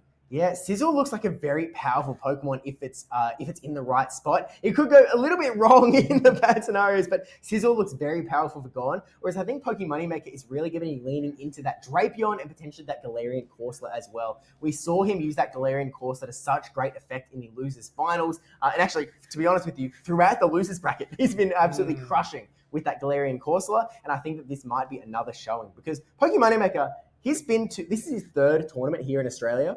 He came 3rd in Perth and then 1st in Melbourne. And he's back in the top 2. I mean, this guy is just farming medals for this country. And he is definitely looking to get that champion one again. And here we go. Game number 1 of the grand finals. Pokemon Moneymaker on the left. Gone 1001 on the right. And we have the Annihilate into the Galarian Corsola. Great start for Gone. This is an absolutely huge start for Gone 1001.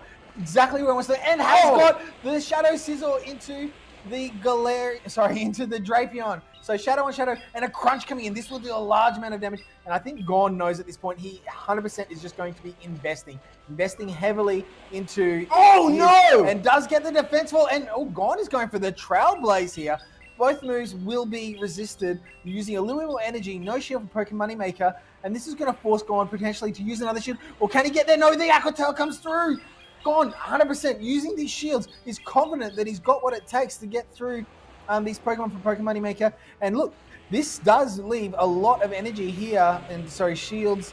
No shields, for Gone 1001. A lot of for Pokemon Moneymaker. And that is a trait we've seen from Pokemon Moneymaker, leaving 2 shields a lot of the time. And he's going to be forced to use 1 shield here, however. And then we'll get the farm down. We now have Sizzle going down. There is a Pangoro and a Galarian Corsola. You have to bring in the Galarian Corsola here, because these Astonishers do so much damage. You'll deny Annihilate the chance to get to a second Rage Fist. Pokemon Moneymaker needs to swap out to that Gastrodon here, and that invites Gone to potentially swap into that Pangoro. You might actually want to chip and dip, put the Nightshade damage onto this Gastrodon, and then go to the Pangoro, knowing that you still have a good chance of trying to Astonish down that Annihilate later on. Here's that Nightshade. Gastrodon going to go down to a little bit above half health. Here's Pangoro. Pangoro in, but that delayed swap does allow a lot of time for Pokemon Moneymaker to get a heap of energy here into this Pangoro. Forces the last shield out from Pokemon Moneymaker. Do we see a buff from this Night Slash?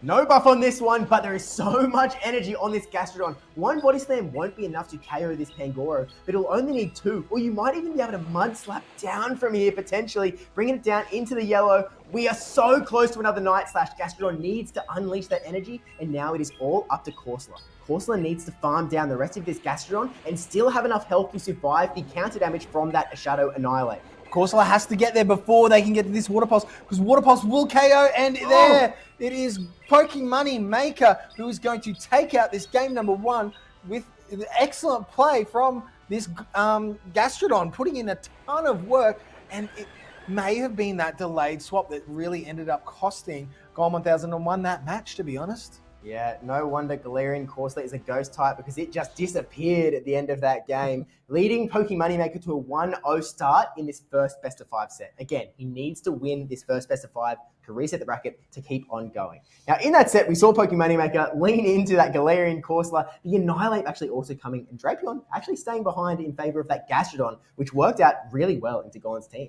Yeah, I think Gorn was definitely worried about the Galarian Corsola, which is why he opted for bringing in that Pangoro, but had a good matchup, but just wasn't quite able to just navigate it exactly as he wanted. And I think Pokemon Moneymaker showed really how much he was able to use that Annihilate to get that shield advantage, and that Gastrodon just with that huge farm down, all that extra energy, just really, really advancing his way through that matchup.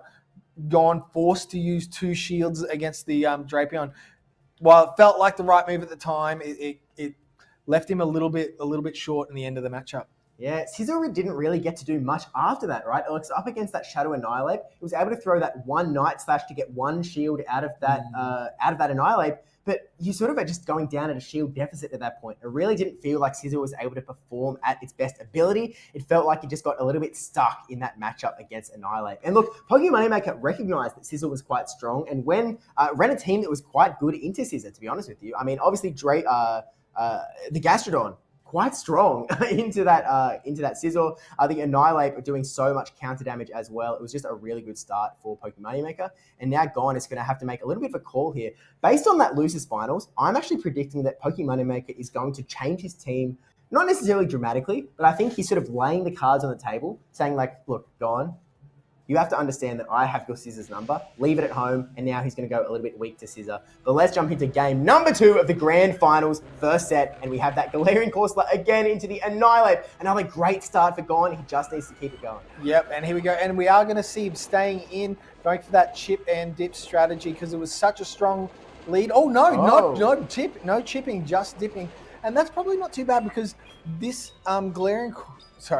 this Gastrodon does not have that much health. The Astonishers are actually almost able to do enough, and it's getting almost close to that Hydro Cannon range. It is getting very close, but this Gastrodon has a lot of energy. It is almost at that Water Pulse, and you have to start being wary of that if you're Gon.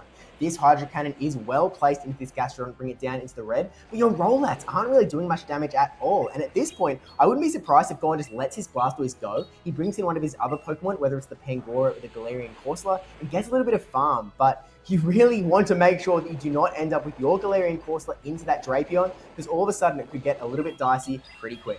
And he's going to get the shield here. I'm surprised Gon didn't throw early to try and pressure a little bit of something out of Pokemon Moneymaker. But switch advantage is going to be very big here because we do have an Annihilate and a Galarian Corsola. Galarian Corsola is going to be forced to do a lot of work for Gon 1001. Maybe looking at just sacrificing the Pangoro here.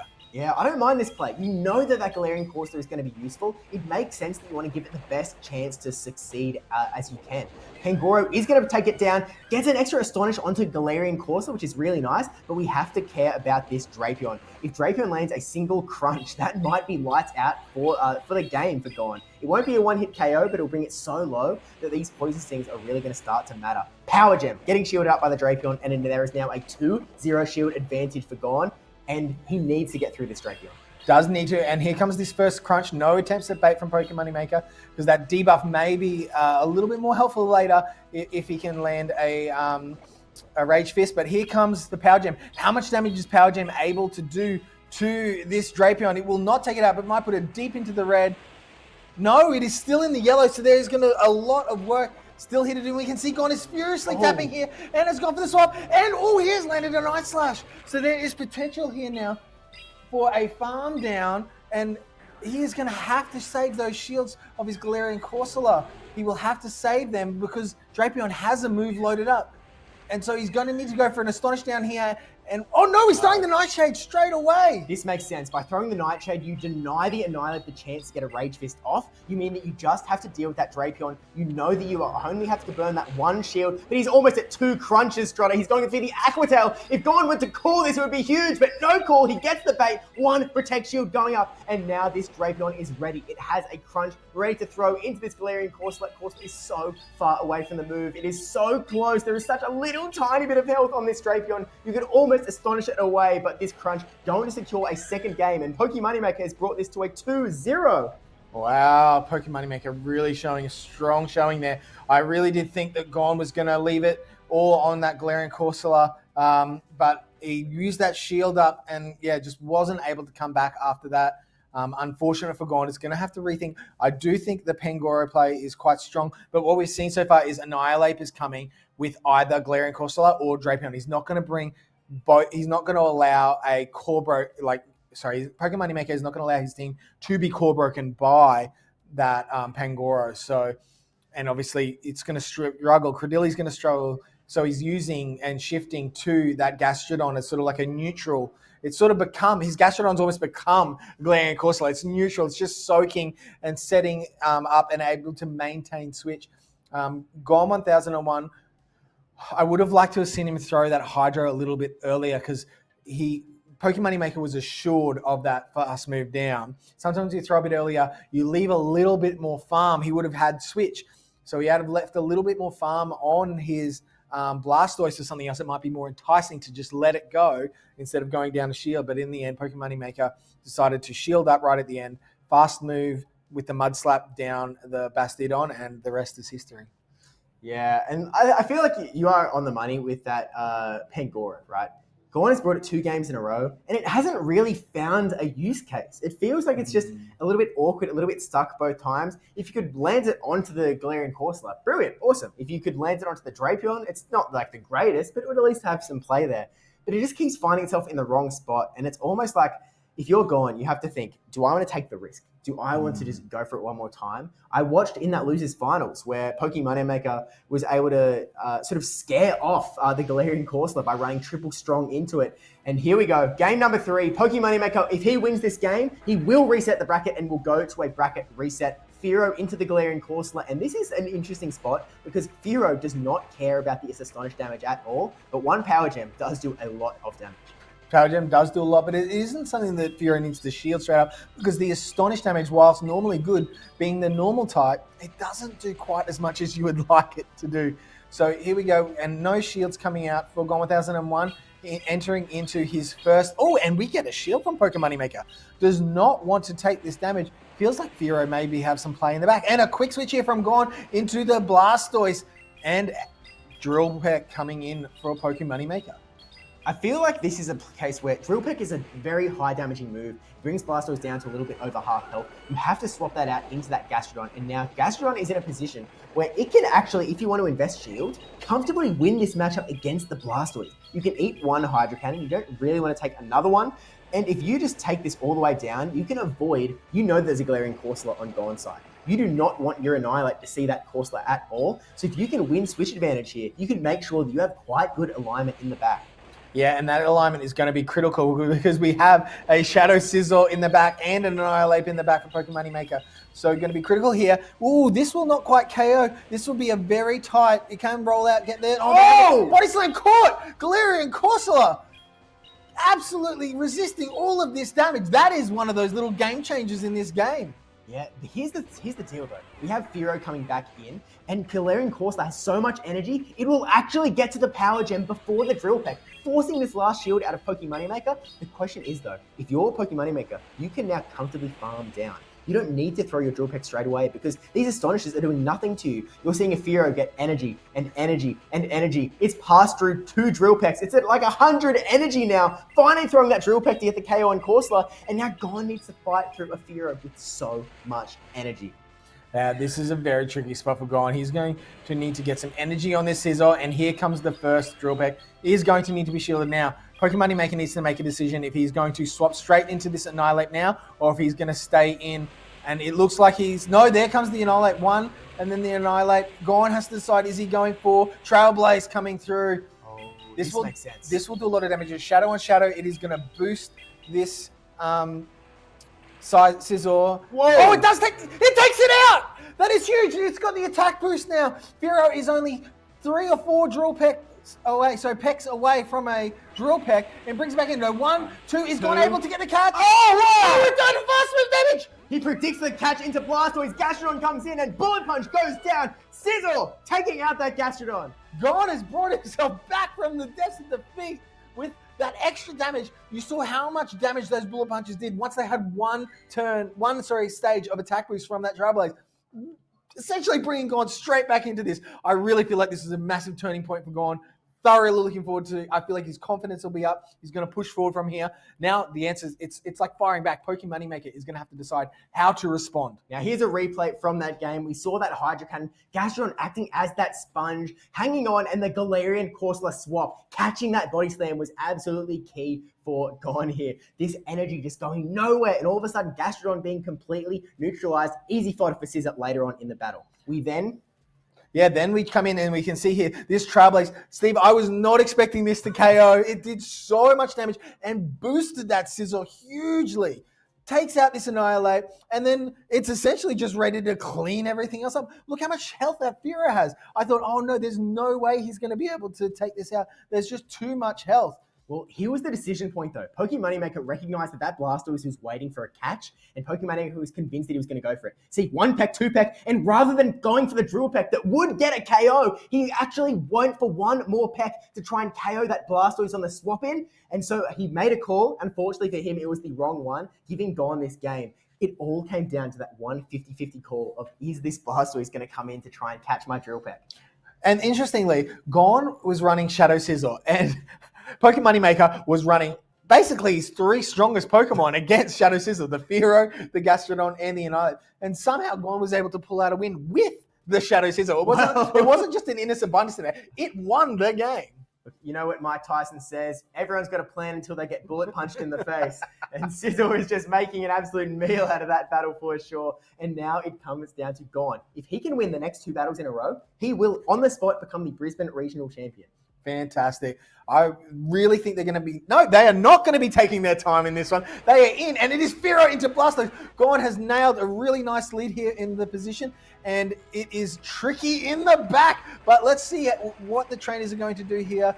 I feel like they like energy. No one is wanting to throw early. They all want all the energy for themselves. Here comes a Drill Peck. No shield from Gon. Gon is in a bit of a dicey situation. Is that Scizor really has nowhere to go? It is this same 3 Pokemon that is so bad, but we do see a catch of the Hydro Cannon onto Gastrodon. This will weaken this Gastrodon down a little bit, but if you're Gon, where do you go? Because you can't split a Scizor.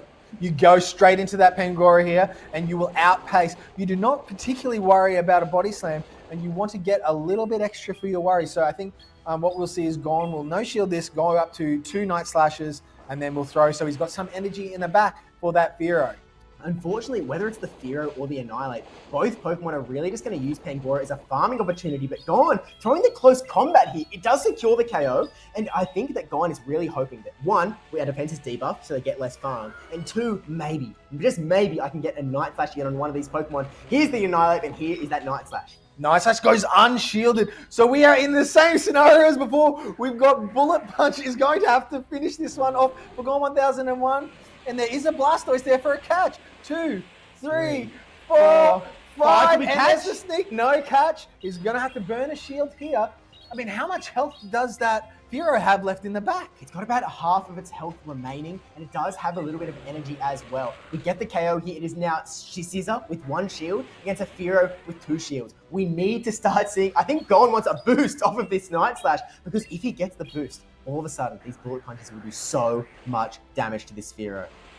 No boost on this one, but here's another Night Slash. Oh, Pokemon Moneymaker not throwing. So now Gon 1001 is going to dip straight into his Blastoise for a chance to try and do some rollout damage and get to... Oh, he's out of Hydro Cannon! He's out of it! He's got it!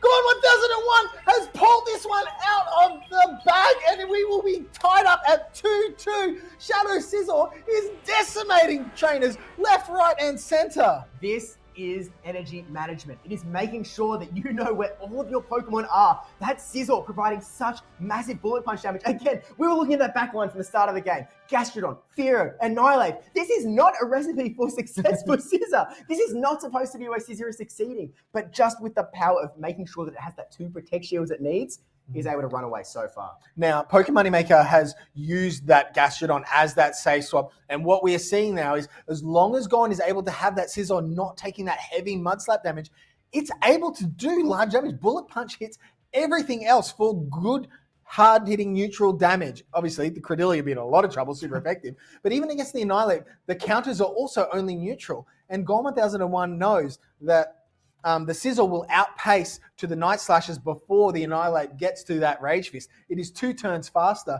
So this has been an absolute thrilling, and we are 1 battle away from potentially crowning a Brisbane 2026 regional champion.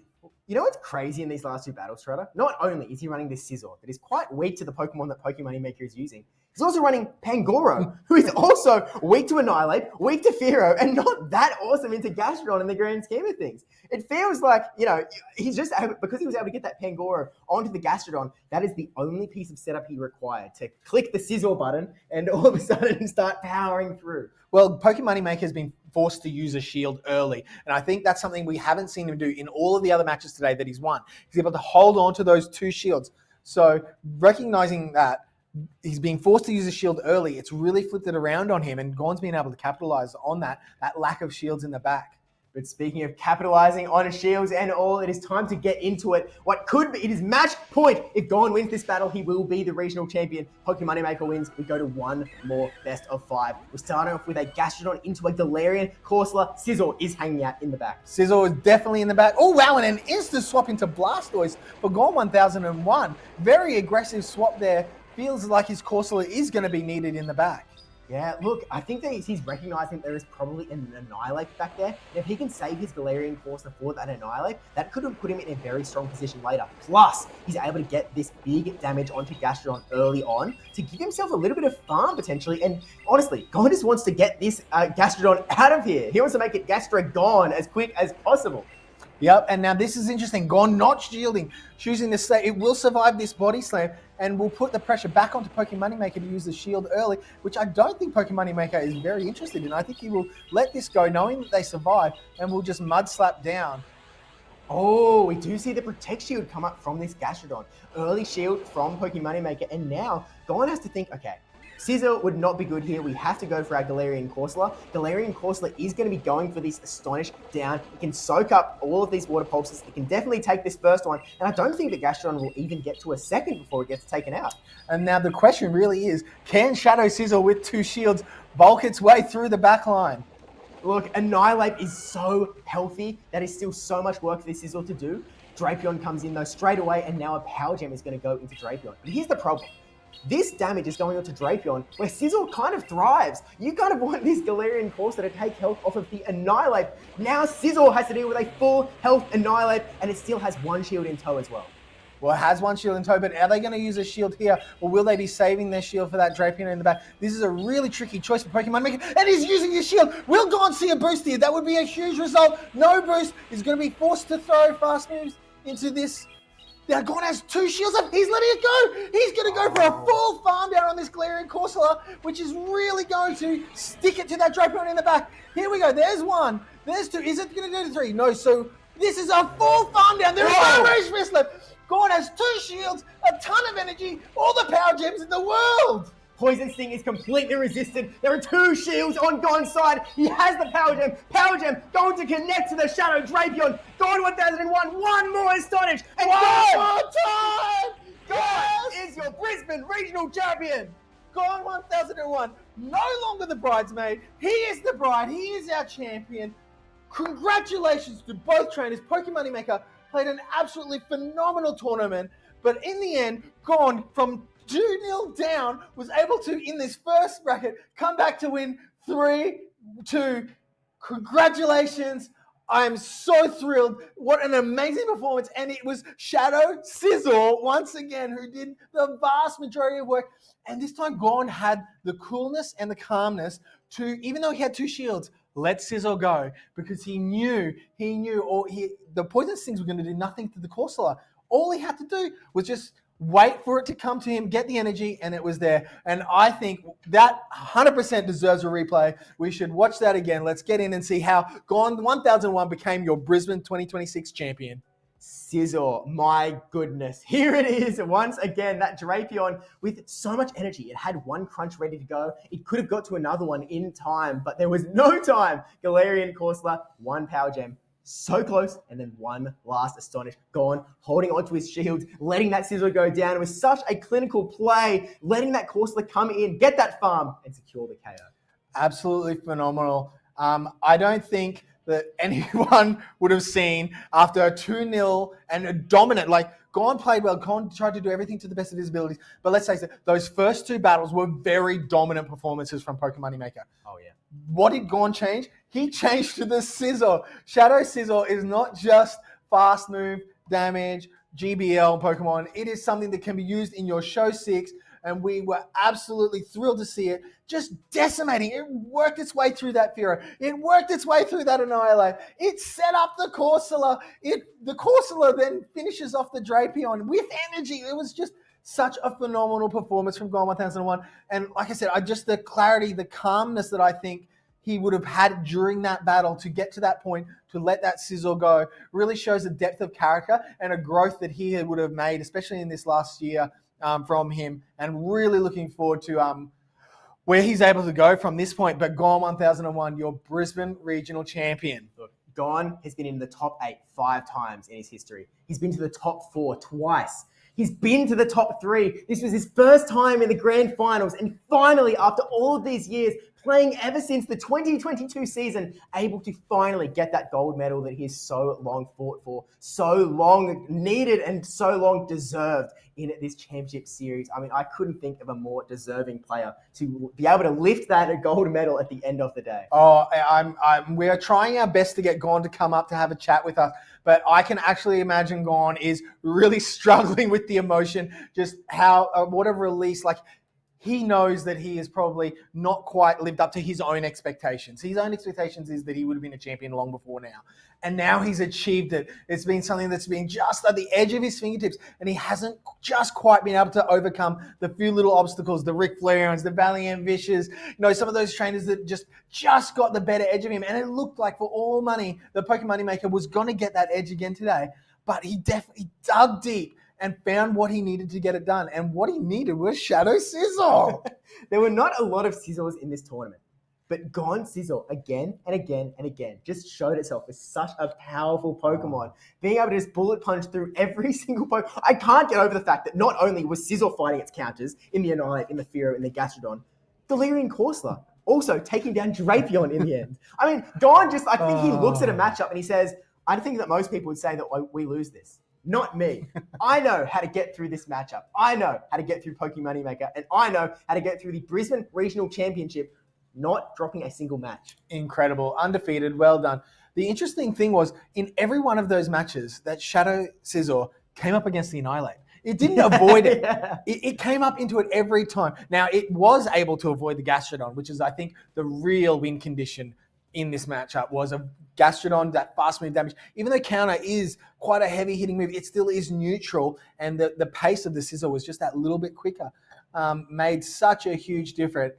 And I almost feel like the threat of the Pangoro for that Drapion and Corsola may have made him made Pokemon Maker change up what he was doing and use a lot less of that Galarian Corsola, and we did see a lot more of the Gastrodon.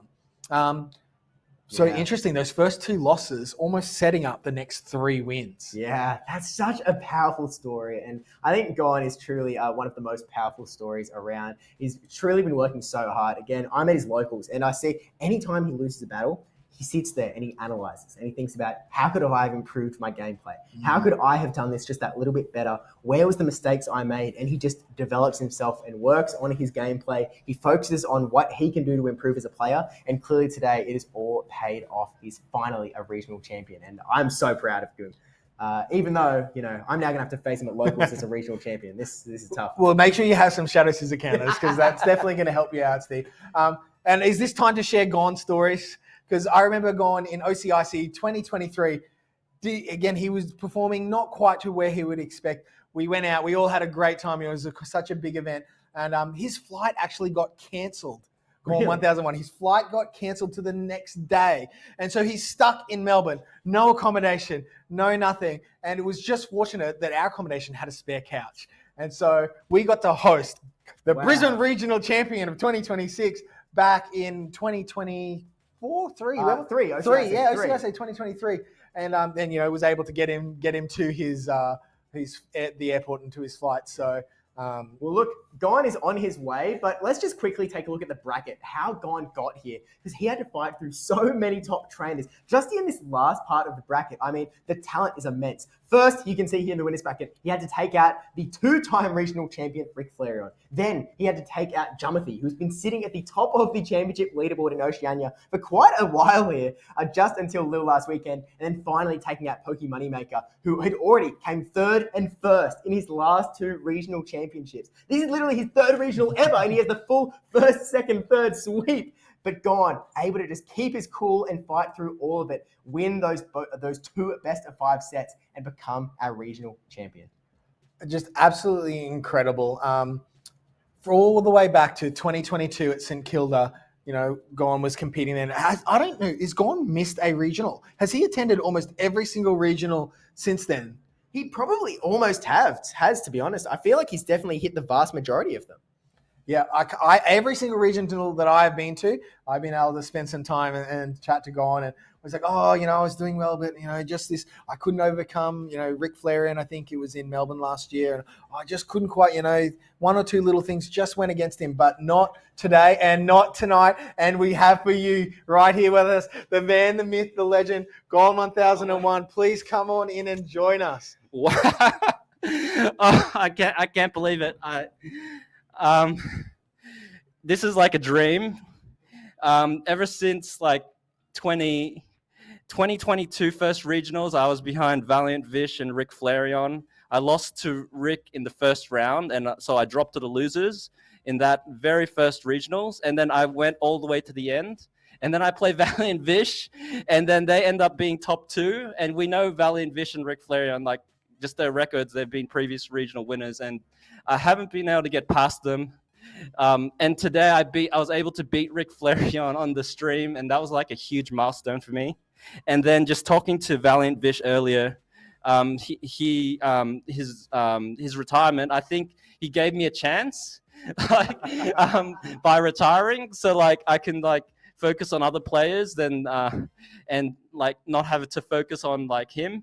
And then like I played really good players today. I played like Fort Wah. I played Jimothy, who's a really good local. I played Ric Flareon again, and then Pokémon Moneymaker. He was really tough because like even if I won lead, like that didn't matter. So like I had to reverse sweep him, which was huge. And like I can't believe I actually was able to reverse sweep him without going into like losers. So essentially today I was like undefeated, which is crazy. And I feel like it's like a dream. Like I've tried to like get to this point for so long, and like I guess the hard work is paying off. Like the slow grinds and like just slowly improving, and like just thinking about energy play, and then thinking about win cons, and like in the end, like I had quite a few win cons, like, and then when I had the 2 shields, I could 2 shield either Scizor or Corsola, and then like when I was able to farm down his Annihilate with Corsola, I was like, I have 2 shields against a Drapion on a Corsola with energy. I'm like, wow, and I can't believe this is game 5. And then after that game, I couldn't believe it. This is huge. Well, Gon, one thing I've noticed in your play today is obviously there's a lot of emotion now, which is awesome. And I don't think anyone is happier for you in the Australian scene, apart from the gentleman in this room here with us. But your composure, I know there was a big difference. Like there was no flustering, there was no stress. You knew where your Pokemon were, and like letting that, you're like, oh, I can resist those poison stings on my Corsola. I'm just going to let this go. He can't swap it in yet. And you just look so much more comfortable out there today than we've seen you in the past. And now I noticed you mentioned, you always have to think about the other guys. But I think in the next regionals coming, other people are going to be thinking about you. It's going to free you up to just concentrate on yourself and do what you want to do now, because you're the Brisbane Regional Champion 2026, mate. This is unbelievable. Thank you guys for putting on this stream, and like I can rewatch everything, and watch your amazing commentary, and like thanks Steve and everyone behind the scenes as well for like putting all this together, and like shout out to TM Pizza. Like I'm an affiliate of them. I'm like sort of a newcomer, but like they still like help support with like scrims and stuff, and like there's so many good players over there. Like they're really good as well, and like just all the Sydney players, all the players that came, like there's inspiration all over.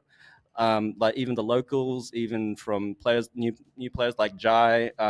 Like he's the one that brought me into Blastoise. Like Blastoise was always like one of my favorite mons, and like, but I wasn't good with it until like he suggested it. Like this was season before, but just before Worlds, and I'm sure if anyone's watched, I used Blastoise before at Worlds, and I did pretty well.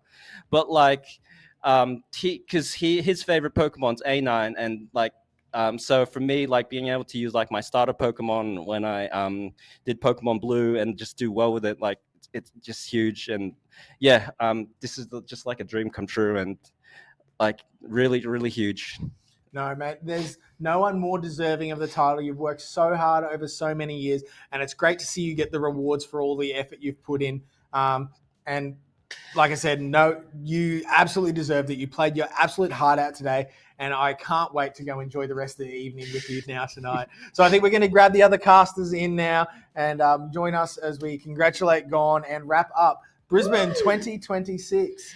Any parting words, Steve?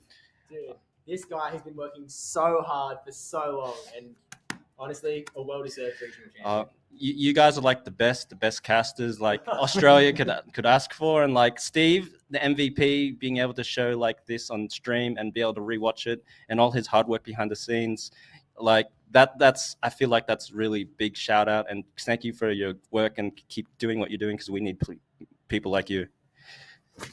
Boys, any words? Whoa. Mic drop. Sorry, I'm new to this game.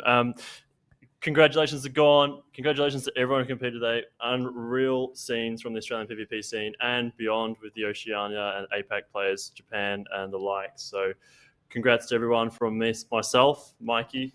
Bengoro! And Blastoise! All right, thank you, everyone. Any final words, Steve? Are we cutting out now? Thanks ESL for letting us run this. Thanks Pokemon Company for the support. Thanks everyone for watching. Appreciate all of you and all of the Oceanic battlers. These guys for all making it possible. We look forward to seeing you in the next one, wherever that may be. But until then, we'll catch you then. Thanks, guys. Good night.